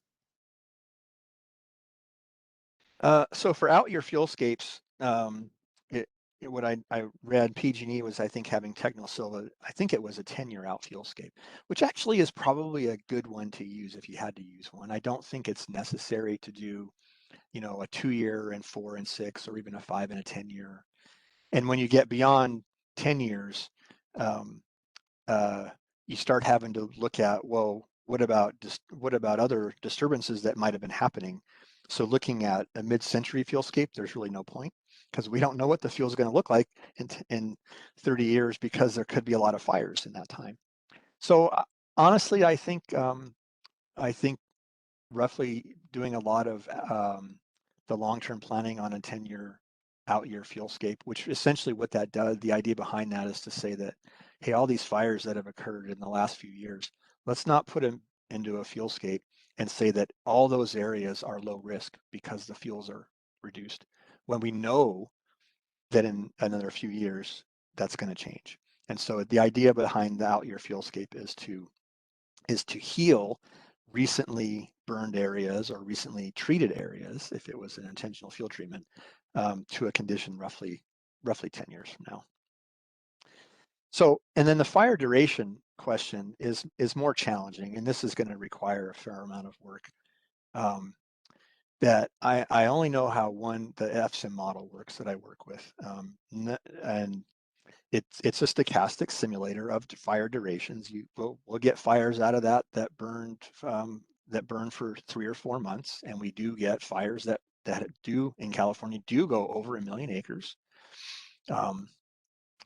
And so there's going to be a fair amount of work for the utilities. They can look at what FSIM does. That's a federal government tool. It's public domain. They can look at what that does, or they can come up with something else. But it is important, I think, very, very important, because of, like Joe Mitchell mentioned, the Butte fire and then the Dixie fire are both examples of damaging long duration fires.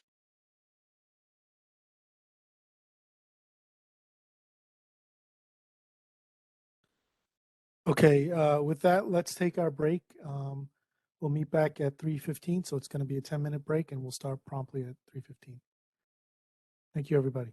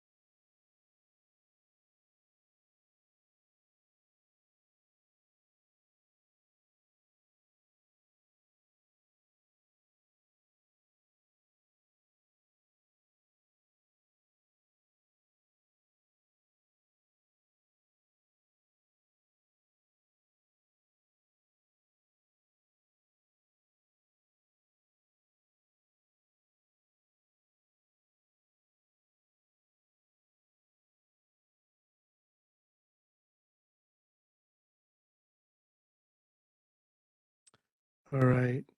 Is Sam back on? I'm here. Oh, hi, Sam. Okay, so it's 3:15. I say we get started and try to finish this day out strong. So, would you like me to share, or I think you're sharing the presentation? Right? No, I'll have to share. Okay. Oh, right, Excel. And I'd like to start out with a couple things. First of all,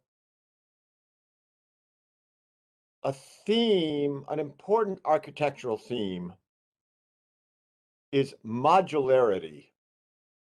And the way to describe that is in terms of my great-grandfather's axe. My grandfather put a new handle on it, and my father put a new head on it. But it's my great-grandfather's axe, right? So great-grandfather's RSE model. My great-grandfather put new mitigations into it. My grandfather put new MAVF coefficients into it. And my father put new stochastic libraries into it. In other words, nothing remains of the original. The more easily we can swap components in and out of what we're doing, the more agile the system will be, and the less likely to collapse under its own weight. That's just an important theme I want to get out here. Now, we're going to do some little demos here. And Matthew, are you on somewhere with your, I don't see your video. There's Matthew. There I am. Oop, Great. came right off. Okay. So I do want to introduce Matthew, an old friend. He was my student at Stanford in 1991. Went on to become a CFO of a large business.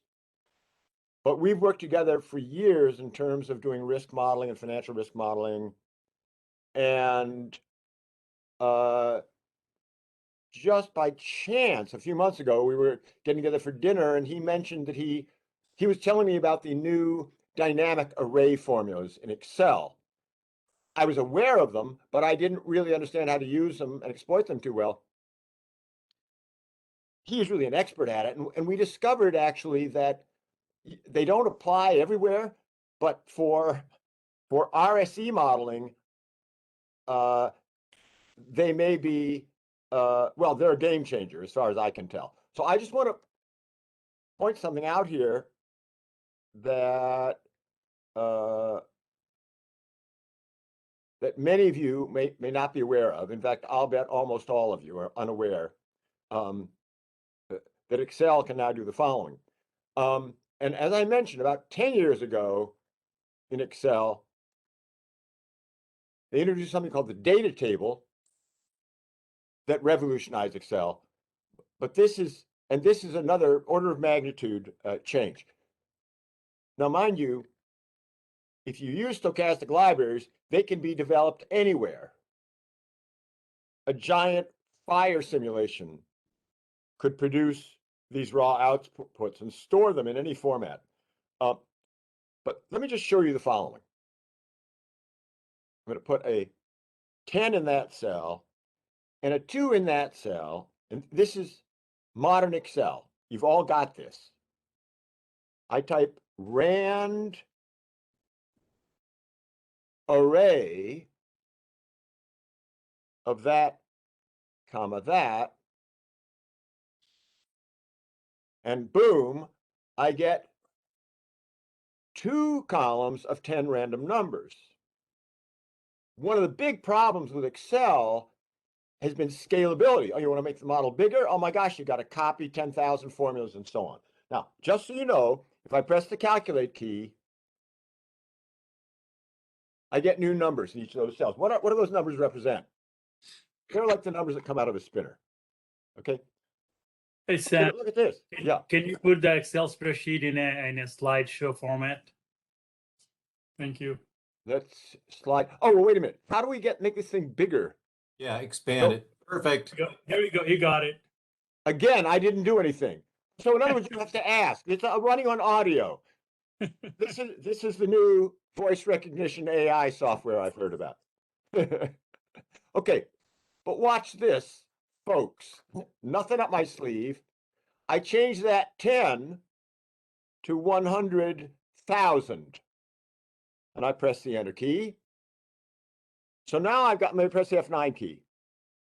200,000, 200,000, 200,000, 200,000. Oh, let me change it to 1,000,000. This is native Excel. One formula, by the way. Okay. So press the F9 key. 2 million, 2 million, 2 million. Change this to 20. Now we're going to count. 1,000, 2,000, 3,000, 4,000, 5,000, 6,000. Okay, well, we can't wait all afternoon to run our, how many did I say that was?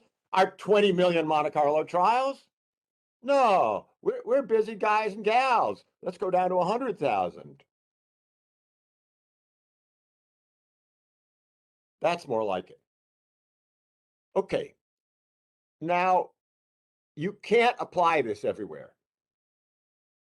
but you can apply it very interestingly to RSE calculations. And by the way, I'm going to close this sheet as soon as I open another one, because this thing is going to take up a lot of, it's going to take up a lot of energy. It's going to suck the wind out of Excel.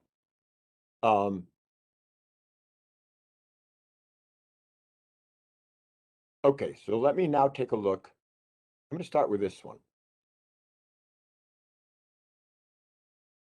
So this is a model that Matthew built, and we're going to direct questions on the dynamic arrays to Matthew. But what we have is, this is the RSE graph.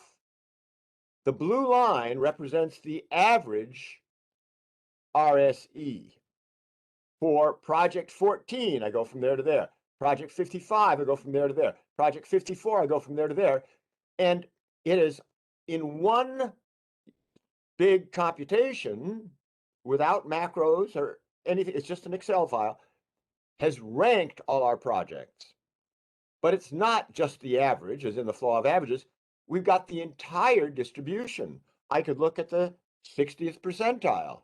I could look at the 70th percentile. Let's go back to the 90th percentile. Oh, now we're looking at tail risk. You see, so as I go out here, I'm sweeping out, or I could go to the 10th percentile. That's going to be less than the average, right? But so I am able to sweep out and see the entire distribution. What do we mean by the entire distribution? Well, if you mitigate something where most of the time nothing bad happens, then most of the time you don't get much mitigation bang for the buck. But look what happened right away.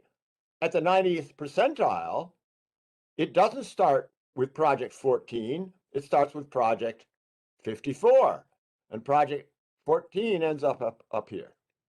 So there's the first little demo. And let me show you the next one. The next one is maybe almost more interesting. In this next one, we are looking at, we've broken things into three big tranches of climate, wildfire, and electric, right? So I click on one of these, it instantly does the RSE for that particular risk. Now, mind you, this is the simplified case where they're independent. So we do not have synergistic effects. We do not have one thing makes another redundant. That's more complicated. But this is quite a start. Now, I'm looking at the climate risk in blue, and it gives me the list of projects I'm going to start with. You know, start with 14 and go to 55 or whatever. In the wildfire risk, I want to start with mitigation 20 and then whatever the next number is. But that's all for a single stochastic library. oh, the new one just came in this afternoon and it looks like that. So that was like another, I don't know, it's got 1,000 trials times 100 projects or something. We're happy to send these models out to everybody. And again, it's not that Excel is necessarily the right place to do this, but it's ubiquitous and insanely fast. I want to show you just one more that it's just hard for me to believe that this thing actually works. We call this the Eiffel Tower model because it's very big, but does almost nothing, right? Not a complex model. But in this model, oh, and by the way, in terms of nomenclature, you've heard us talk about SIP libraries. So for stochastic libraries, I invented the term SIP to represent one of the columns. That is stochastic information packet. It's one syllable and is less likely to trigger post-traumatic statistics disorder than the word stochastic. SLRP, by the way, stands for a whole array of coherent SIPs, a stochastic library unit with relationships preserved. So if we had a forest fire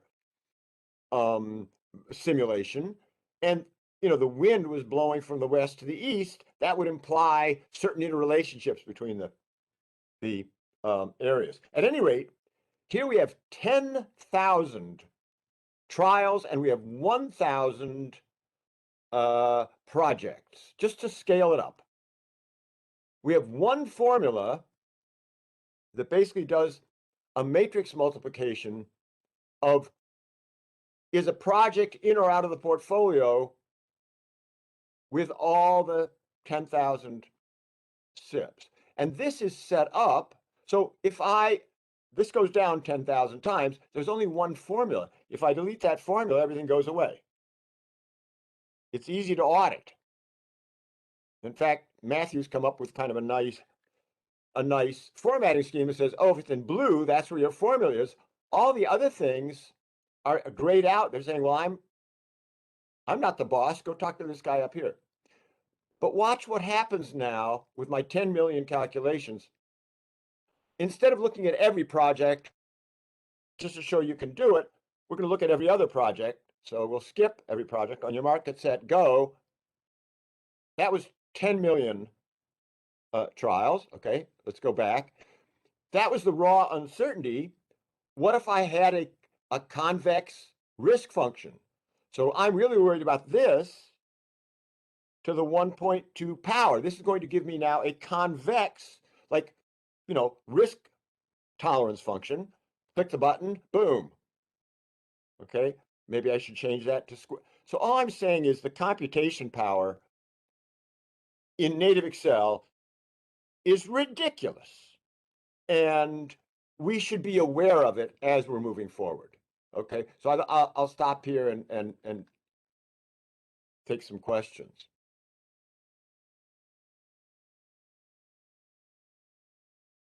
They're all speechless, or they left, I can't tell.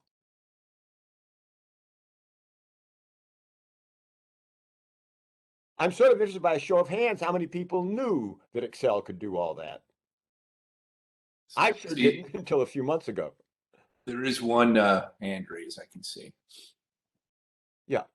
Hey, Sam, this is Marty Kurtovich from CPUC. So how would you apply this in real life for the example of PG&E and their service territory? They want to implement fast trip sensors because I believe that will reduce the wildfire risks. However, it has an impact both on reliability and I believe financial. So how would your modeling use a situation like that? So in fact, we actually are applying it at PG&E within gas transmission, but I have to see the specifics of the problem. But let's say we took the output of one of,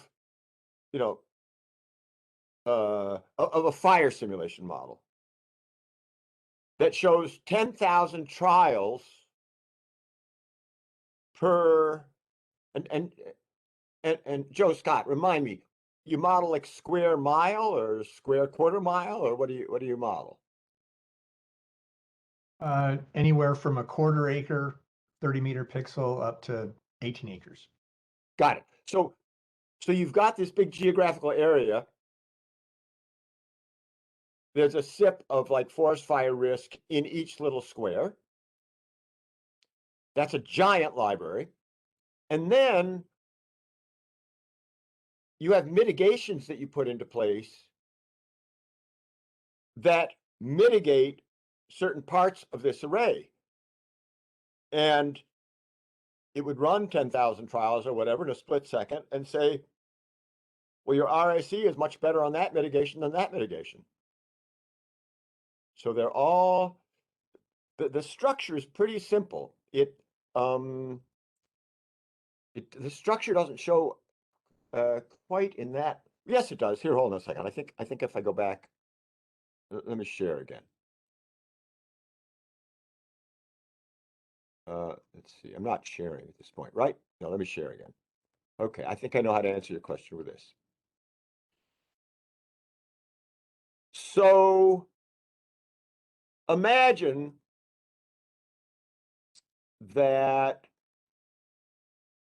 really each column is like an acre somewhere in a forest, and you got 1,000 little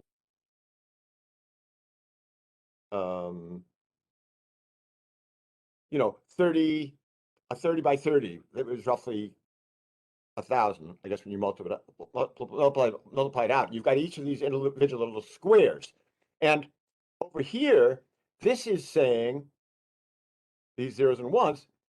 This is saying, oops, I want to get rid of that thing there because I have a linear objective function.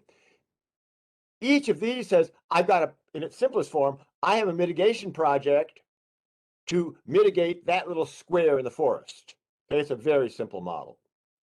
Now, the fact is, I could go in individually and select any of these, right? Now, this is another array formula over here. So, but in general, I have 1,000 projects. Let's just make sure that's what I've got. Yeah, I got 1,000.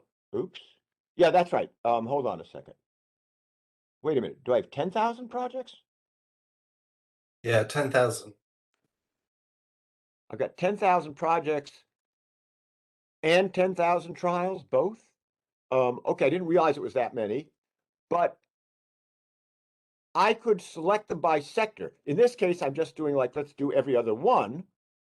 So when I do that, then it selects every other project, but then it puts all those things together and says, if I did that series of mitigations, what would my mean risk reduction be? But better than that, what it would really do would be go to something like this, and it would say, if you're worried about the average risk reduction, then I want you to pick project 14 first, then 55, then 54, then 74, then 76.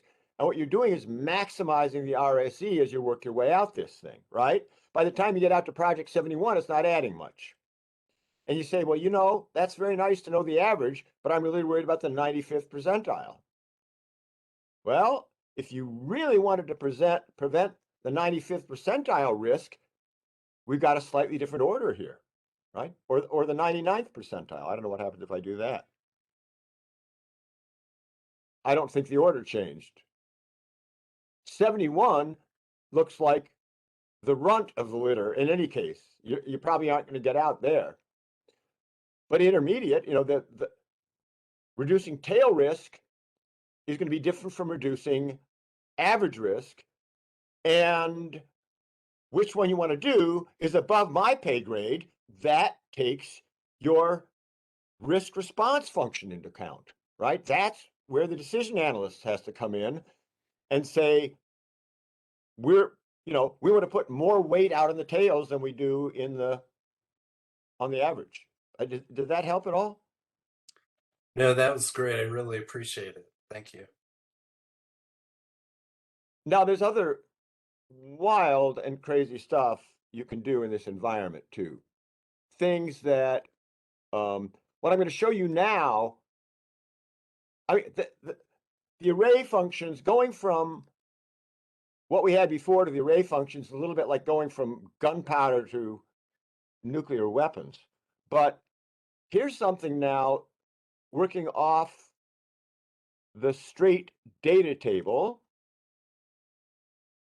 The data table, a lot of people don't know about. This is the thing that became so powerful about 10 years ago. So I have a bunch of assets.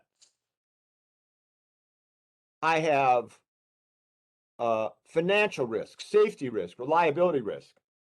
For each asset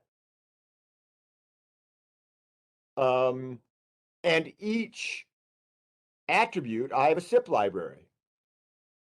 So here are all the safety for each asset, the safety library, and then I go on to the financial library and the whatever library, 10,000 trials.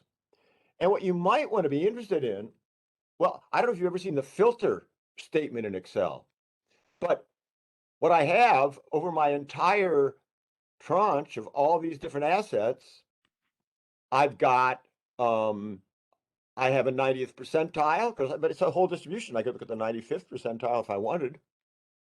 I've got the average here somewhere, the tail average. And then I could say, well, what if I just used the filter statement and wanted to look at the pipes? Boom, 10,000 trials. There's your risk over the pipes. What if I want to look just at the pipes in the north?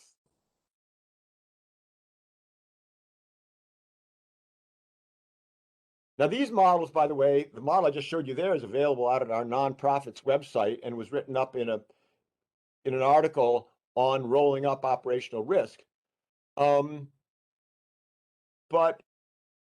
it's powerful, and I could go on for hours showing this stuff. I don't want to bore you guys, but so I think maybe we should listen to some more questions here and see what. Sam, I had a follow-up question. This is Marty Kurtovich. Do you can you use your model to create a risk profile? So say you wanted to do, you had 60 miles of circuit line, you want to do a risk profile. Can your model do that? Because you're what do you mean by a risk profile?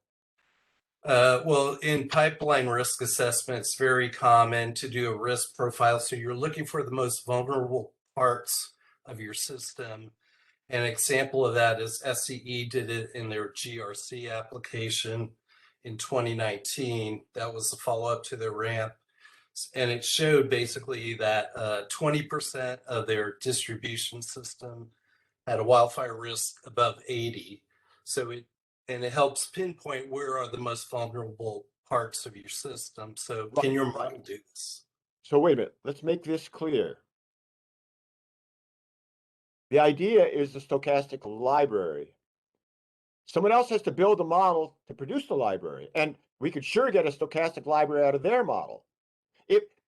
If probability were beer, then the stochastic library is a beer bottle, right? So it's not a model. Okay. It's like Arabic numerals. And I see. Can you add 2 + 2 with Arabic numerals? Yes, you can. You can do anything you want with Arabic numerals. It doesn't mean that the numbers you're getting are correct.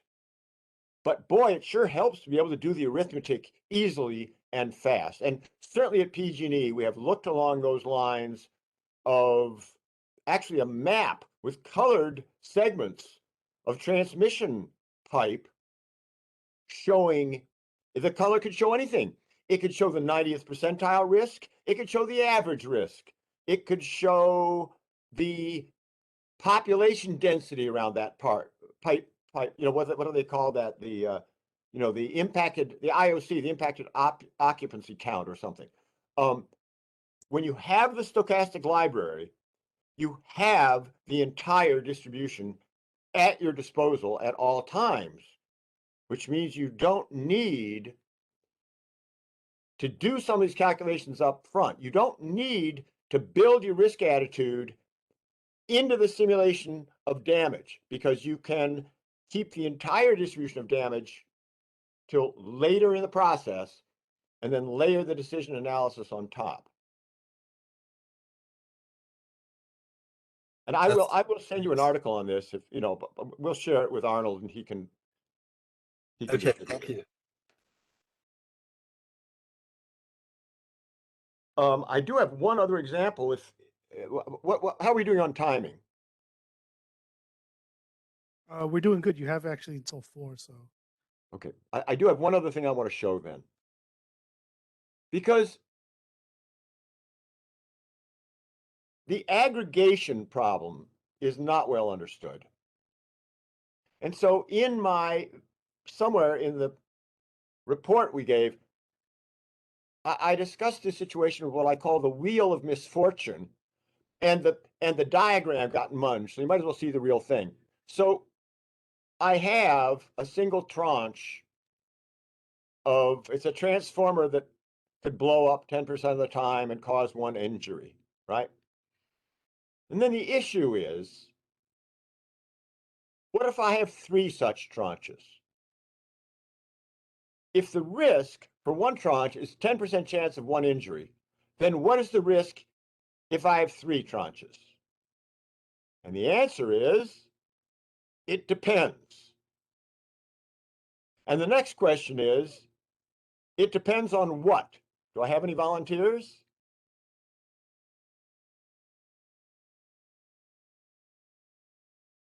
Am I sharing here? No, not yet. Oh, I wasn't sharing? No, we couldn't see anything. Okay, darn. Let's go through that again. You got to have the visuals on this one.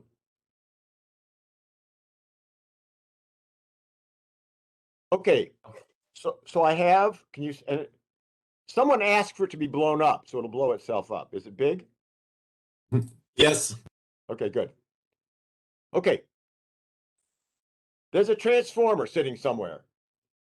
In the coming year, it has a 10% chance of blowing up. If it does, it'll injure 1 person. But it's just a single element of the tranche. I've got 3 such transformers. So these are my wheels of misfortune. What is the risk associated with the sum of 3 of these? And the answer is, it depends. And the next question is, it depends on what?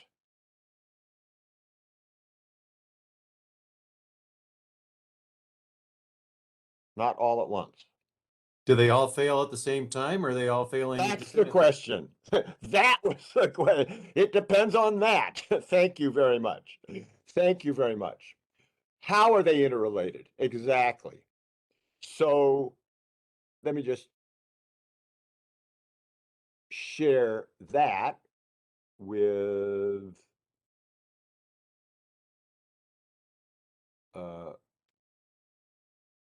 the wheels of misfortune. Yeah, I'm not grabbing it off my OneDrive again. I learned that lesson. Okay, let me close that. So if they all fail at once, got a little legend over here. How many injuries? Yellow is 1. Okay, good. 10%, 10%, 10%. And over here, oh, there's a 10% chance of 3 injuries. But if I go down here and I say they're independent, oh, then it's like 1 chance in 1,000 of 3 injuries, right? Now, this model is not using a SIP library. Every time I press the F9 key, I get another 100,000 trials, but it's using the dynamic arrays. But you can't do this in your head. Well, what if this one goes up to 20%? And what if this one is 15%? How do I aggregate those things? Well, there you have it. The answer is on the right. That plus that equals that. And then I need to apply my risk function to whatever happens over here, right? A linear or a convex or a concave risk function based on these things happening. So proper aggregation, if I did it with averages, okay, if I just do the averages, let's go back to 10. What I end up doing is I greatly overestimate the risk of the tail events.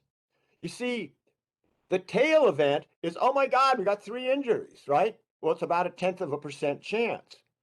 But if I just add up the averages, then I think there's a 10% chance of that tail event. So, you know, you would grossly, if you model it that way, you would, and you were really risk averse, and by that I mean a convex risk function where it's the big risks that drive you crazy, then you would overspend against that risk, because actually the chance of that event is much smaller than you would have thought. Now, there is one more topic that's actually important here that I want to just bring up, because we did find that it was not mentioned at all, I don't think, by any of the IOUs. And, oh, and here's the question. What if there's somewhere between dependent? Exactly. It could range anywhere at one extreme to a 10% chance of 3 people being injured. At the other extreme, 1 chance in 1,000 of 3 people being injured. And how would you model the fact that it could be something in between? That would be some weather-related thing. All these transformers are working in the same load area, and in the event of very high load, they're not all guaranteed to fail, but they're all more likely to fail. And that would be modeled by taking that stochastic library of load and running it into each of these simulations. But there is one more topic, and I don't want to, I'm almost afraid, I don't want to make it, I don't want to leave you sort of dangling with something you find confusing, but a lot of the mitigations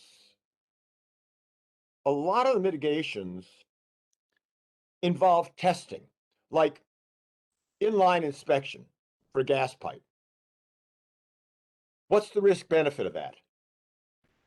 There is no benefit of testing unless you decide to do something about it if it's bad.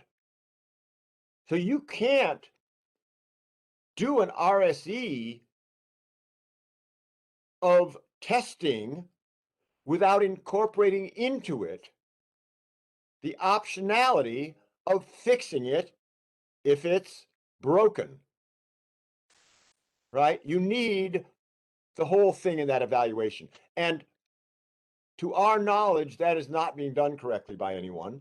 And it's just another thing. It's not that complicated. It's well established in decision analysis as the value of information. The value of the information of testing the pipe, it has no value if you're not going to make a decision based on what you learn, right?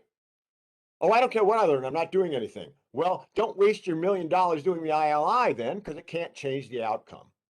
But if it can change the outcome, suppose you know in advance when you do an ILI, there's a 10% chance that you are going to take remedial action.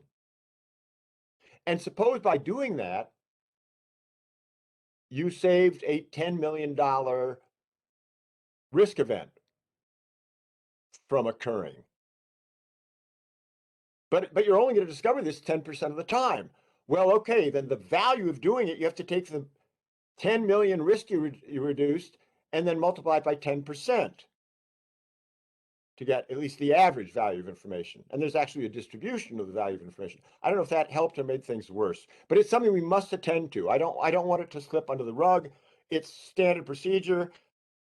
Max and I have been schooled in this stuff and Hey, Sam, glaringly absent. Yeah. We have a good question that gets to the heart of your demo. Question is, how does the model that we've been doing in Excel, the dynamic arrays, differ from Crystal Ball or at risk? Oh, great question.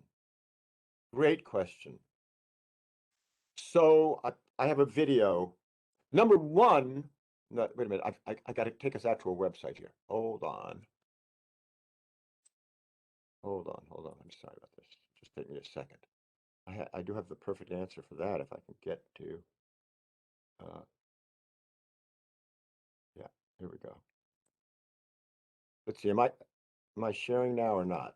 No, not yet. Okay. Be right there. Okay.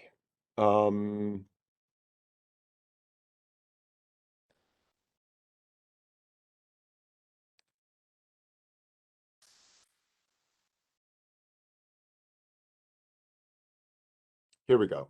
Let me share. So at risk and Crystal Ball. Well, I'm not sure it's sharing yet. No, I'm not. Here it goes. Okay. Can you see what I've got? Yes. So at risk and Crystal Ball could certainly create SIP libraries. Here's the difference. If you suppose we're not building a simulation model with Crystal Ball, but we're building a birdhouse with a saw and a hammer. With at risk and Crystal Ball, the person who wants to use the model, the bird that wants to use the birdhouse, has to buy the saw and hammer. When you're using pure Excel, Excel is wood. You build the birdhouse with whatever tools you want, using the dynamic arrays and the data table in Excel, and you don't have to buy any software to use it. That's the first huge difference. The second huge difference is that these models are interactive. With at risk of Crystal Ball, you have to say, you type run, and you hit the enter key, and it goes chug, chug, chug, and gives you the answer. It's not interactive, which means it's not intuitive. I talk about connecting the seat of the intellect to the seat of the pants through an interactive model. All right, it's not interactive. I want it to be like riding a bicycle. Imagine a bicycle with a command line interface. You type lean left, hit the enter button, and then you plow into a fire hydrant. These models are so fast in Excel, pure Excel, that you don't need. You gain an intuitive understanding. Any other questions? Not that I'm against those products.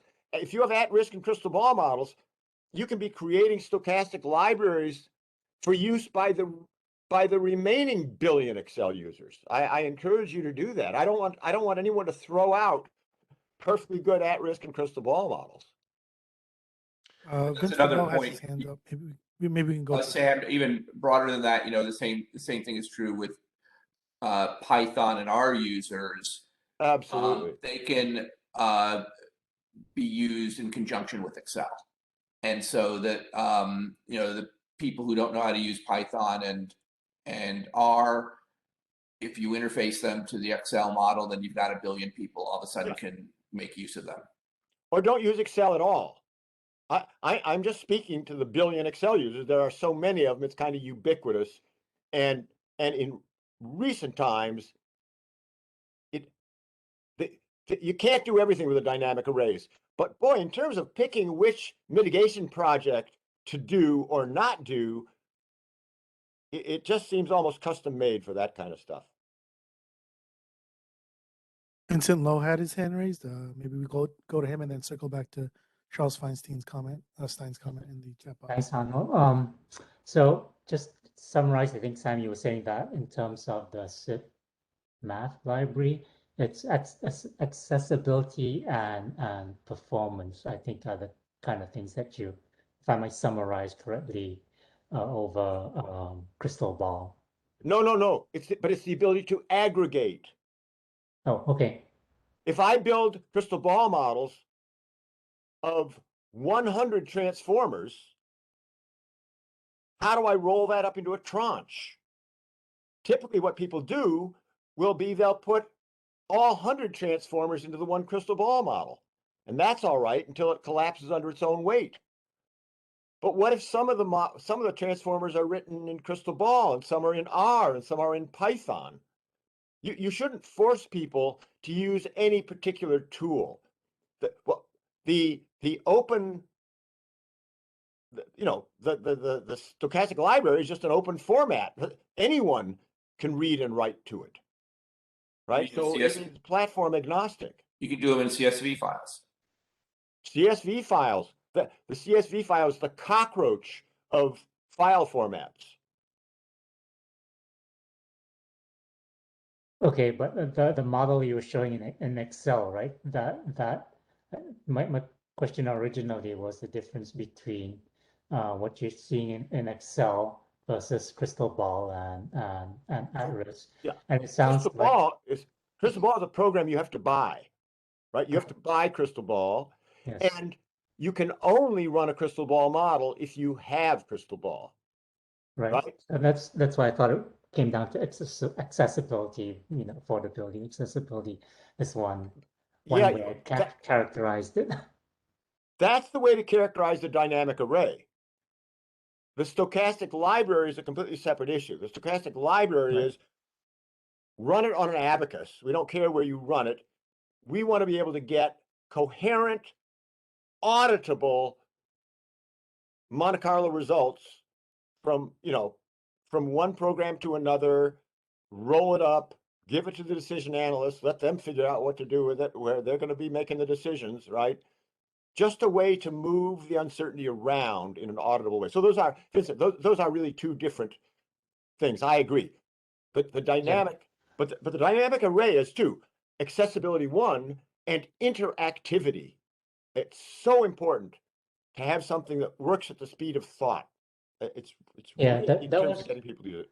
That was my kind of idea behind performance, because I mean, I've used at-risk a long time ago, and what I remember about it was that, like you said, you press a button and you wait. I think the application I was doing back then, I pressed the button and I went home and I came back the next morning. But basically, so like I think if things are much faster, then you get that interactivity.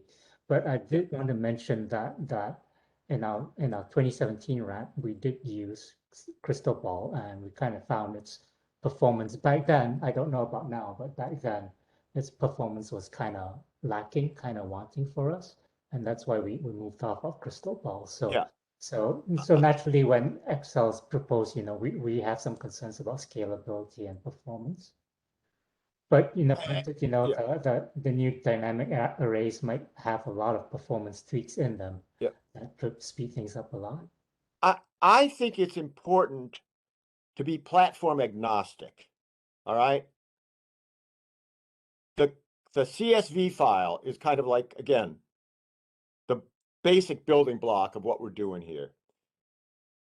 And if you follow that, we've all got the same trials. It won't matter where you do it. I mean, I just think that regulation has to be absolutely platform neutral.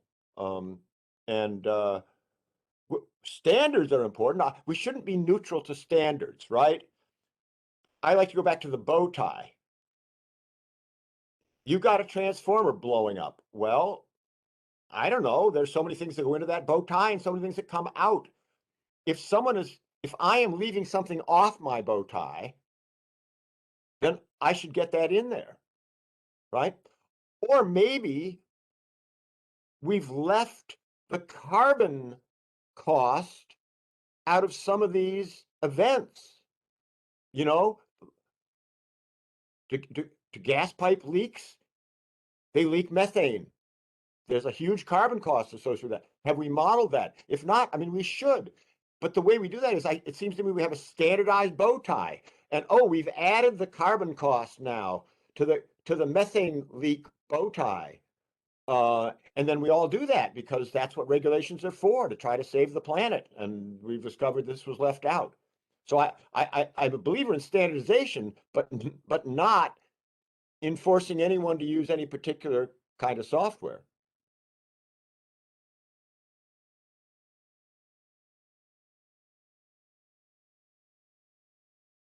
Sam, do you want to address Charles Feinstein's comment in the chat box? I haven't seen it. I'll read it for you. Is it not true that if a decision maker is risk neutral, the expected number of deaths is 0.3, and that is the only important criterion, regardless of the dependencies among the units? Right. The one case where the average makes sense is for strict risk neutrality, and that if you're risk neutral, then 1 chance in 10 of killing one person is equal to 1 chance in 73 billion of killing everybody on Earth. It's 0.1 fatalities. And I'm not saying we should be risk neutral or not.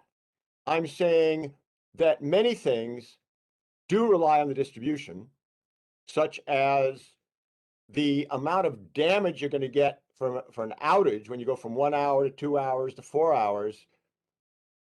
I'm just saying, since we can carry the uncertainty along, and the only case where the average really pans out is in the risk neutral case, I leave that to another department. I mean, that is to say, I really see the decision analysis as the layer on top of building these predictive models. And the predictive models, this is important. People talk about descriptive models, predictive models, and prescriptive models. And the descriptive model sort of says, well, this is how fast pipes corrode. This is, how likely earthquakes are over here. The predictive model says, what is the state of the world going to be over the period that I'm modeling the risk, the chance of the transformer blowing up? The prescriptive model is the decision analysis. Well, what should you do about it given society's preferences? And I am mostly focused on this predictive one, trying to simulate what's going to happen. The wonderful song about Werner von Braun, once the rockets go up, who cares where they come down? That's not my department, says Werner von Braun, right? No, the decision analysts have to decide how to drive this thing and aim it and decide what are the mitigations to use. And in the risk neutral case, before it was so easy to simulate stuff, it's like all we had. My gosh, 20 years ago, you couldn't do what I'm talking about today. We couldn't carry the whole distribution along.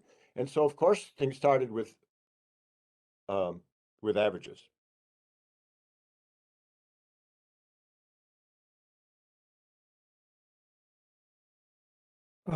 Two more comments. One from Wendy. Can you mention R&D and pilot studies as being similar to testing / inspections for risk modeling?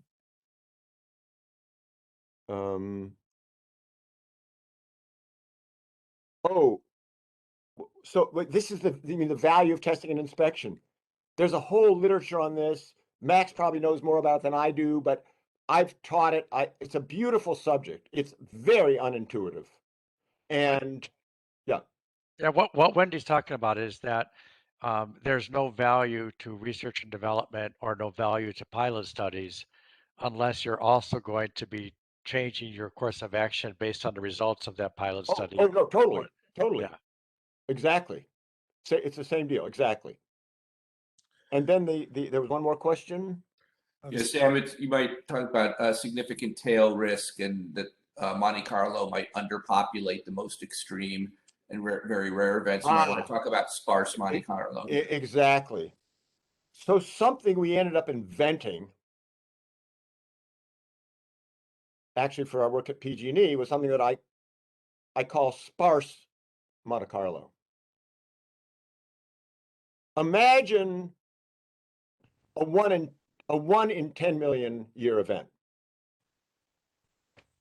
Well, and if you think of a stochastic library and you run 100 million, you're going to have to run 100 million trials to get even 10 of them, right? So I run 100 million trials and they're all 0 except 10 of them. Well, don't run all 100 million. Just give me 10 random numbers between 1 and 100 million and store the the outcomes where it happened and those 10 numbers.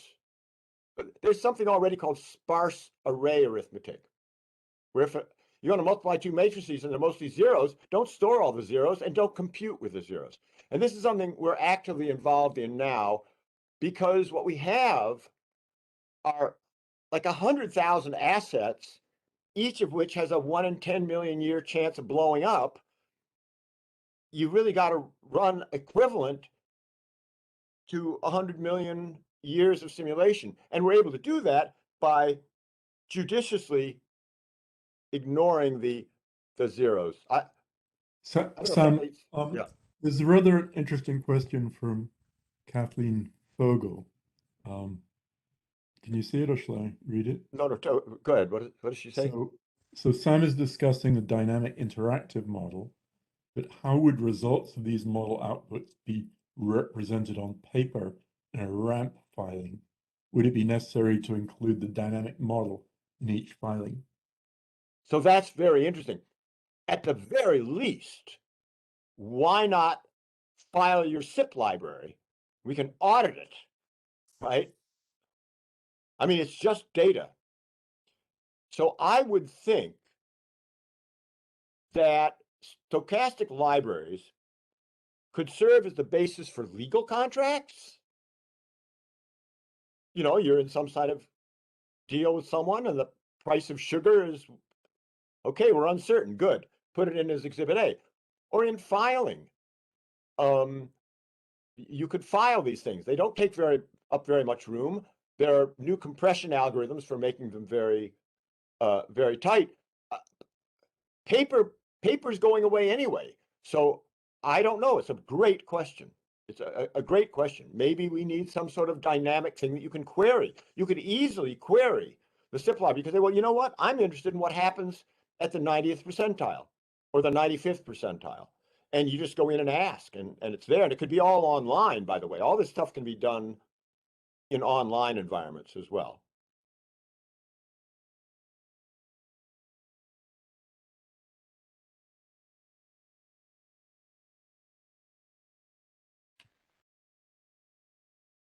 Any other questions for Sam? All right. I think we can stop here and move on to the closing, which I'll explain what the next steps are and some of the more significant dates. And then we're still going to have some time until 4:30. If level 4 could stay on and answer any questions, lingering questions that people might have. I think all of the chat box questions have already been answered. So that should be And Arnold, okay. before you jump into the CPUC wrap up, could I just do a level 4 1-minute wrap up? Oh, yes. Okay, thank you.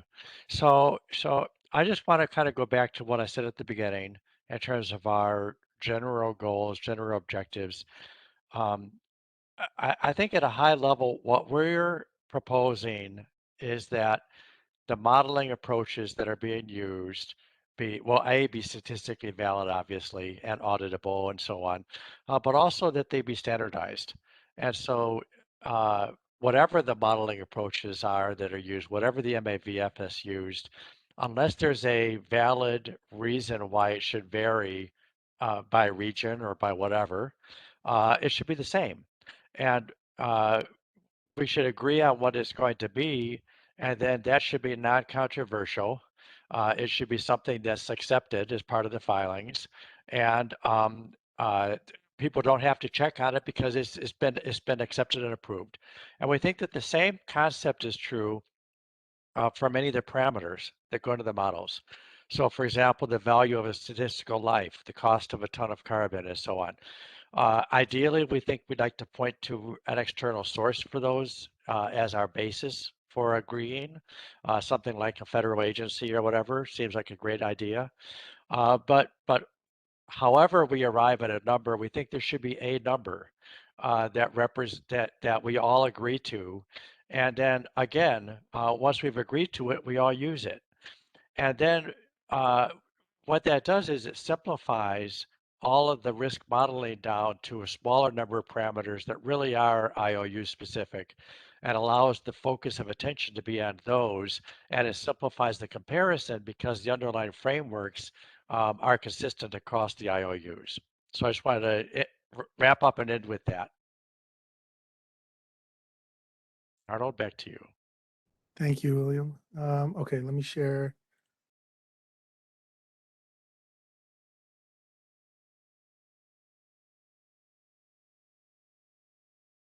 So I just want to, before I start, I do want to give a big thank you to Level 4.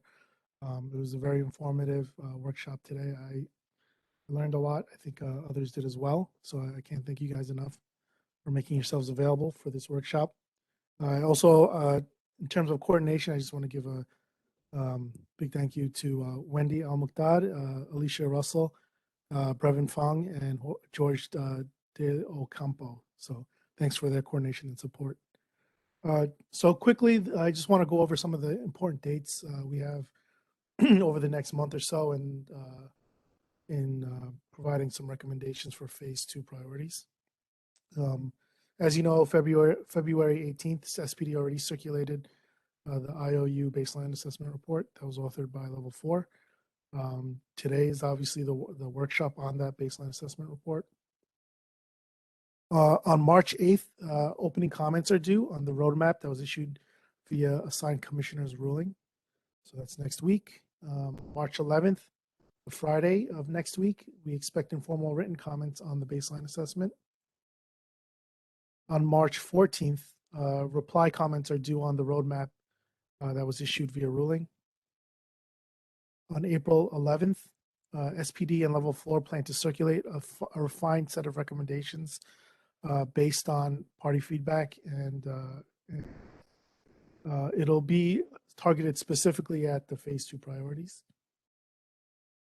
And there's a 2-day workshop that will follow the circulation of that set of recommendations on April 12th and 14th. And then by late July 2022, we're planning to issue a staff proposal. Does anyone have any questions about sort of the, at least the initial timeline?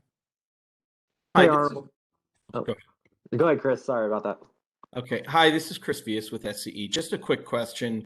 For the informal comments on the baseline assessment on March 11th, should parties address both the report and anything they want to say about this workshop? Where's the place, Arnold, that you'd want any comments on the workshop or clarifications on the workshop to be submitted? Yeah, I think unless Fred or others have others in SPD have a problem with that, I'd like to see those in the informal written comments due March 11th. Okay. Just obviously specify that it's a workshop specific comment. Thank you, Arnold. And is this slide in any way different from anything that has been shared previously by staff? No, you should see all of these dates in the roadmap, other than the March 8th, March 14th, obviously are related to the ruling on the roadmap. So you'll have those dates there. Yep. Just want to make sure. Thank you very much, Arnold. Arnold, this is Ken Arnold from PG&E, and I am looking at this schedule and was wondering if there's any way we can kind of rethink that date for the informal comments for the 11th, if there's any room to push that back, potentially maybe 1 week. I think given all the things we heard today, it may be helpful to have that extra time. Why don't I speak internally with the SPD team, and we can get back to you as soon as possible. Is that does anyone else prefer to push that back? Yeah, Arnold, this was Josh from Stochastic and SDG. That was going to be my question as well. I agree with Ken with everything that we discussed today. We were just hoping that we can possibly get a little bit more time on those comments, especially with the other comments due here on the 8th for the roadmap. Okay. This is Chris Vias with SCE. SCE is supportive of that as well. I think it's my turn now. Turn also strongly supports pushing back the informal comments. Are you guys strongly in favor of about a week as being a reasonable time? Yeah, I mean, at a minimum, I am the one covering this case, and I have any other deadlines next week. So an additional week would be great. Okay, we'll let everyone know as soon as possible what the expected timeline will be on the informal comments. Thank you, Arnold. We appreciate the consideration. Any other comments before I turn it back over to you guys if you have further questions on or to address baseline assessment with level 4?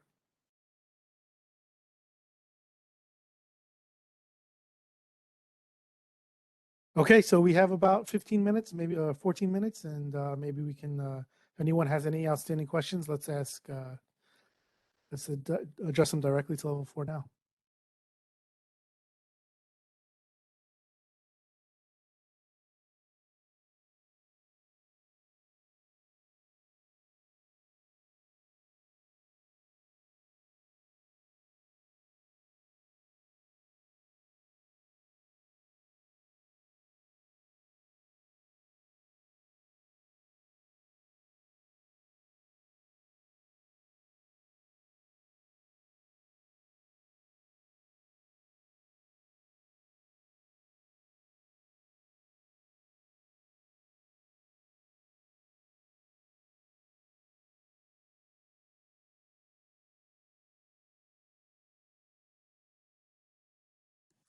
Arnold, do you see the chat? There's some questions coming in.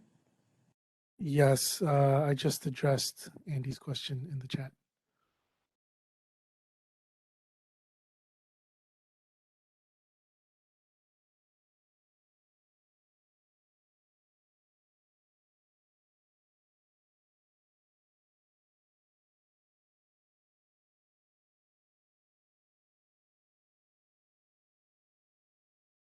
Okay.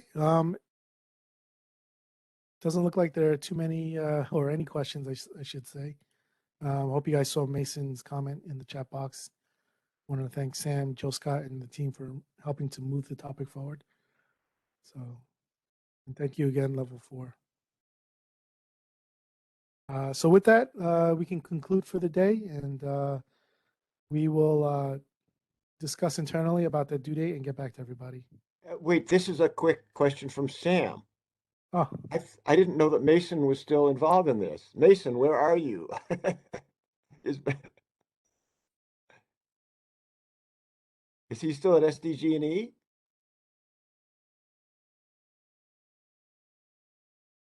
All right. I can send him a chat.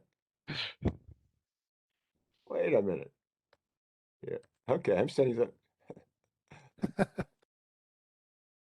I'm I just heard thinking, that where are Mason had you? left SGG&E, so it would be interesting to hear from Mason what he's up to. Yeah, maybe he's a freelancer now. He just typed in the box. He's at a consulting firm listening in. Well, have him email me. He heard you. He said, "Will do." Okay, good. That's fun. Great. Yeah, if there's no other questions, I think we can conclude this workshop today. Again, thank you, level 4, for the great work you guys did. Thanks for hosting, Arnold. Thank you. Thank No you. problem. Hey, William, and thank you for leading us Oh, sure. through this thing. Bye-bye. Thanks very much. Much appreciated.